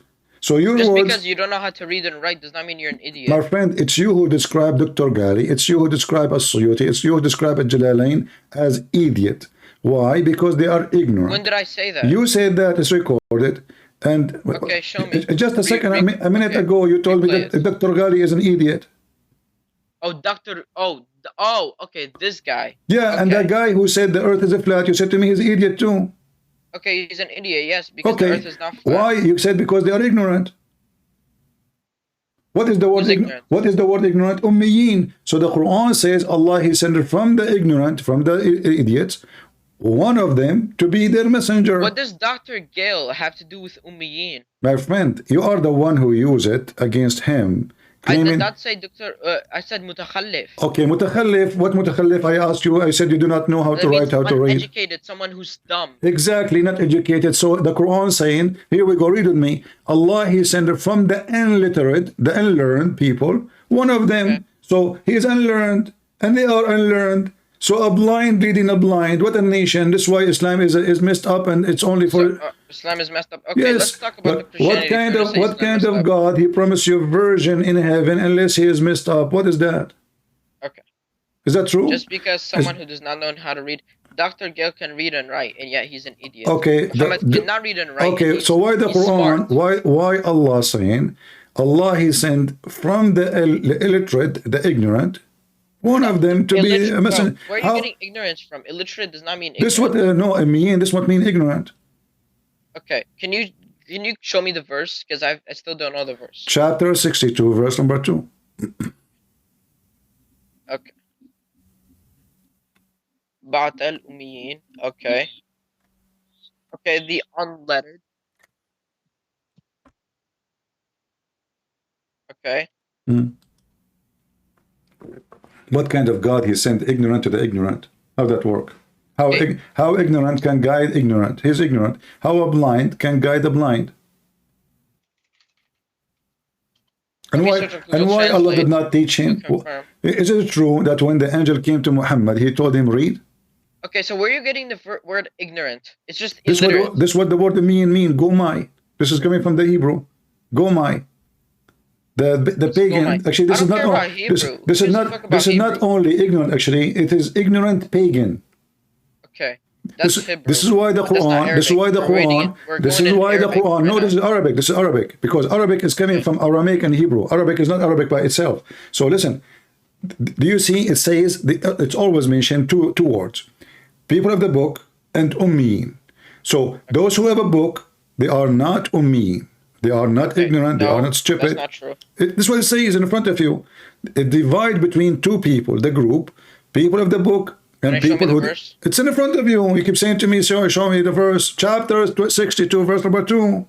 Okay, yes, it's in front of me. Where does it divide the people of the book and the ummiyin? The verses we gave you already, isn't it about the people of the book and the people who they are illiterate? I just showed you verses before it. You forgot? Okay. Okay. So now the Quran divide between two groups, those who have a book and those who don't have a book. Those who have a book are called people of the book. Do we agree? Okay. All right. Those people of the book. Those who don't have a book. Can I speak? Those who don't have a book is called ummiyin. Do we agree? Okay. Can I speak? Do we agree? Can I speak? No, we don't agree. Why? Give me the answer from the Quran then. Okay. Illiterate does not mean that they are ignorant. Are the people? Okay. Can I? Before I finish, so you don't cut me off. Illiterate just means illiterate, right? The people of the illiterate are ignorant, yes, but the word ummiyin does not mean they're ignorant because the messenger was illiterate, but he wasn't ignorant. Those people were illiterate and ignorant because they didn't believe in the book. Everybody. Muhammad was sent the book, so he was not ignorant. He was not arrogant. He was an amazing human being. Okay, hold on. The one he is not.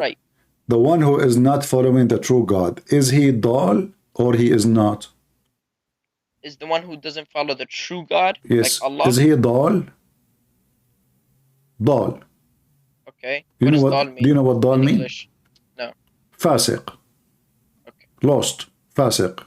Scumbag. Scumbag. Okay. Lost means There's a guy. He have a video. I just lost means khasir. According to the Muslim Lantern, guys, what his name? Muslim Lantern. We saw his video. He said that the word dal means fasiq. Okay. Can you spell it out for me? Dal. Yeah. There's D-A-L. Da. Letter da. I gotta find it because my keyboard is in Arabic. Okay. I can type it for you. Here we go. Let me type it for you. Okay. All right. Is it like this? Here we go. Dal? Like this? I just gave it to you. Okay. It doesn't. It means unjust, but okay. Okay, unjust. What else? Okay. Yeah, I typed it correct. Okay. Muslim Lantern, he said dal mean fasiq. So what does fasiq mean? Filthy. Evildoer. Okay, unjust, filthy, sure. Okay, sure. So now the one who is dal, is he from those who follow God So or dal those? means stray. Okay, yeah, lost. Okay, yeah, finish, sorry. All right. So if somebody is dal, like in the Quran it says, غير المغضوب عليهم ولا الضالين. Okay. Okay. Is Muhammad from الضالين? Or he غير is... المغضوب عليهم ولا الضالين. Uh-huh. What No, ضالين mean? he's not from the dal because he's not lost or stray. Okay, thank you very much. So why the Quran says Muhammad is dal? Let's go to... You see why we laugh at Muhammad? Because this guy is messed up. How he is claiming to be, he is guided by Allah, and he was a pagan person, always dal. The Muslim, they claim that Muhammad was not a pagan, but the Quran confirmed. غير, not those. You're translating it wrong. غير المغضوب عليهم ولا الضالين. They're not. Muhammad. It says in the past who have blessed.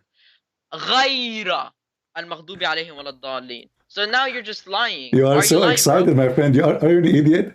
You just confirm what I'm saying. I am saying in that verse, my friend, that verse is not about Muhammad. That verse about us, you idiot. In the path that you have blessed. Not That verse is about us. The verse about the Christians, supposedly. So your God is stupid. So he said, غير المغضوب عليهم ولا الضالين. So he said, let me teach you. This is the prayer you pray 5 times a day, and you do not. You try to search in Google to be able to read it. You pray this prayer supposedly 5 times a day, and you need Google to search for it. غير المغضوب عليهم ولا الضالين. So don't make us the same as those who they are cursed and those who they are lost. Who are the lost? You ask the Muslims, they said you the Christians. But you're a prophet. Hold on. They are the Christian according to your religion. So according, you can search it. Search Google. You are an ignorant. You are just an idiot like the rest of them. Okay, listen. I'm being. According to the Quran, yes. So here we go. What does it say? Show me right now. Show me where this You're a prophet. He is a dal. Is that correct or not? Show me where it says Salabin. What? Show me where it says the people of Christ who believe in like Jesus is God and stuff. Show me where it says. Well, you are a Quran only. Then tell me what is this? What is what? What does it mean then? Mr. Quran only. In the name of Allah, most compassion. I'm asking you. Okay, listen. Quran only. You see how you expose yourself? You see how you expose yourself and you expose your dad? Quran only. How you are Quran only and you do not know this is about me? About who? What do you mean about? Okay, show me. Who is the one? Who is the one? The Daleen. Who is the Daleen? Tell me. You are a Quran ones only. Who are straight, like the atheistics, the satanic. No, right? This is about the cursed one is the Jews and the Dal one is the Christians. You are ignorant. Okay, show me. Please show me where it says about Christians. All Muslims agree. Don't tell me this is show me. Open any interpretation. Show me. You want me to open interpretation? Like tafsir? Uh-huh. Okay, well, let's open it up. Okay. Let us open that up. I mean, this is a prayer. You pray 5 minutes, and your father, he speak Arabic very well, and wow, man, but he did not tell you what this is mean. Here we go. This is Tafsir al-Jalalain. We can open Ibn Kathir. We can open the whatever you want. All of them speaking about the Jew and the Christians. Okay. The Jews don't make us the same like the Jews or the Christians. Do you see it? صراط الذين أنعمت عليهم غير المغضوب عليهم ولا الضالين. Do you see it? So are Christians and Jews who are astray, or According are they to the Quran. misguided? But I just remember I showed you, and you are the one who, when you call me, listen, when you call me first 2 minutes, you said to me the Christians are believers, and now you are a Quran only, and you learned the Quran from your dad, who is super scholar, and yet everything you know about religion is absolutely wrong. So look what happened now. You thought all your life that the Christians are believers. You thought all your life that the word Dalin does not mean Christian and Jews, and it turned to be everything you learned is upside down, and it turned to be that you pray 5 times a day and you repeat a verse and you don't understand talking about who. This is what happened to you when you are a Muslim. Now let us go. So as long as we agree that Dalin mean the lost one, the misguided, the bad one, the evildoer. Now, isn't this what the Quran says about your prophet? You guys believe in, have different beliefs about the God. But Listen, no, we don't.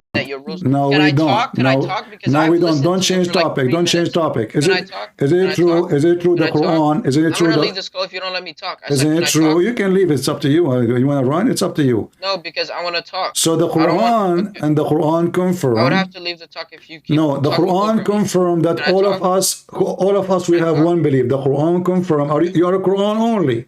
The Quran the Quran call us Nasara. So we have one belief. Otherwise, the Quran is wrong. Okay, so this is what happens when I'm trying to make a point. You Christians just talk over me because you don't want me to. You are trying to change topic, and now you cannot refute it. I'm not trying to change topic. You said we have. You said we don't agree about God. This is not true. The Quran says all of us we are Nasara, and all of us we believe in Trinity. This is what your Quran saying. I believe in the Trinity. No. The Quran says that all of us we have one belief. That's why he called us Nasara. And not only that, the Quran says all of us believe in the Trinity. So you said to me you don't agree about God. This is a lie. It's against the Quran. Okay.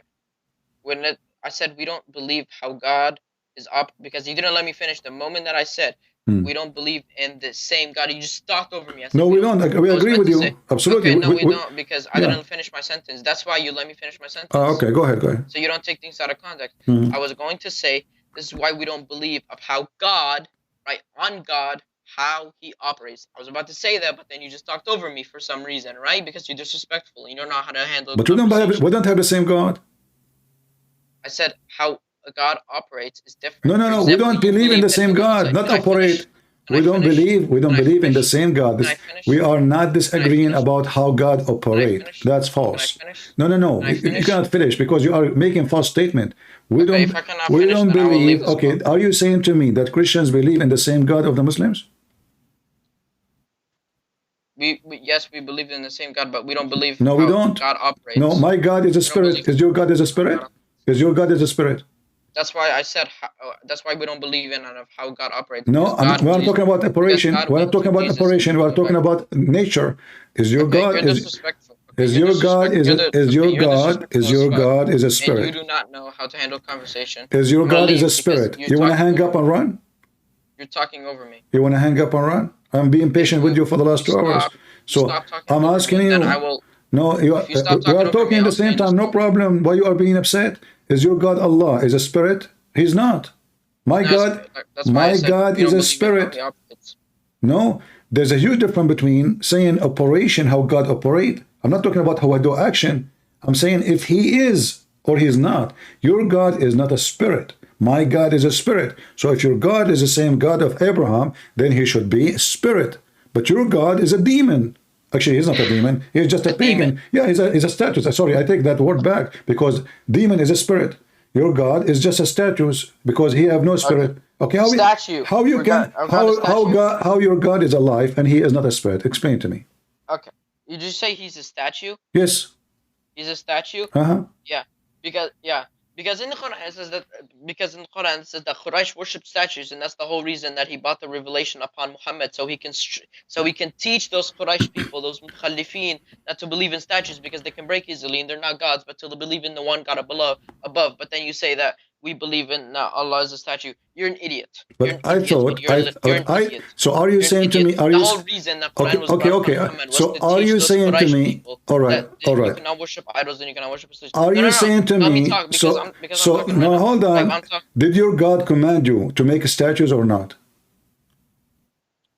What do you mean make statues? You are the one who said the pagan who make statues and they are idiot and Yeah, you they call me worship idiot. Okay, so do you Muslims have statues? Not of God or not of the prophets. We So don't. your God never command the Muslims to build the statues in their mosque? No, that's disrespectful. Okay, so why the Quran say so? Where does it say to build a statue of Allah? Show me. So your God, your dad is a scholar, but he did not tell you that Allah, he commanded his prophet to build the statues in their mosque. Chapter 34, verse number 13. 34, verse number what? 13. Oh, 13. Okay. Uh-huh. They made him for him whatever he desired of sanctuary statues, bases as large as riviers, pots fixed Did into you the say ground, statues? girded work gratefully, O family of David. Did you say statues? Okay. What Where kind does of it say God? Muhammad? Is he talking about Muhammad? This is about the prophet of Allah. This is Sulaiman. Allah, he commanded Sulaiman to build a mosque full of statues. And you are the one who said to me, of course they are idiot because they have statues. This is against Allah. I said to you, are you sure that Allah is against the statues? You said, sure. You are an idiot. Yes, here we go. Your God is commanding his great messenger. You just put words into my mouth. You said that it's recorded. People will watch it later. You can. By the way, I invite you to because you just put words into. By the way, I invite you to download the video and post it in your channel if you have one. You know, you have my permission. All right, and please give it to everybody. So, do you see that your God Allah is commanding His great prophet to put statues in the middle of the mosque? Okay, you just put words into my mouth. Is it true? What kind of God your God is? What? I said you just put words into my mouth. Your God is, no, it's recorded. Okay. You called the pagan, you called them idiot because they are... Because earlier I said you could not build statues of Allah or His prophets. Yes, that is disrespectful. So you can make statues of others? I'm not sure if this is talking even about a mosque because it doesn't say what this is Sulaiman, and you know the statues around the Kaaba. Listen. You see, you are a hypocrite. You said you are against statues, and for sure this is pagan and it's not allowed. And I ask you this clear question: are you saying that Allah is against having statues? You said yes, for sure. It's recorded, and now it turned to be that your God Allah Himself, He enjoy having statues in the mosque. By the way, those are statues of who? Where does it say the mosque? Well, this is a mosque, isn't you Muslim? You claim that Sulaiman was a Muslim prophet? Yes, but where does it say mosque? So this is what? This is what, the temple, the Hindu temple? Okay, but show me where it says a mosque. So is it a mosque or not? If he is a Muslim prophet, so what is the place of a prayer for Muslims? Give me the name. Nowhere does it say the Give me the name. What is the name of the place of a prayer for Muslims? Sulaiman, according to you Muslims, he is a Muslim prophet. You hijack everybody. Even Alexander the Great became a prophet. We pray anywhere we can. No. We want. No. No? No. So we can't pray at home? No. Muslims, they pray like goat anywhere in the corner. You're right. But I'm talking about the mosque.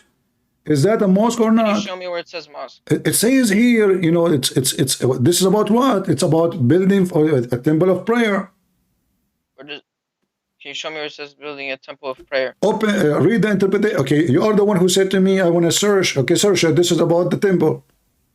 Okay. So you're just bringing up interpretation from other people, which I don't even... You are the one who said to me, I need to ask my dad. Isn't he other people too? Okay, but he's a Quranist, and I only Who cares if he's a Quranic? He's still other people too. How come the other people because are they not? are Sunni So and you they see, make up their own stuff. No, what Sunni? You are not even a Muslim. You don't even know your religion, my friend. Okay, I asked you to invite your dad tomorrow. If I go live, do you like to invite him? Okay, I will tell him. I don't know if he'll accept. I tell him. I challenge him. Not only I invite him. I will tell him. All right. Thank you very much for calling. Thank you. Now let's talk about because you're saying mosque when it says nowhere does it say the mosque. Okay, we can open the interpretation. We can open the interpretation. This is I'm not about gonna open interpretation because they believe in Sunni and I don't even can believe we? in Hadith. Okay, So my that's friend. first of all. My Second friend. of all. What Sunni mean? What Sunni You're mean? saying, What Sunni mean? You said they believe in Sunni. What Sunni mean? Sunni means that you believe in the Sunnah of the Prophet. What does that mean? Like the Sunnah, like to follow him, Okay. to follow how he lived. When you do ablution, you learn that from where? What's ablution? Ablution, like, you know, you put water in your nose and your ears and those stuff. Like wudu? Yeah? That's in the Quran. In the Quran, it says you put water in your nose? Well, it doesn't say, but it says how to do wudu, yes. It says how to do. Okay, can you show me the verse? It's about. Yes. Okay, I good. got you. Okay. Do you think that we can't do wudu based on the Quran? I don't think so. Go ahead, show me. No. You have to Say do. yes or no. You have to do the whole wudu with nothing is missing, all in the Quran. Yes. Okay, go ahead. You're gonna get caught, so. All right. I feel bad for you. Oh, okay. Yeah. Can you tell me the steps of the wudu? Well, let me show you the Quranic verse. Yeah, but tell me the steps of the wudu before you show me. Okay. So, first you put water into your wushak, which is like your face, and then you go around the arm, right, until the elbows, both arms, and then you do the head, and then lastly the feet to the ankle. Okay. Okay. You're gonna get caught. So there's no nose? Huh? There's no nose? Doesn't say it. But this is what the Muslims do. Well, they could do that if they want. You said to me, everything in the wudu is there. Yes. Okay, where? Okay, but the nose, they made that up. Oh, they made They it just up. made that up. Okay, Yeah, what? they made it up because it's not in the Quran. So what about ears? If it says in the Quran, it says to do your face and then your arms to the elbow and then your head and then your feet to the ankle. Why do we need to add nose and ears? Why do we need to do all that if it already says clearly? So are you saying to me that the Muslims, they are not... Okay, let me tell you something. Is nose part of your head, your face? Is the nose part of your face? It's not? It is. Okay. So yes, you do your nose, but you don't need to specifically nose and ears and what? What does it say next? How to do shatafe? How to clean your ass? Is that what it is? Okay. Like, you don't need. I have in front of me all what it says that you do like when you wash your face, correct? Yes. Okay, and your hands. All right, your hands to your elbows. Okay, How many times? Let's go to 5, 6. How many times? I know Sunnis do 3 times. Yes, I know that, but that's made up also because it's in the Sunni. Everything is made up in Islam, my friend. Everything is made up if it's See, so everything you are not adding. everything, but sometimes things can be true. But okay, right. I see. Oh, believers. Okay, can I read? Oh, believers, when you raise up to prayer, wash your faces and your hands up to the elbows, wipe your heads, and wash your feet to the ankles. That's all you need. So what if your private part is dirty? What you do? Is it okay? What do you mean private part is dirty? Your penis. Well, you have to do ghusl. But you mentioned to me here, it says here, وَإِن كُنْتُمْ جُنُبًا. What does that mean? Read for me. What you do? Hold up, let me find the Arabic word.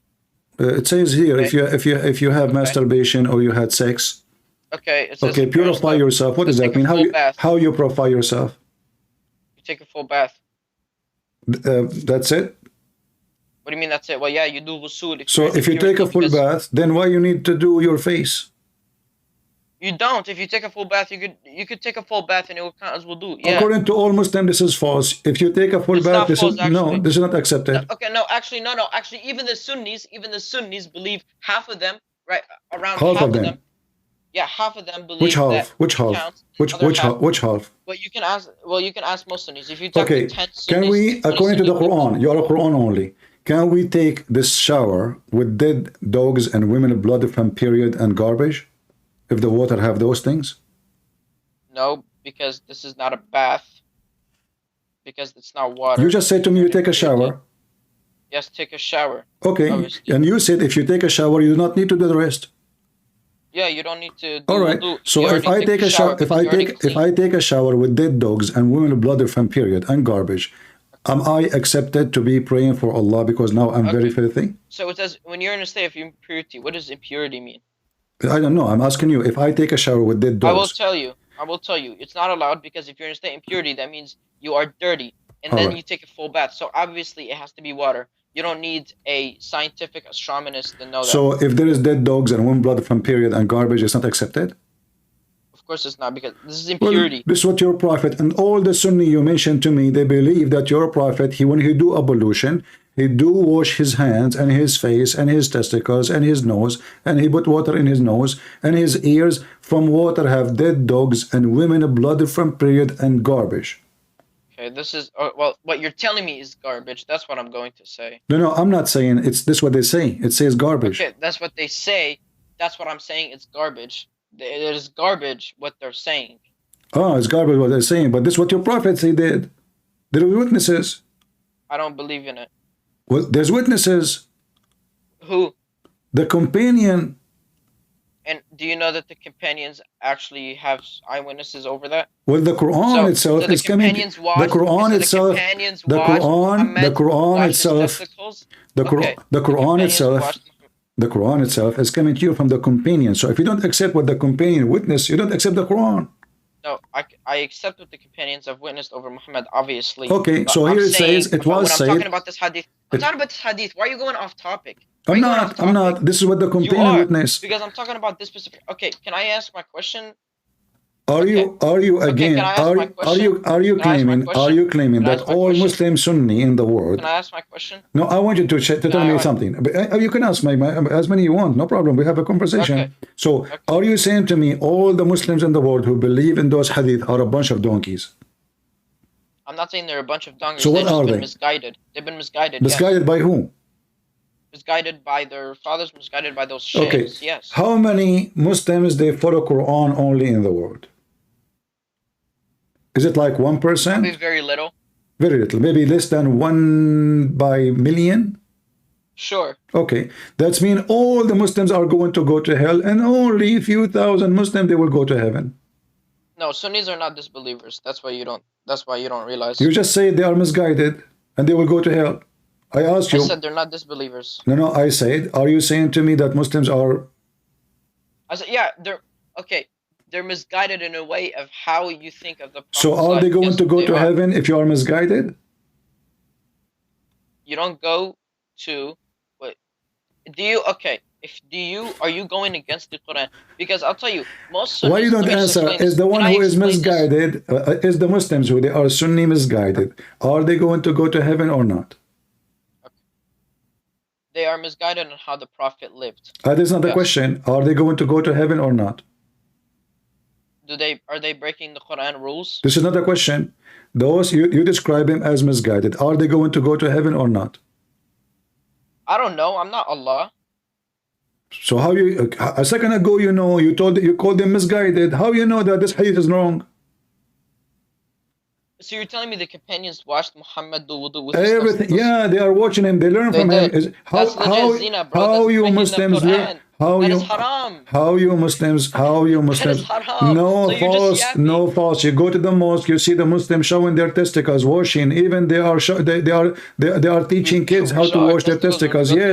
Yes, in the mosque. Yeah, you lift up your skirt. I can show you videos right now. All of you Muslim men go inside the mosque. There's no privacy. Everybody lift up his pajama, his jalabiya, showing his testicles, and he opened his legs and he started throwing water at his balls, and everybody seeing everybody.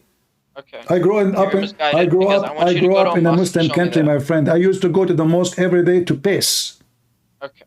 This is what you use the mosque for in the Middle East, not to pray actually. You see, it's so busy during the daytime because everybody want to go to piss. There's no public place to piss in the Middle East. So the mosque is a perfect place. Where do you live? In the Middle East. Yeah, where? Bangladesh. Oh. Yeah. Bangladesh is in the Middle East. Hey, by the way, is it true that Adam he came down? Listen. You are a Quran only. You are a Quran only. Okay, based on what you learn from the Quran, who is Muhammad? The prophet of the messenger of Allah. But who is Muhammad? The messenger of Allah. Okay, who is Muhammad? The person. The messenger of Allah. Okay, this is his job, but who is he? A human who lives. How you know he's a human? How you know he's a human? Because it says in the Quran that he's a human and he's prophet. And It says he's a human? yeah, it does say he's a human, yeah. It says he's ignorant from the ignorant. Where does it say ignorance? Oh, are you going to bring up the... Yeah, I just showed you. Okay, there's a human who is, his name is Muhammad. Shouldn't we know who? How come the Quran says Isa ibn Maryam? How he can say the Quran says Maryam, the daughter of Imran? How come the Quran don't say Muhammad is the son of who? Why do you think, what is the reason the Quran ignore who is Muhammad? Not important. Why is it important? Because Nobody knows who Muhammad. There's no such a person. Even according to the hadith and the history of Muslims, the hadith, your prophet was born 4 years after his father's death.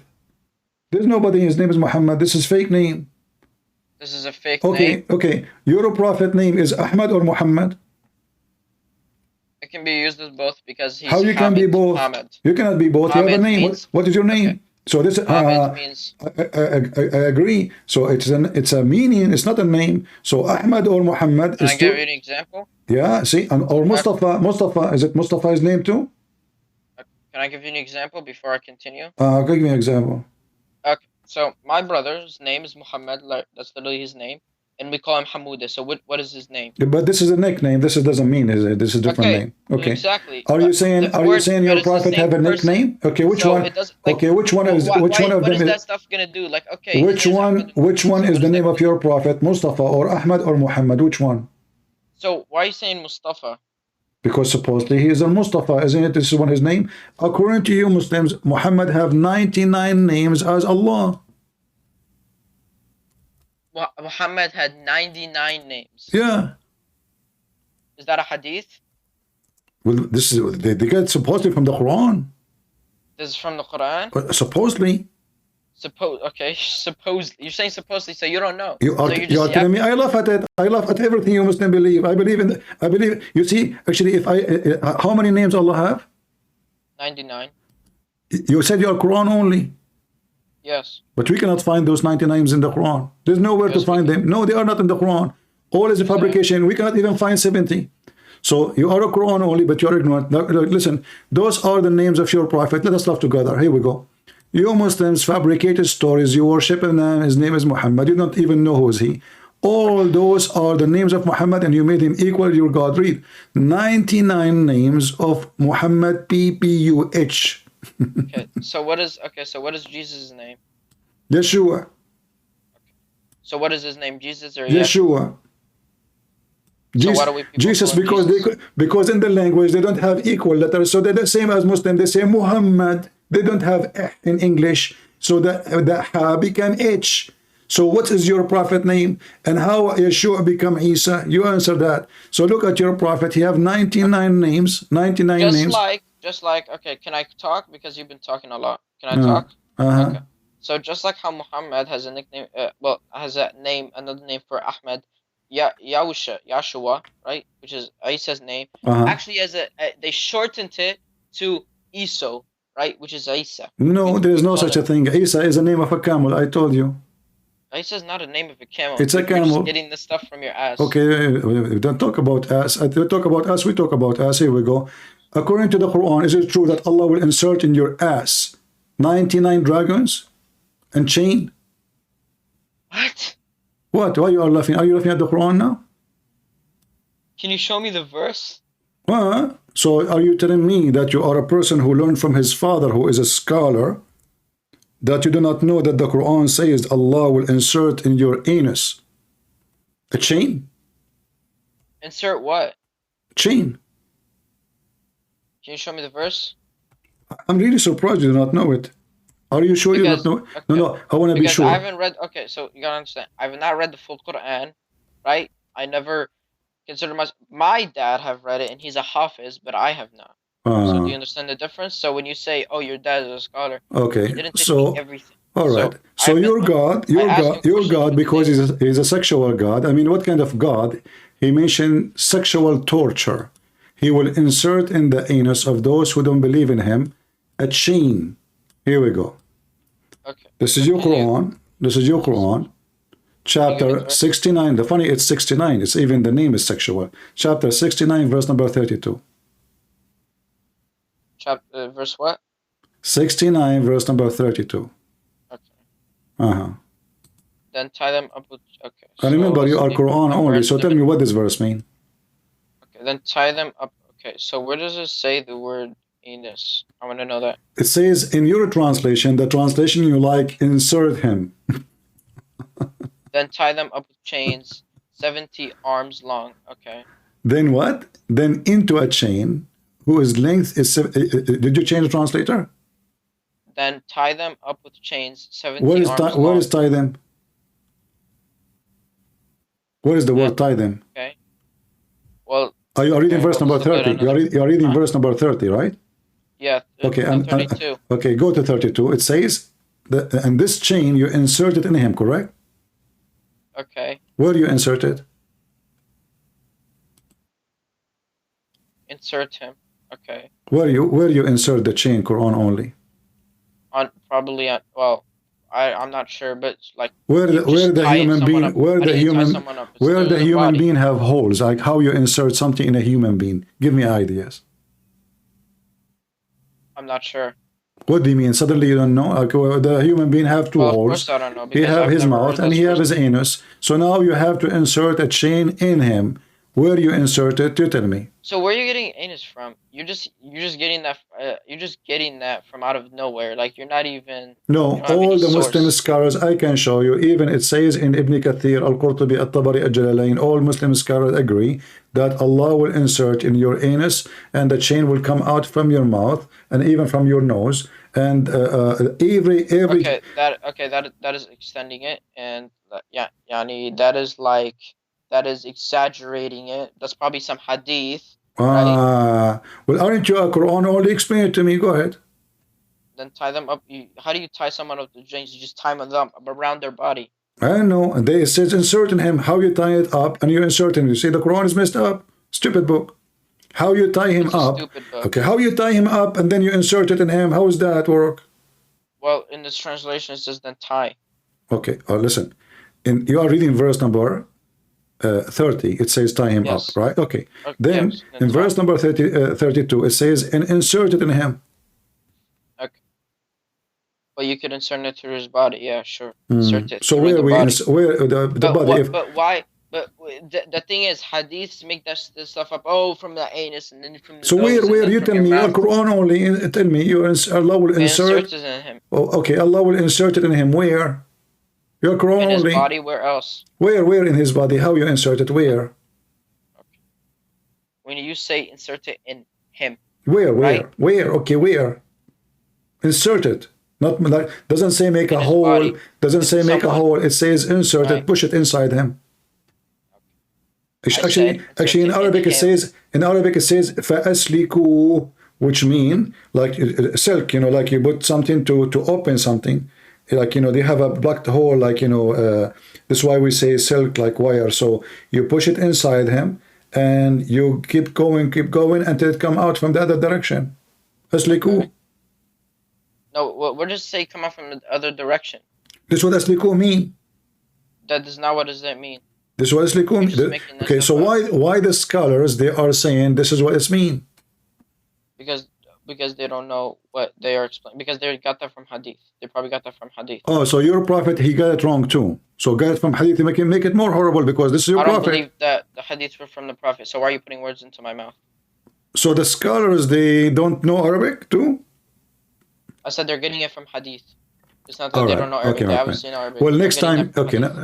Thank you for calling. It was nice talking to you. Okay, let's talk about the Bible. Why are you running away? We are talking for the last. It's for me. It's getting so late. You know, I'm getting so late for me. I'm here for many hours, my friend. Yeah, because you want to run away. Same time. Okay, tell me about the. I will give you a chance to hit me in the Bible. Go ahead. Go ahead. Got you. Okay. Go ahead. Okay. Yeah, I'm speaking.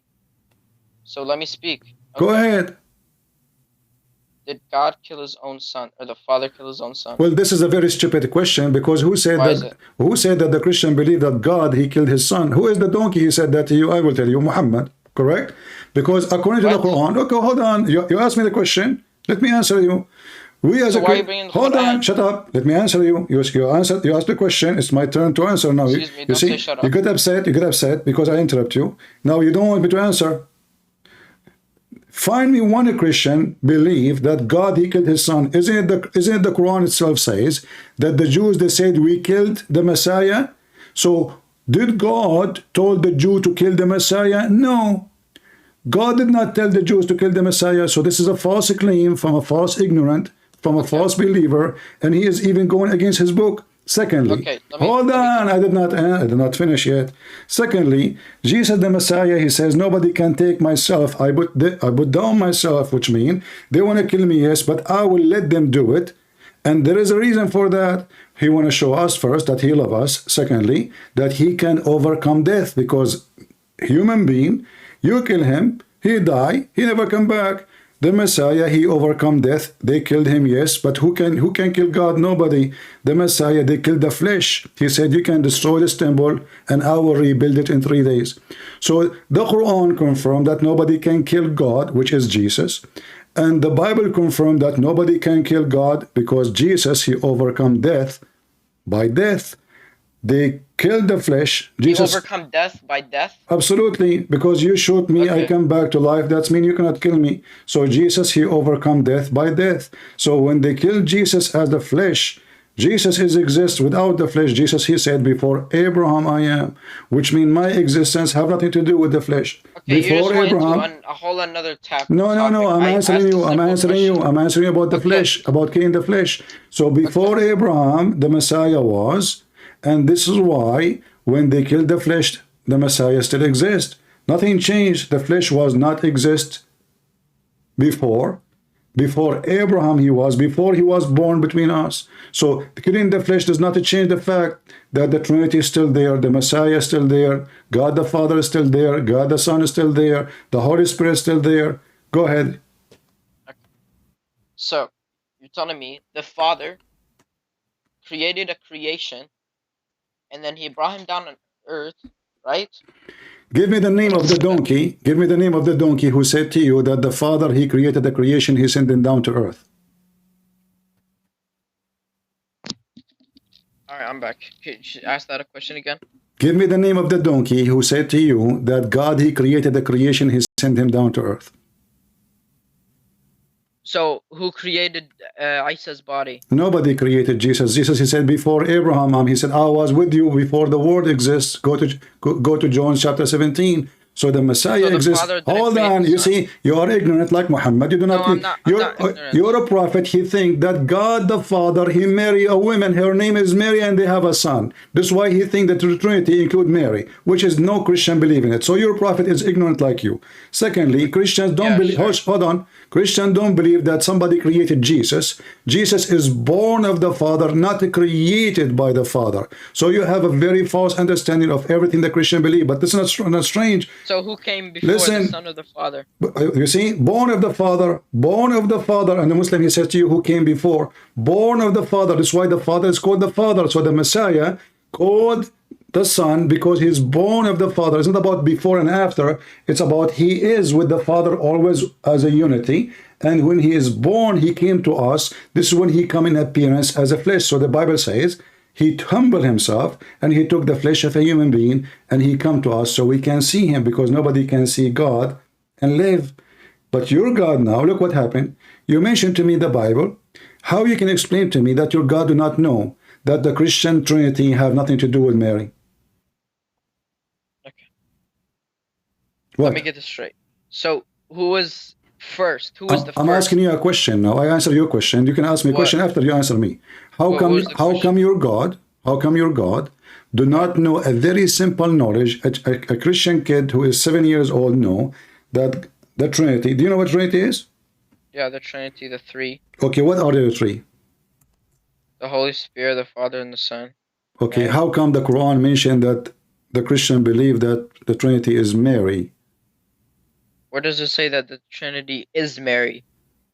Isn't it the Quran says that Allah, he said to Jesus, did you tell your people to worship me and my mother as gods? No, he did not say to worship me and my mother as gods. No, I thought I heard that in the hadith. La hawla wala. I don't give a fuck about hadiths, to be honest. Oh, you are speaking dirty now. Right. So, Well, Okay, because okay, you don't I already give. have Okay, it hold said on. it a million You times. said Because I've said it a you million don't give times. I the don't believe in F. You hadith. said you don't give the F about the hadith. Why? Is that because this statement is an embarrassment about your God?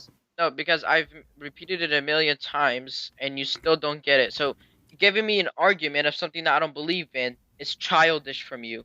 Right? So you That's are like saying to giving me you an because argument about okay. the So Torah now when let you us don't make even believe in it. let us make it clear because the hadith about claiming that Jesus, Allah, he asked Jesus if he asked people to worship Mary and him as gods is stupid. That's why you said the F word to the hadith, correct? Right. Okay. So no. But this is in the Quran. But this is in the Quran. But this is in the Quran, which means now you are saying the F word to the Quran.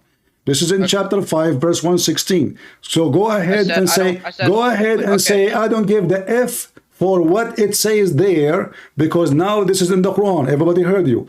This is in the Quran. I don't give a fuck about the hadiths. Just shut up. You are filthy. Your mouth is dirty. Don't call me again.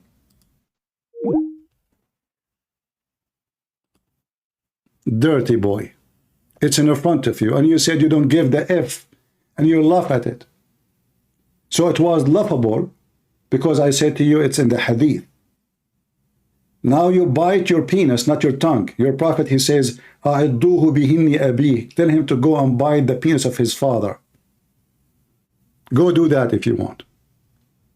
It is in the Quran. And I told you from the beginning, don't use the F word, you filthy. So you call me, you speak about you believe in God, and you are a person who follow God, and you keep saying the F word. How many times you use the F word since you called me? I will call you one more time. Don't use the F word. And now you apologize for your God being stupid and ignorant. Apologize for using the F word. Apologize for using the F word. Did I use the F word with you? No. Why you are using the F word? Why you are using the F word talking to me? Because I said I don't care about the hadiths. No, why you are using the F word? What is the purpose of it?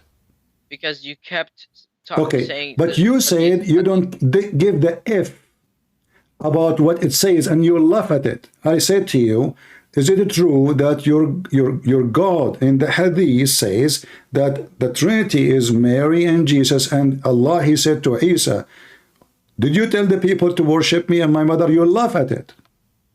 I didn't laugh at it. You laugh at it. You laugh at it. Everybody heard you and you explained. Yeah, sure. And now this is in the Quran. So now explain what kind of God he think that the Trinity is God, Mary and Mary, and have a baby. His name is Isa. Go ahead. Okay, so can you give me the verse? Chapter 5, verse 116.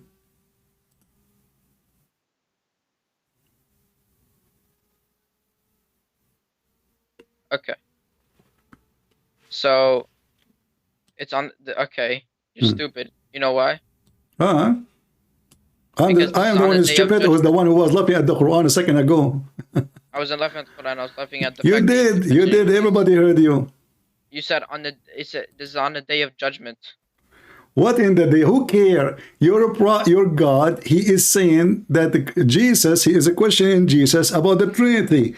Did you tell your people to worship me and my mother?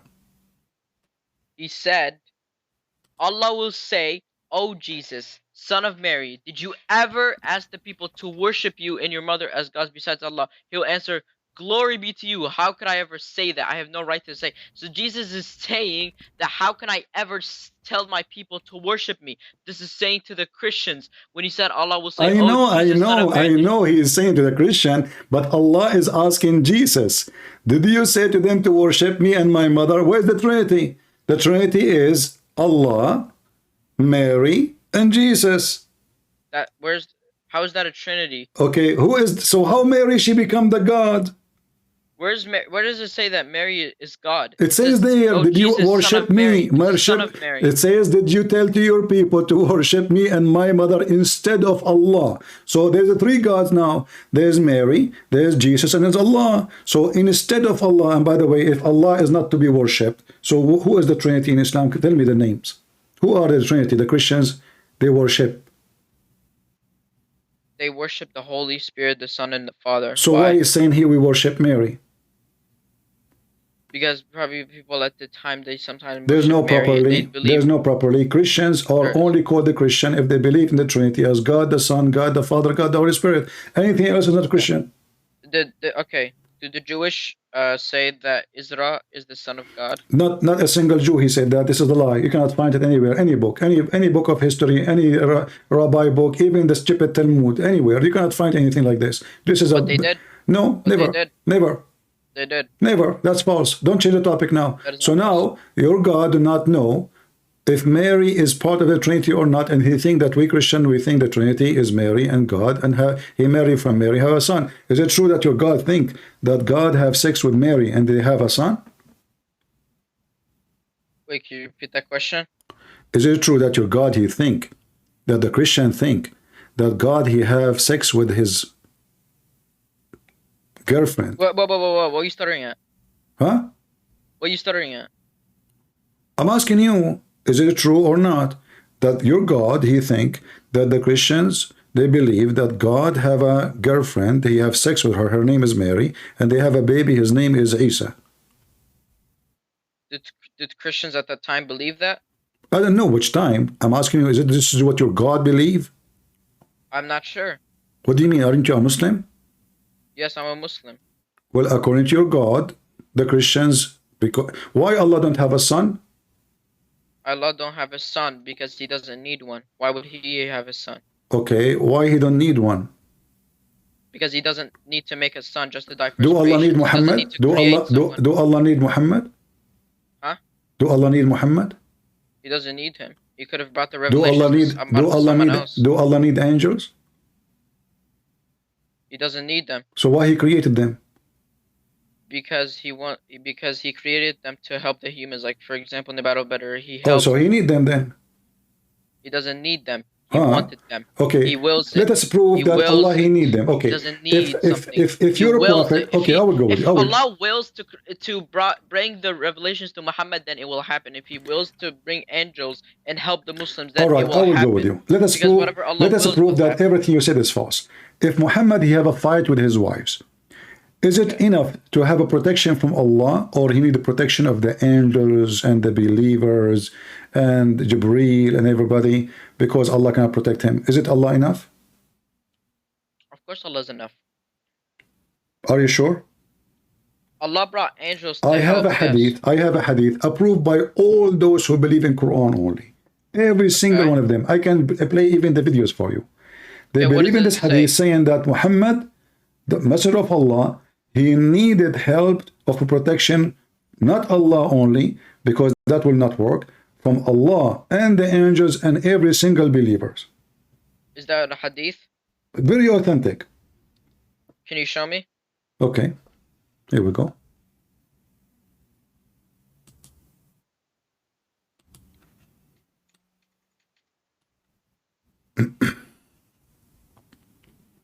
Give me a second.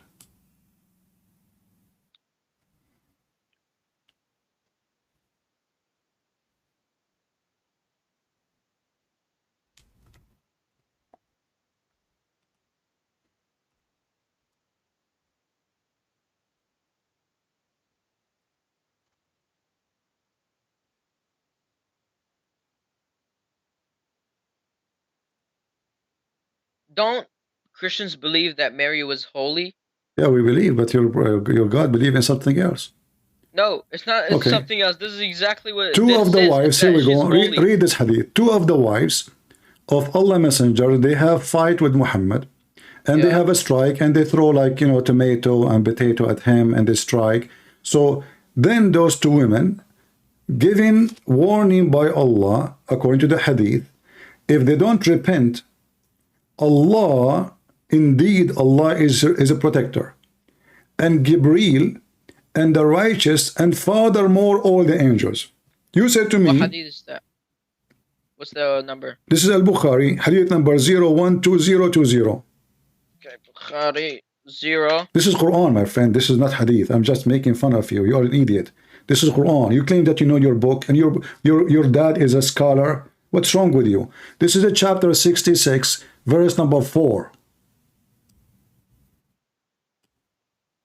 Okay. If your God can protect Muhammad and he is enough as you claim. And you said he do not need anyone.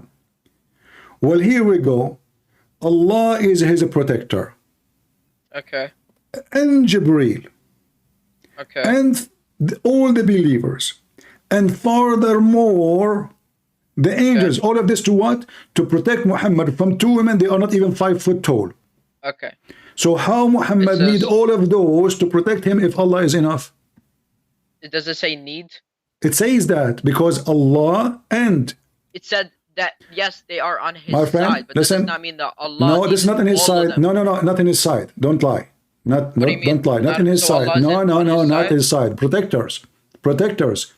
All of them. support. All of them. They are his protector. If Allah alone is enough, then there is no need for the rest.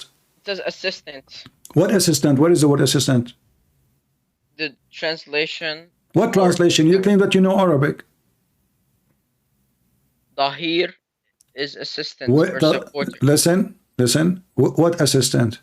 What assistant mean?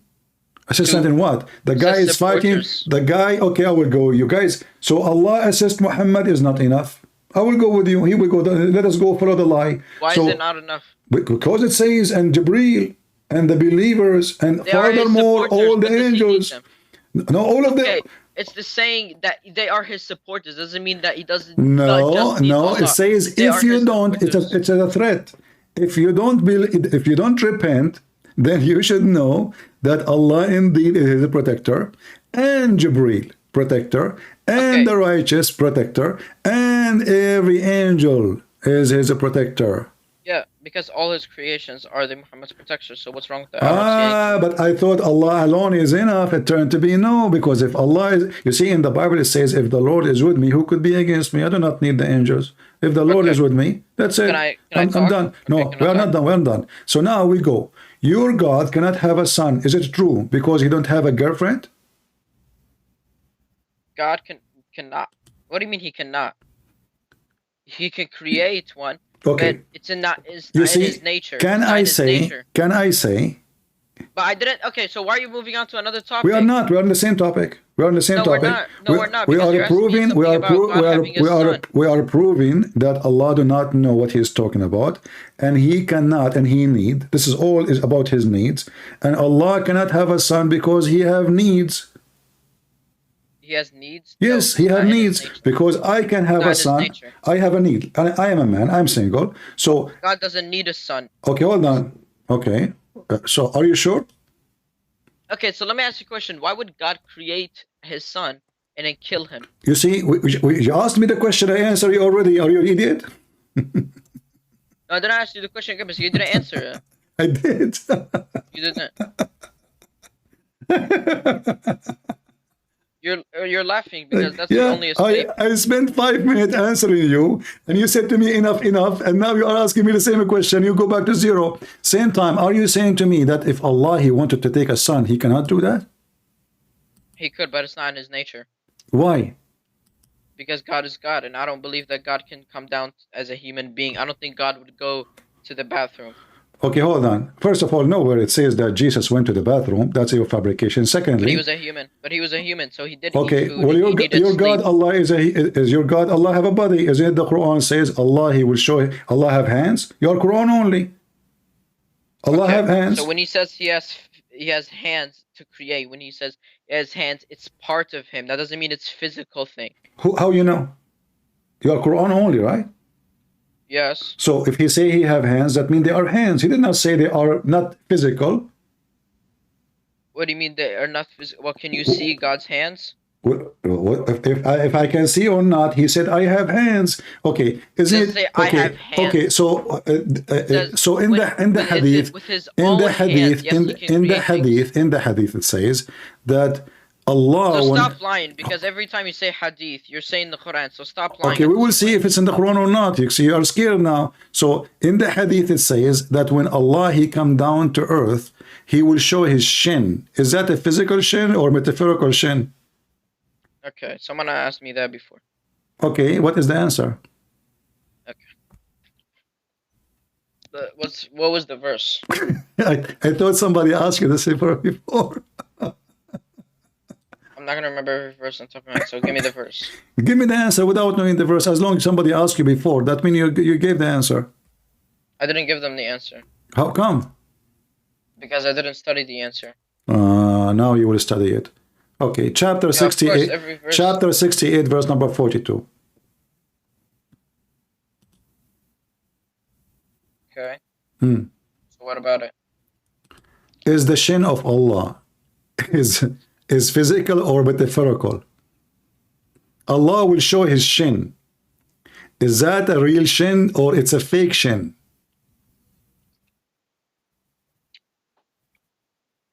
Hold on. It's a fake shin? Okay. I don't really explain shit this verse, that's why I cannot answer you. Okay, I will give you time to invite your dad and ask him and support yourself, like get some vitamin D and let your dad join us. But next time when you call me, don't use the F word. Yeah. All right, take care. You do not know. Allah's hand is a fake hand. It's a metaphorical hand. Metaphorical for what? Okay, the shin of Allah, it's a metaphorical shin. Oh boy.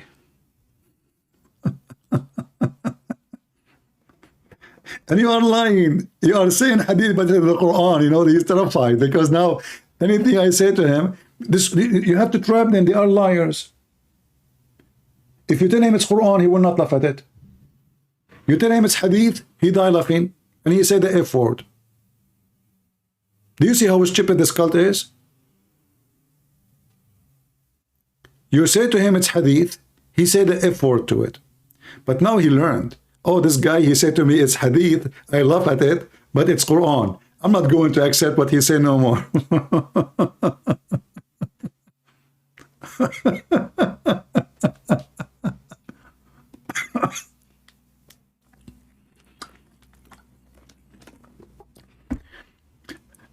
Even your Quran describe you Muslims as idiots. And the Quran describe us as educated people of the book. This is your book. We are people of the book. You have none. You don't even have a book. You don't. Even the Quran, they call it Mus'haf. You know what Mus'haf means? Pages. Collection. This is what Mus'haf means. It's not even a book. Pages. Who made it? Who wrote it? Nobody knows.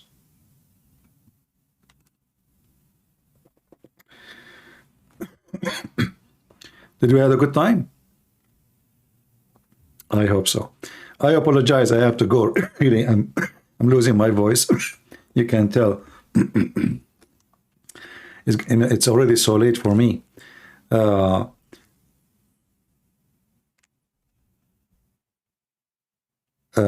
He will ask his dad.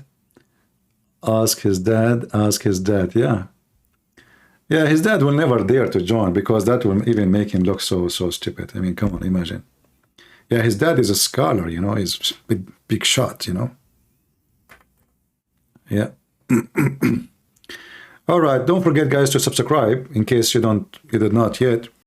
And please inform your friends. As you see, we are not going in YouTube because YouTube always censor what I say, my videos. At least here we can keep our videos.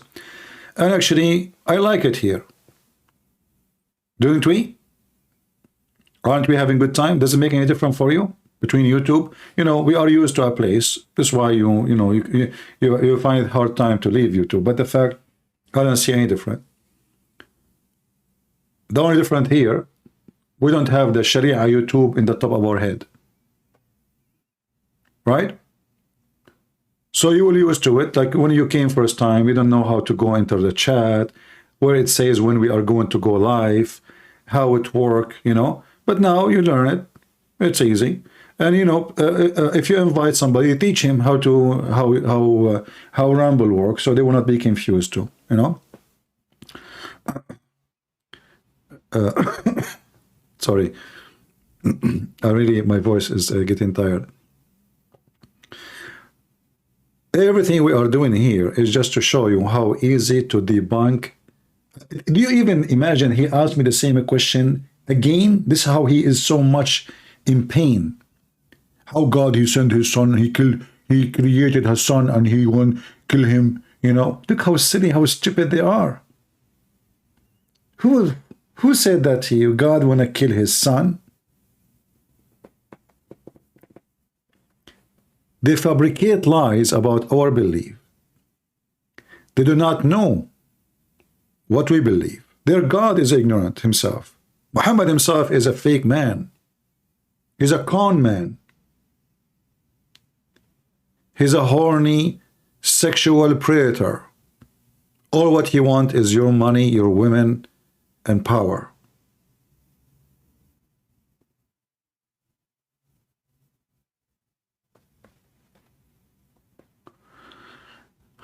I cannot even reply to the post. No, you can. Why you cannot? I mean, everybody can. How come you cannot? Anyway, I want to say thank you all for being here. May the Lord bless you.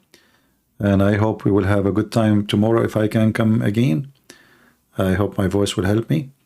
I will do my best to be here.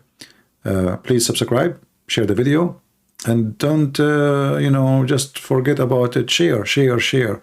We want more people to come, more people to learn, and we want especially young Christians to learn and to graduate from this school so they learn how they can defeat liars. You cannot debate liars. I'm telling you.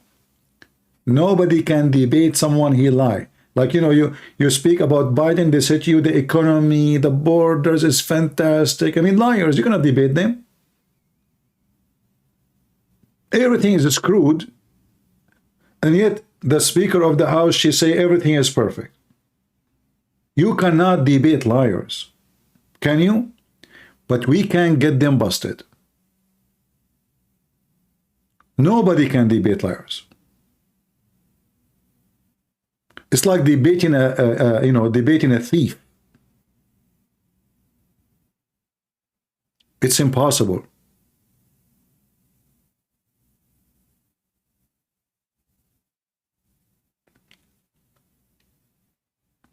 So you need to learn how you corner them. It's like chasing a mice. You go to the corner here, the mice go to the other corner. She go under the couch. So what do? You have to trick the mice. And this religion teach people how to be mice. In order to catch the mice, you have to be smarter than the mice. But we don't want to be mice like them. We want to keep our dignity. We want to be always truthful. We will trick them just to get them busted, but not to lie and not to deceive. Thank you all for being here. May the Lord bless you. And until we see you soon again, God is good. So is Jesus. I mean to that. See you soon again. Bye-bye.